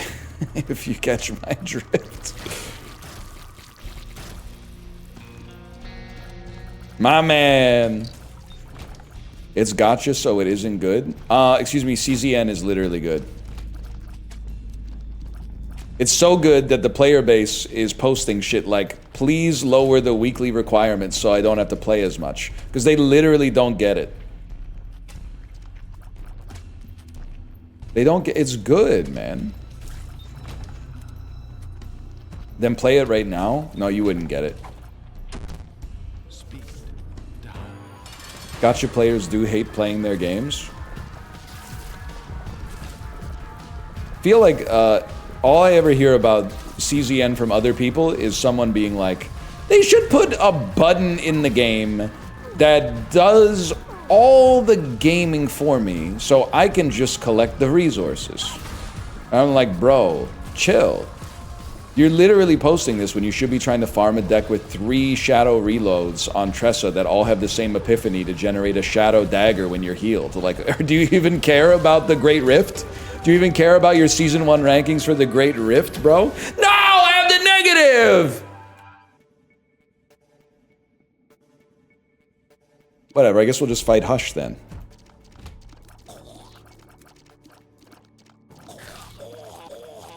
Keep riffing. Into the future. Or are you saying keep riffing because you're making a CZN compilation? Could be. Could be the move. All caps. My streamer got addicted to horny gacha! Who gives a fuck? Damn, dude, are you alright? Are you gonna do it? Are you gonna play Dota with us?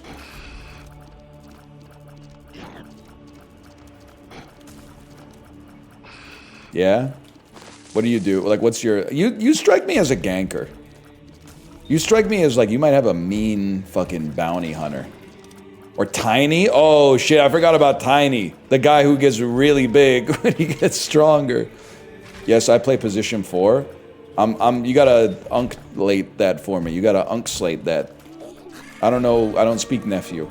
Back in the day, you just had, you had 2 carries, 2 supports, and a ganker.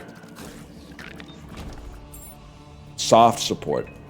Position 4 is off lane support. Off lane is the top lane if you're Radiant, or the bottom lane if you are Dire. Okay. I guess I was more of a 1. I guess I was like a 7-foot tall center who took the tip off.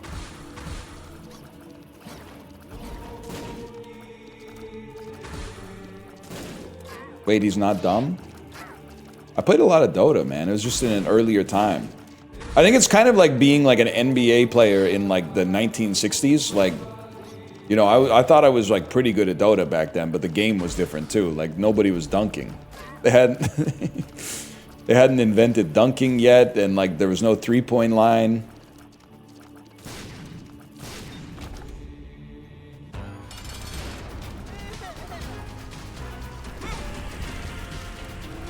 Oh good, I'm dead. Great. They killed me because I didn't go the right direction.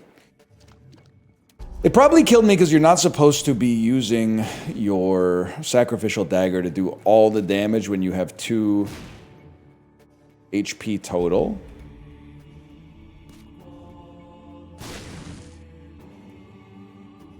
Would you ever start a new save file to get the dopamine back? Do you know how dopamine works? Anytime you get a dopamine hit, it's just a matter of time until you regress to the set point of dopamine. So it would actually be making your life worse by giving you more dopamine, because then the dopamine hangover would be higher.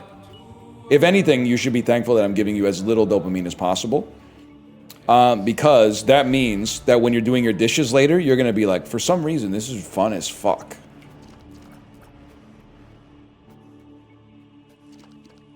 You're gonna be like, I'm having an awesome time doing the dishes. That's because your brain is filling your fucking body with dopamine because you weren't fucking with Isaac earlier. Wow! Did you? I slammed on the brakes so much, like the wooden floor kind of like kicked up under my heels like a cartoon.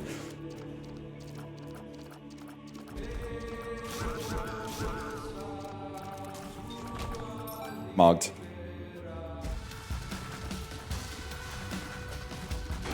How would you build Gleipnir on Weaver? Bro, I'd literally just CS. You know who you're talking to? Judgment.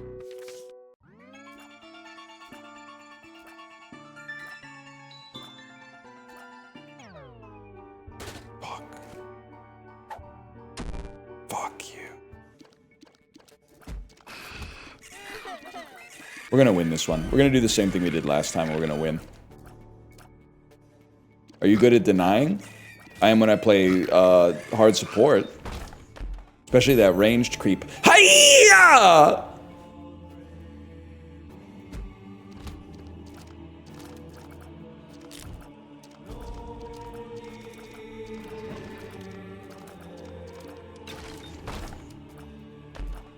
Oh, that could be big.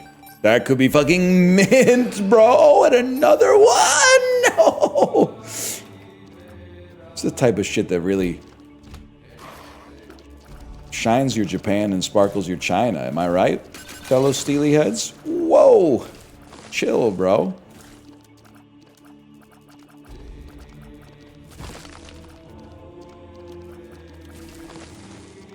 Thoughts on Lion mid lane? It's an old code, sir, but it checks out. Or maybe it's back now, I don't know.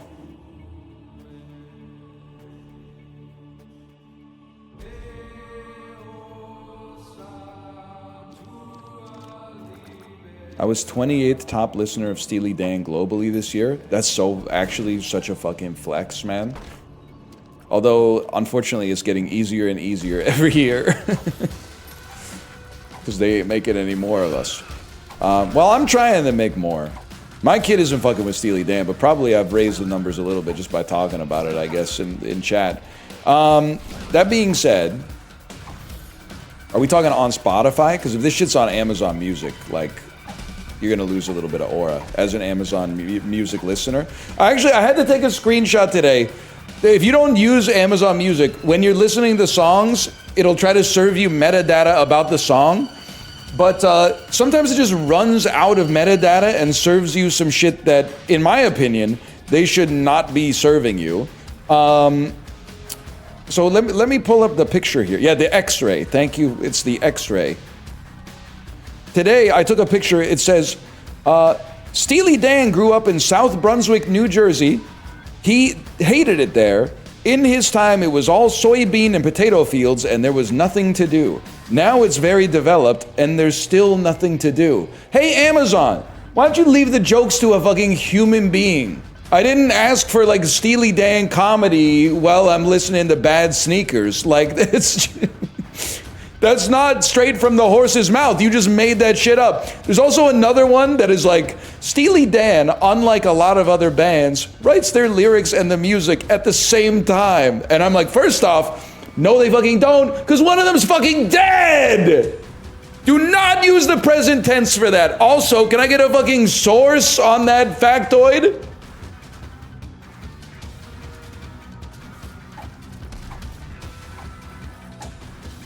Fuck you. Does he still want my Steam recap? Chibli, I want it. Show it to me. Show me to me, Chibli. Show me to me, Chibli. Show me your Steam recap. I would like to see the games that you played in 2025. Show me to me, Chibli. Show me to me, Chibli.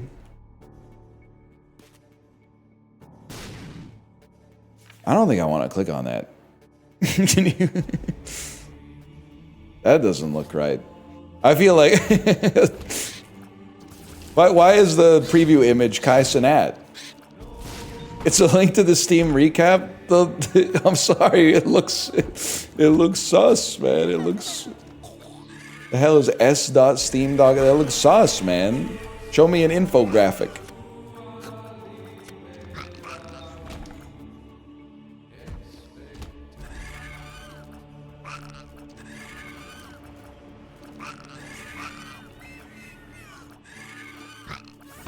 I ain't clicking that. Fuck you. Fuck you.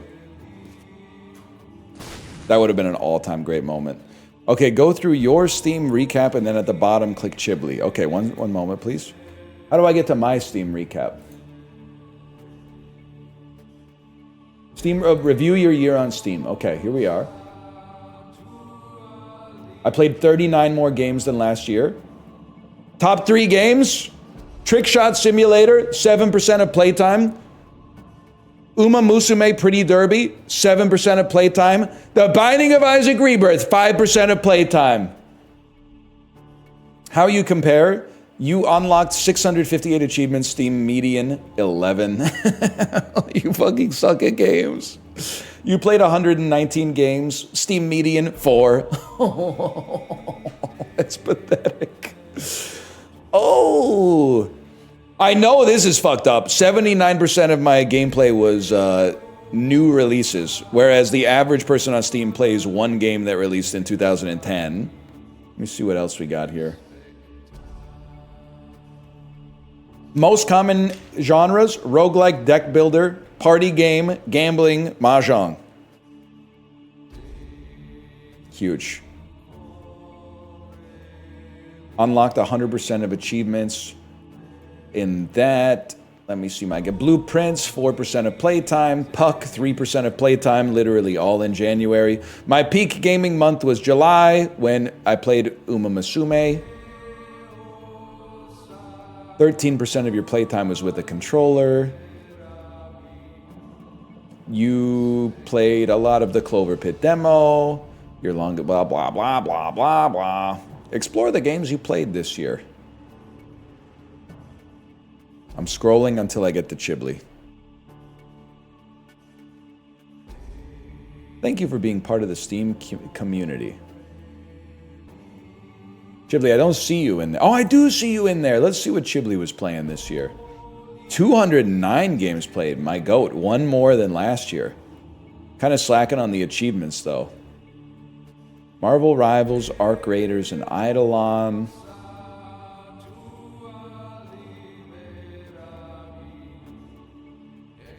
Nubby's Number Factory. Kingdom Come Deliverance 2.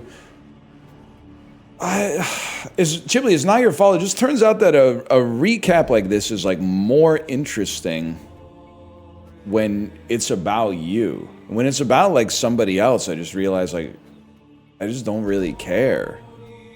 Not in a negative way, but like, oh, you played fucking 2% of your playtime was in no players online in November? Okay. Who cares? Who cares? It's not your fault.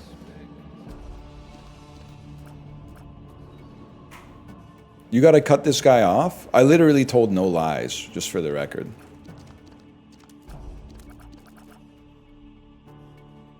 These Twitch ads are pissing me off. Fuck you, Seth Rogen. It doesn't make sense, because if you were a Canadian, you could skip it. You could skip the ads.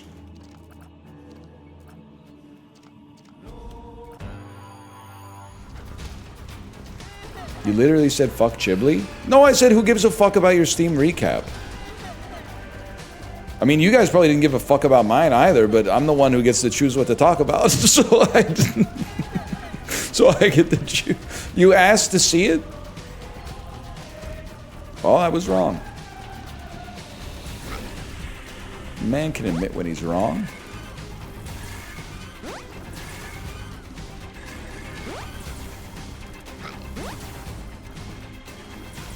By the way, don't distract me. Don't make me lose confidence in myself as a friend. I'm literally fighting for my fucking life right now.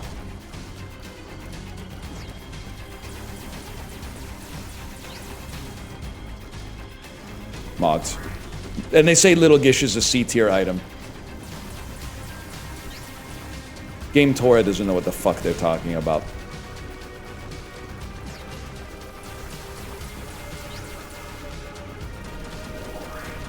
I gotta do some damage, bro. He's gonna come in! Mogged. We're so back. Okay. I just got jump scared. Oh. Huge. Huge!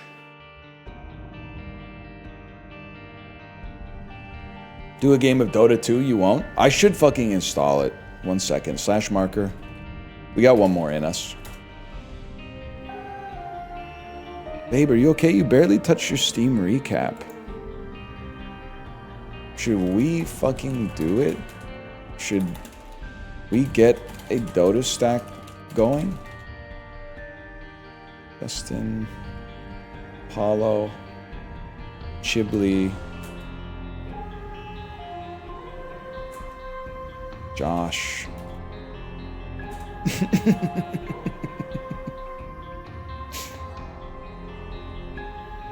Could be the move. 6 wins already.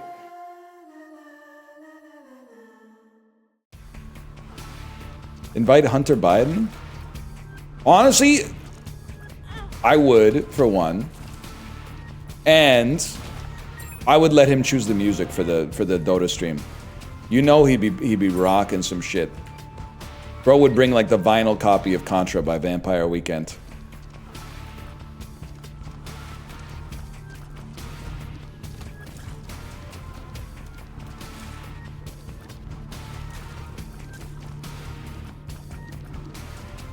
Worst Vampire Weekend record? I don't know, man.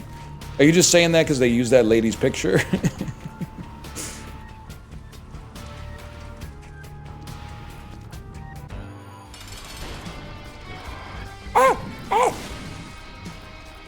Okay, cool. I guess you just run faster than me, so I lose. If I wanted that, I would get involved in track and field. I think I'm constipated. Couldn't be me, Chiblee. Couldn't be me. Diarrhea, 100%. Well, not 100%. Then I would go to the doctor. But like now and then. Constipation, you got the wrong guy.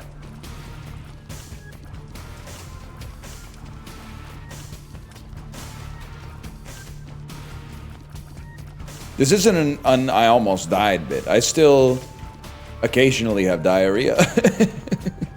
I'm assuming that most quote-unquote normal diarrhea that you get is basically just food poisoning that like you fought off. Like it didn't take.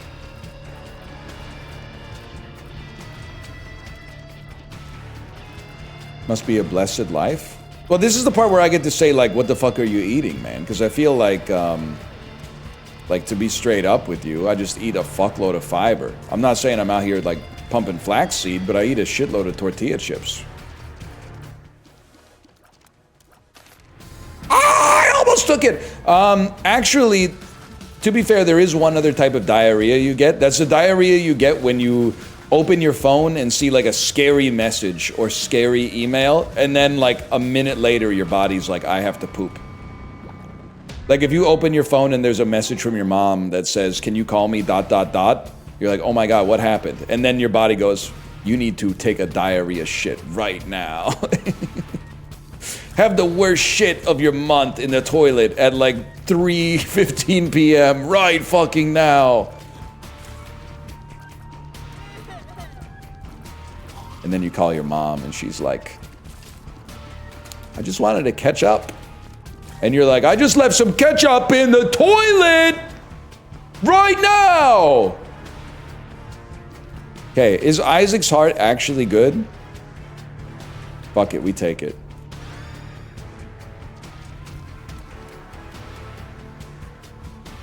No, man. It's not run killing anymore. Do we still not have a hitbox and Isaac's heart takes the damage or what?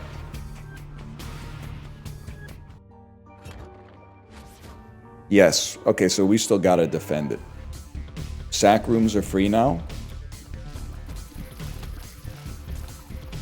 Get behind me, bro!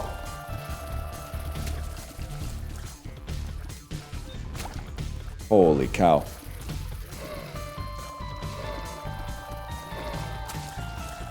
Jesus Christ. Fart on him, King.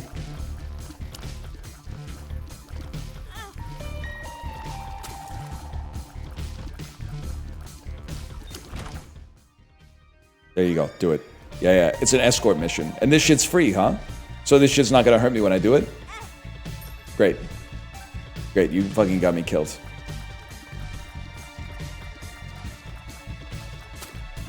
Get behind me, Mr. President. The president gets behind me, and then I make a big fart, and he goes, who did that? And I go, me, because I don't like you. I was gonna say really like you, and then I just went, no, we're gonna go a step further. Get behind me, Mr. President.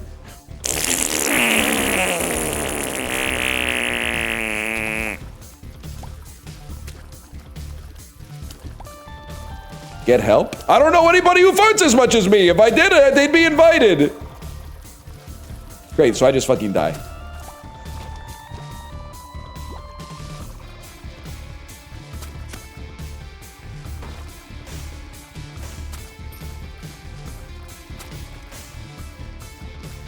They're gonna pull this up at customs. They're gonna tell me I got some splaining to do for sure. Oh, we got the little brim.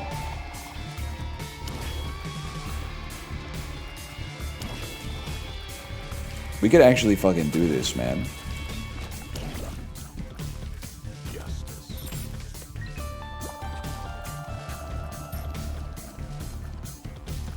I'm not reading that.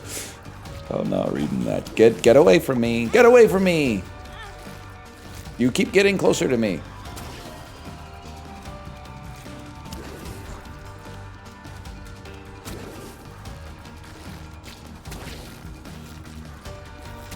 Nice try. Dude, the deflection is actually kind of sick. I still can't imagine like why you would want to pick up this item on purpose, but the deflection on it is kind of sick. You're right about pomelos. They're so yummy. I hope so. I hope so. I mean, like, not just trying to, like, you know, be the guy who puts pomelos over, but it seems to me to be a very likable fruit. I can't really imagine being, like, the kind of person that would eat it and be like, this tastes bad. I would only believe that if you also, like, didn't like oranges. Because I really do look at it as, like, a superior orange. Maybe the superior is, like, it's a step too far, but it's, like, a slightly different, but like really, really good orange. It's a goated snack. The other thing about it is when you get a piece of it, like it's a fucking piece of it, you know, it's a fucking... like a fucking, you can feel the heft in your hands, man. You get a little slice of, oh great, so I just take damage, great. You get a slice of a mandarin orange or something like that, you're like, it's all gone. You get a slice of a pomelo, you're like, the fucking marbling on that thing.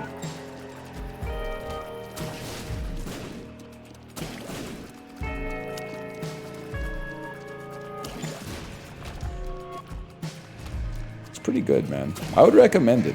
That being said, we did buy 2 pomelos last weekend, and they've just been sitting in our fridge, not getting peeled for 9 days, I think, at this point. And I'm not blaming Kate for that one. They are a pain in the ass to peel. Dried mangoes versus regular, what's the consensus?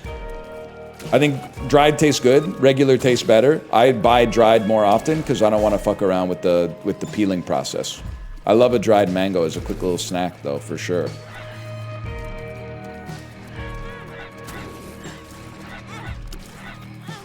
Okay, so this room is not possible. It's not conceivable that a human being could process these shots coming in and not take damage.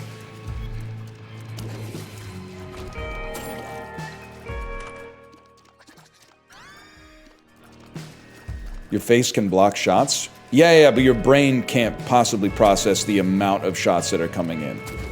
Like, you're telling the goalie just to stop the puck. Like, it's hard, bro. The shots are coming in at like 100 kilometers an hour. Thank God for these hearts.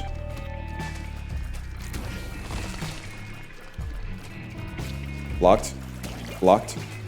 Set para pucken. I forgot. How do you say put the puck in the net in Swedish? It's something like that. I'll take that. Mango's first draft pick. Honestly, if there's one thing I regret on this fuck-ass website, I definitely did a fruit tier list where I put bananas in S tier. What the fuck was I think? I can even picture myself saying some shit like, they're not the best tasting fruit, but the combination of price, convenience, and fuck you, you fucker. Their bananas are good. Putting them in the S tier is a fucking insult to other fruits, though. Huge. They're not S tier, bro. Come on. Be serious, people. You can't be having bananas toe to toe, like side by side with mangoes. That's disingenuous. B, I would accept. I would accept B and say we don't need to have any further discussion on this. That seems I'm not gonna quibble about a B versus a low A versus a high C or something like that. Life's too short.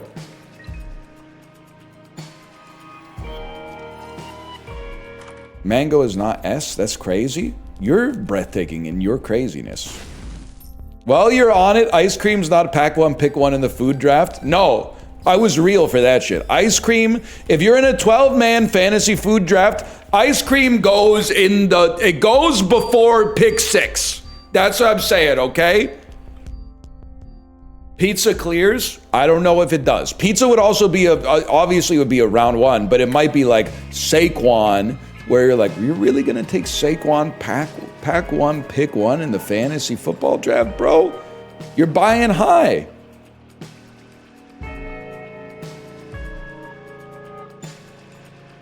Pizza's not round 1. Where's the protein?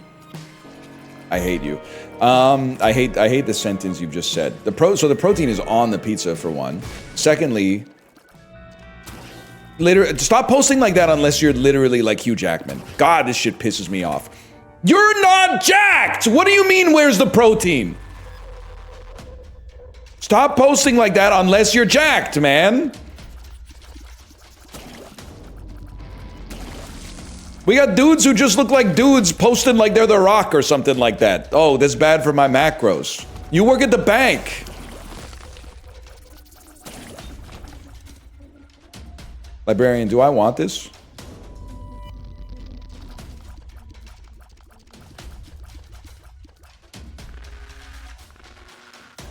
Fuck it.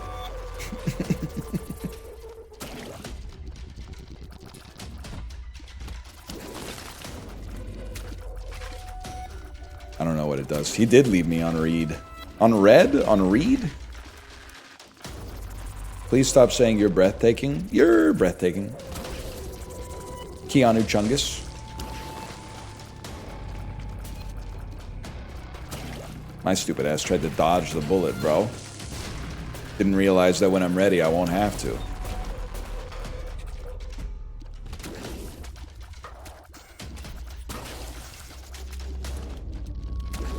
Sure. Leroy breathtaking.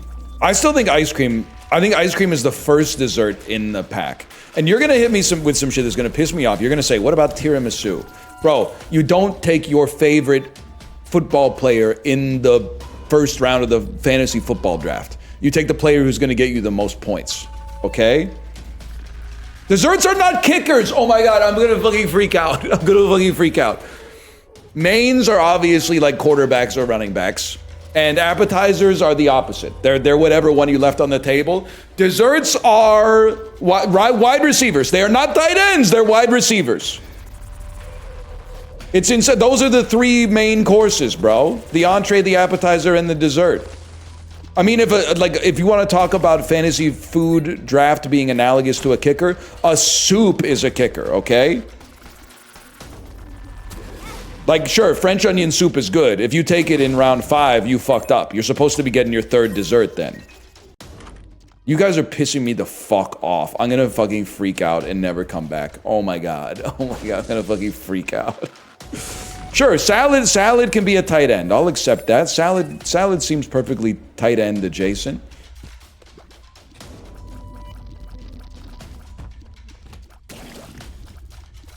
Salad ain't making my list. I mean, bro, when you get down to round 11 and you're like, oh, well, I'm auto-drafting. I mean, you're taking Cobb. If Cobb's the best food available, you're taking Cobb. And literally, you have to draft a salad because there's a salad position on the roster and a flex spot.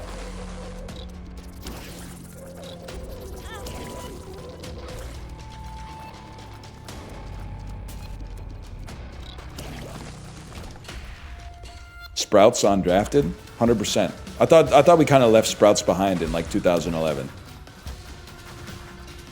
Not bean sprouts, but like the fucked up little like grass they would put in your vegetarian wrap. Bean sprouts still got a place.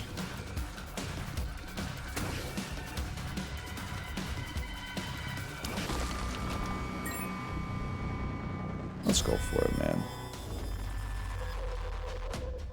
man. Can't believe he's getting first-time chatters with these takes. Bro, these are completely normal food takes. It might surprise you. Every time I go out to eat, the server doesn't go, that's the craziest order I've ever heard. They go, thank you for ordering some shit on the menu with no substitutions. We'll be right back with your San Pellegrino. Where does pho go? I think there's a case to be made that pho is like, it's one of the 5 soups that you actually reach for, and then the rest you would just take whatever's available. Like, I think, listen, if I look at the board and pho, ramen, tom yum, French onion, and bouillabaisse are off the board, fuck it. I don't really care what soup I get. Just give me a replacement level soup. I'll reach a little bit. I could be persuaded to maybe get a gumbo. Sure, tears down. Fuck you. Luck down. Suck me. Chicken noodle? Fuck you, man. Okay, sorry, I'm actually getting heated. Tricked myself into getting heated, and then I got heated.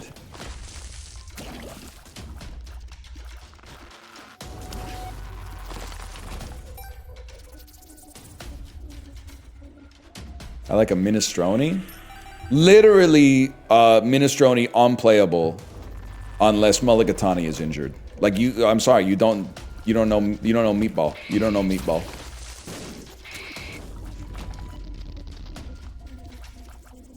You can't play it. What are you giving up? I guess is what I'm trying. What are you giving up to play Olive Garden minestrone? Fuck you, man. Oh, I got another one. Oh!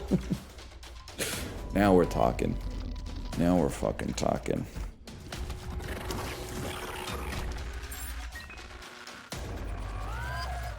Broccoli cheddar. Sometimes I forget who I'm talking to. Anyway, long story short, I think ice cream's coming off the... Like, I think ice cream... In this analog, ice cream is Puka Nakua. I really think it is. It's the first dessert off the board.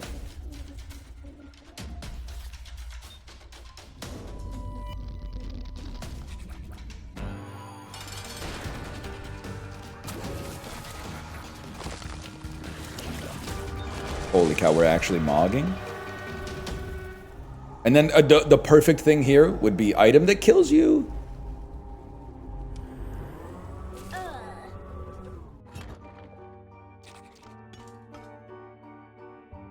I do think we're on a fucking... Chibli, I had a startup idea for you. Actually, I have 2 startup ideas for you. I don't know if you're still here.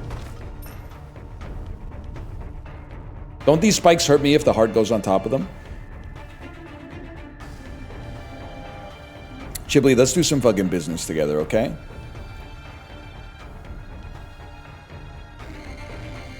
That's only the sacrum. Huge. Chibli! Chibli, get in here! I'm forgetting the ideas.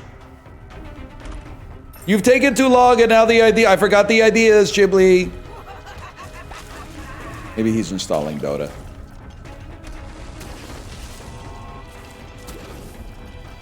He's gone, bro? Okay, well, I guess I'll just...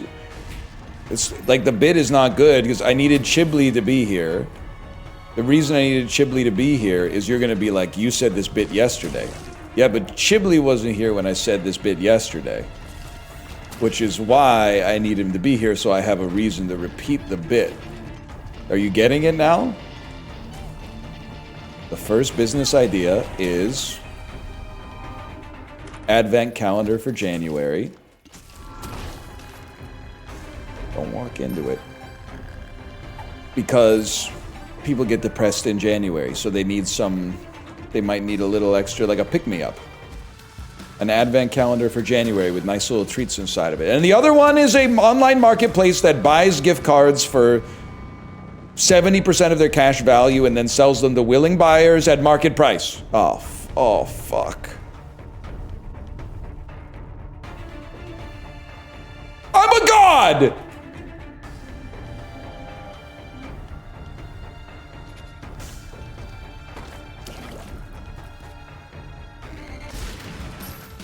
Literally already exists. Okay, and Fuzz existed for like 3,000 years, but you guys are still pogged up when the restaurant opens down the street from you.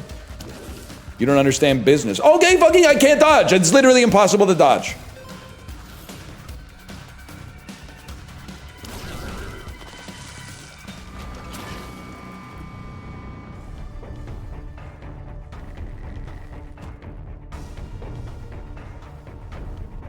No job, no hopes, no dodge. Yeah, but they actually did. There is no dodge anymore, right? No, wait, I'm thinking of Pontiac. I think dodge is still really popular.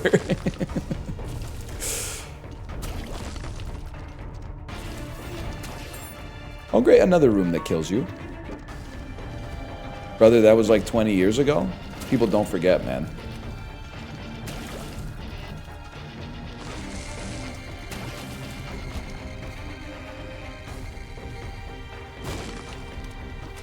We should bring back Saturn? No, we shouldn't. The guy who ate his kids? No, I think we should leave him where he belongs, the past. I don't support stuff like that. Personally, you do you.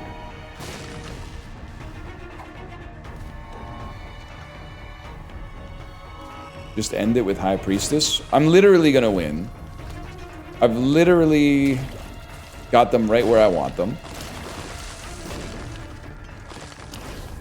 Just one room at a time, man.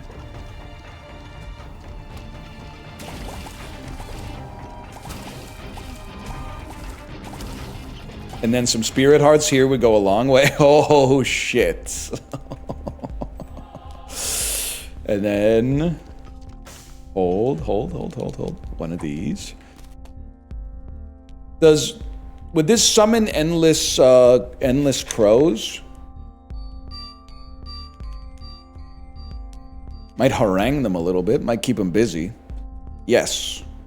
Oh, no, you're right. I need blank rune for that. That's right. I do think... I don't even know what you are, and I don't care. I think I need this, because then at this point I'm only one goated card away from being guaranteed to win the run.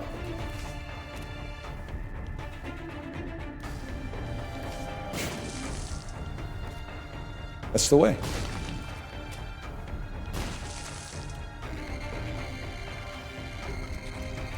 Just heard Dirty Work by Steely Dan and it made me think of you. Don't be shy, drop the Plex link. You got that one battle after another hookup? So this is impossible.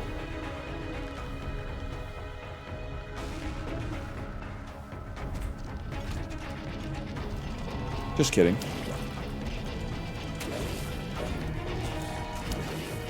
I've got an Oba hookup. I got this shit that be saying, making you say, Maitsaruba! You know what I'm talking about?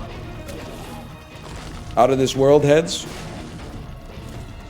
Do you see the way I closed the fucking gap on him? Okay, what does this do? What the fuck does this do? What the fuck does this do?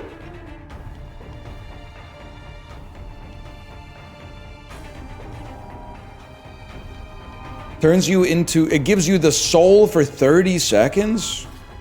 Wait, that actually might be peak?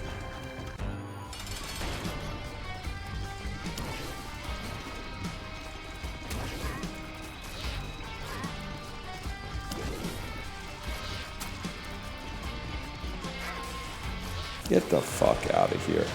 Get the fuck into here. Oh my god, we're gonna fucking win. Oh my, oh. Why not?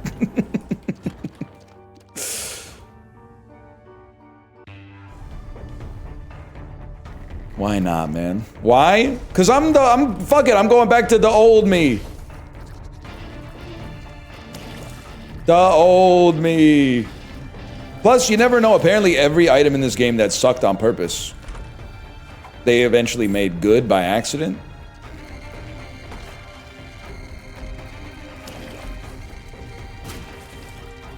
Correct.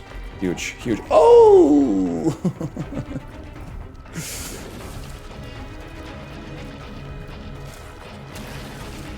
I'm feeling like the fella who invented Lugal right now.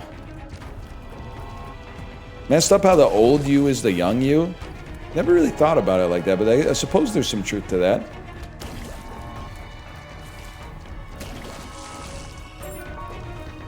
Hey there, channel visitors. I'm Northernlion. Trials in the background.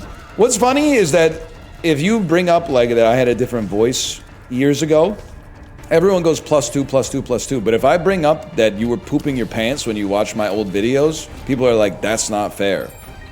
Buddy, I'm literally referencing both of us at the same point in time. That shit was like, that was 2012. Still am. Oh, that's how you parry that. Still am. I'm literally older than you? Okay, well then I don't want to know the type of shit you were getting up to in 2011. They'll still hurt us if we play that, right? Blocked. Body blocked. Body blocked. Please do not read the Discord, man. I'm reading the Discord. Holy shit. Oh my god. Everybody in the Discord said, I would love to play Dota with you. I'm not even lying. I'd do it and it would be so funny. I'm so down. Hell yeah. Oh shit.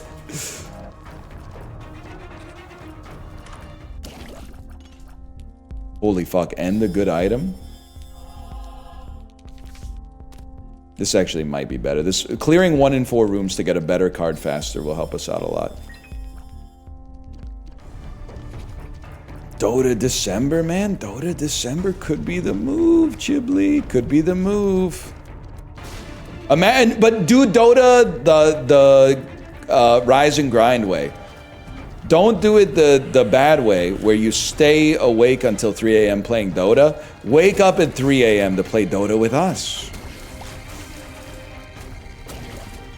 It's already the 16th? Yeah, the 16th of what month, Julius Caesar?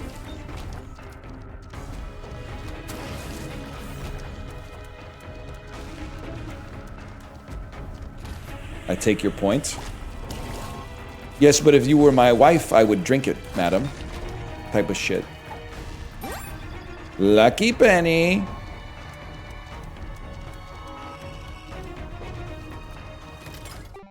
I wake up at 5 a.m. to play Dota unironically. That's literally like me on my long ride on Saturdays.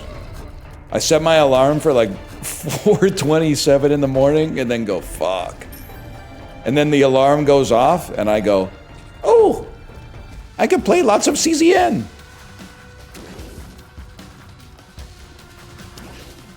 Why so specific? Specificity, Joker? Why, my father was an engineer. He would pull out his slide rule.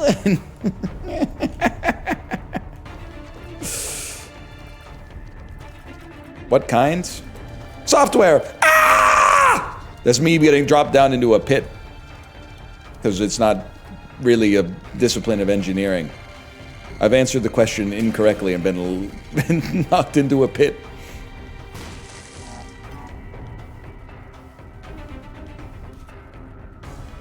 Bro's roasting me for what?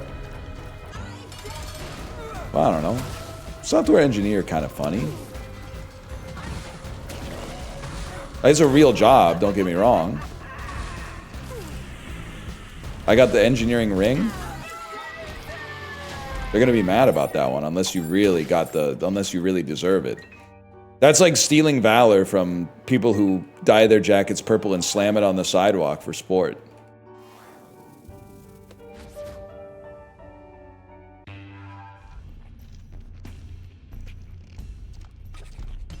What are you talking about?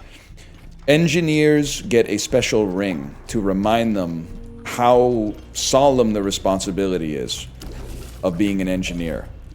Which is why they get offended when you say, if your job's that important, how come you were drunk for 85% of your scholastic career when you were learning about all the stuff that you're going to use when you're actually in private industry?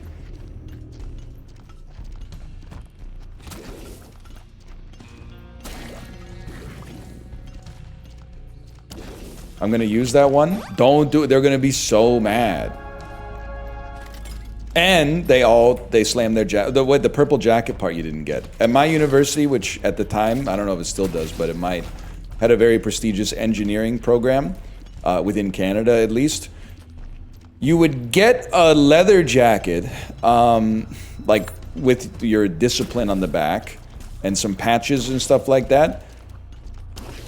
And it starts as kind of like a brown, leathery color.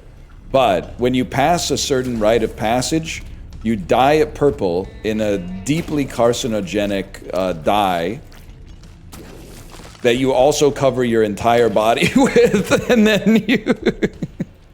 and then you slam the shit out of it into the sidewalk for the next 4 years, essentially.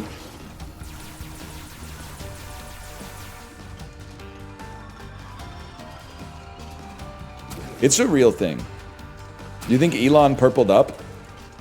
I'm honestly on the fence about whether Elon purpled up. If he purpled, I think there's a chance he didn't purple up because he wasn't running with the crew. I think there's an equal chance that everybody he met went, whoa, you're the coolest guy I've ever met in my entire life. Oh, thank you. He studied physics anyway. Oh, in that case, he didn't purple up because that's stolen valor. Art side doesn't get the purple up. In fact, it's actually Queen's heads cover your ears. Back in my day, it was actually considered a little cringe for an art side to buy the jacket in the first place. I don't know if it's still the case, so I don't want to ruffle any feathers. I'm not sure about the cultural norms, but it was considered a little gauche to have the jacket in art side.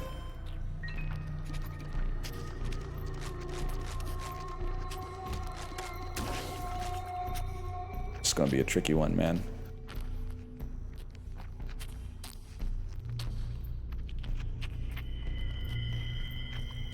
Huge.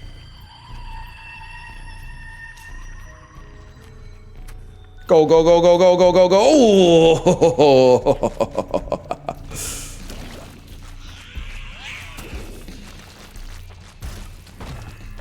But anyway, that's like my scholastic career. And there were also like, we've done this bit before, Librarian. I don't know if you ever put it in a video, but you might have. Yow! There's, badges that you can quote-unquote earn. It's kind of on the honor system, but it's kind of like Girl Guides for engineers.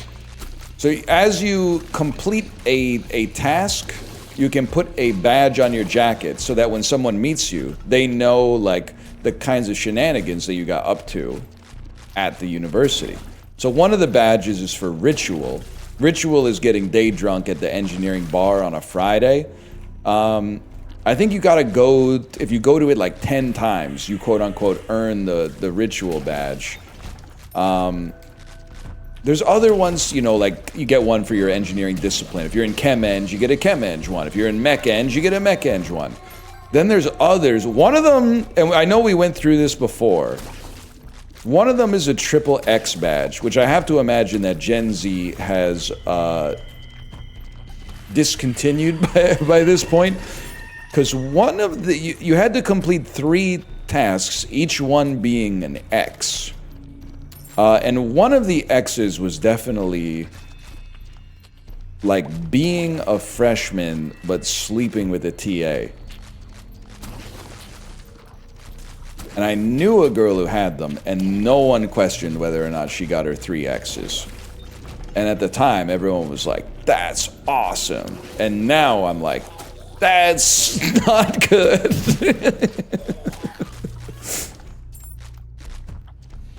Because you shouldn't use people like that. You only slept with them for the badge. You should only sleep with people that you are in love with and want to get married to.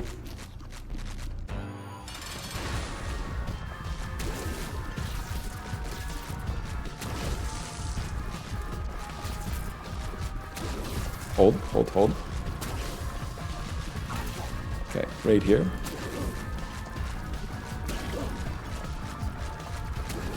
And was it, there was like a Queen's Engineering wiki or something like that that had all the badges. Now, by the way, I'm not trying to yuck anybody's yum, because I wasn't in engineering, but I definitely was not like, this shit sucks.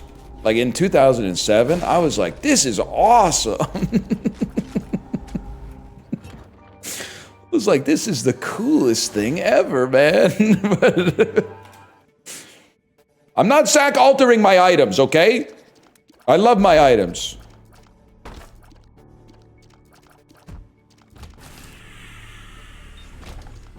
Exactly, it's cringe in retrospect. You can sack alter the heart? Bro, if I wanted to do that, I just wouldn't have picked it up. But I did pick it up, so obviously I love the heart. You got a lot to learn. The UBC engineers still hang the car off the bridge or whatever. I guess every school's got their tradition. I mean, having traditions is nice. I just feel bad if you're like the high school girlfriend of a Queen's engineer. Now, like, I'm sorry, that sounds like I'm suggesting they're doing some Jerry Seinfeld stuff. I mean, like, the high school sweetheart of a Queen's University engineering freshman who goes to a different school now.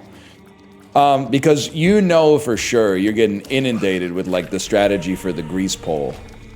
And the thing is, you think you want the big guys on the bottom, but you actually want the big guys on the top or whatever. Heard all about it, man. Hey, does anyone know what this does?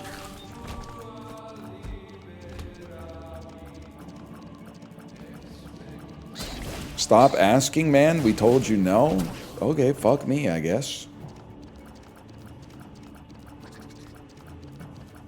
My entire in-laws family are Queen's Engineering grads. Good to know they were all fucking around. I don't know how old they are. I went there 06 to 2010, and they were hammered nonstop. So if they went there in the 1980s, they were probably even drunker, which sounds impossible, but it can't not be true. Grants Spirit of the Night and 1.5 damage. Causes a Curse of Darkness. Why are we acting like it's different today? I thought predominantly, well, maybe not predominantly, but I thought younger people were like, I don't drink anymore because it's expensive and bad for you, which is very true.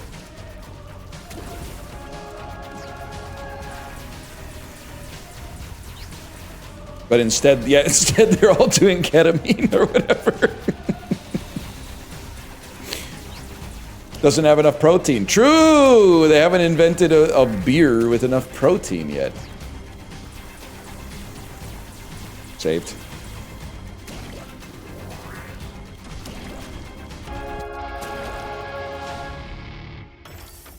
It's crazy that we win these, man.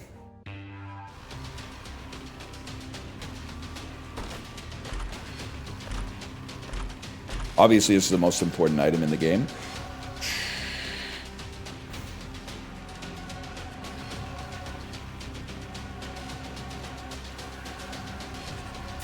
Good stuff. It's not Crazy Isaac. It's not Crazy Isaac's heart is OP. Librarian, don't act like you would actually finish a run if you got this with like Curse of the Blind or whatever. You would literally hold R faster than anybody's ever done anything. You would hold R faster than the Large Hadron Collider would send a neutrino through a subatomic tube. I'm working on my Sheldon type burns.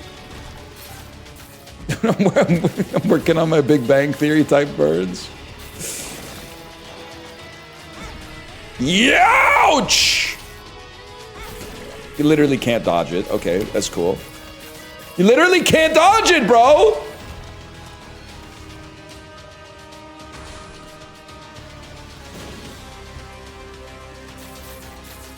Cool. Cool. Maybe that Trush Farm guy was onto something, man.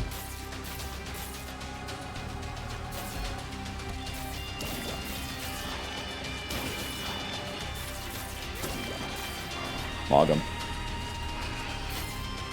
Okay, okay. Okay, fucking one of you should be fucking dead, just to be clear.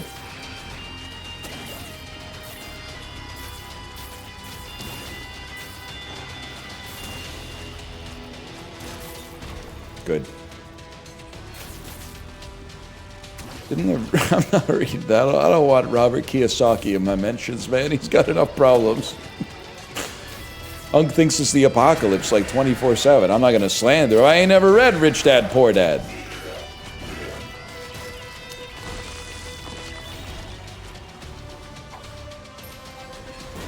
Yo!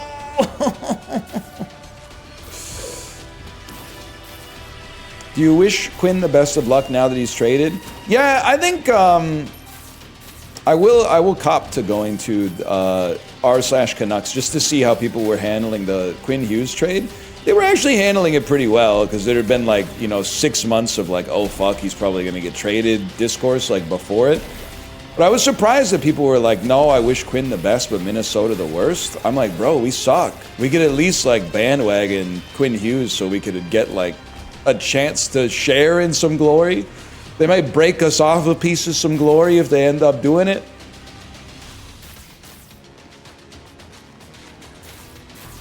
I really want to be here. Don't root for Minnesota? Well, I got nothing against the Wild, man. Some teams I couldn't see myself rooting for, but Minnesota ain't one of them. Main thing I got against Minnesota is when Ryan Hartman acted like a baby in the bubble playoffs, but we still beat him, so I don't really care.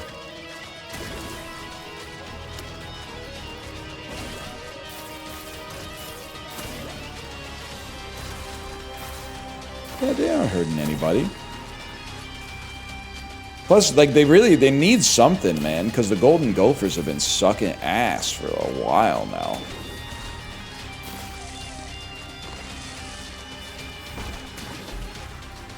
Give them some support, man. Conjoined shower handle. Boys and girls in America type shit. I'm hearing reports that they have such a sad time together, even though they're sucking off each other at the demonstration and making sure their makeup's straight. Maybe it's all the crushing one another with colossal expectations dependent on discipline and sleeping late type shit, man.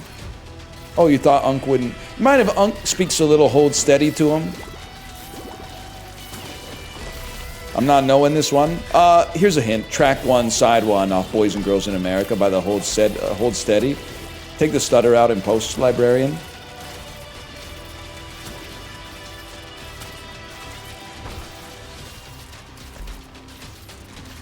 Kind of a wild pull. Bro, I was literally there.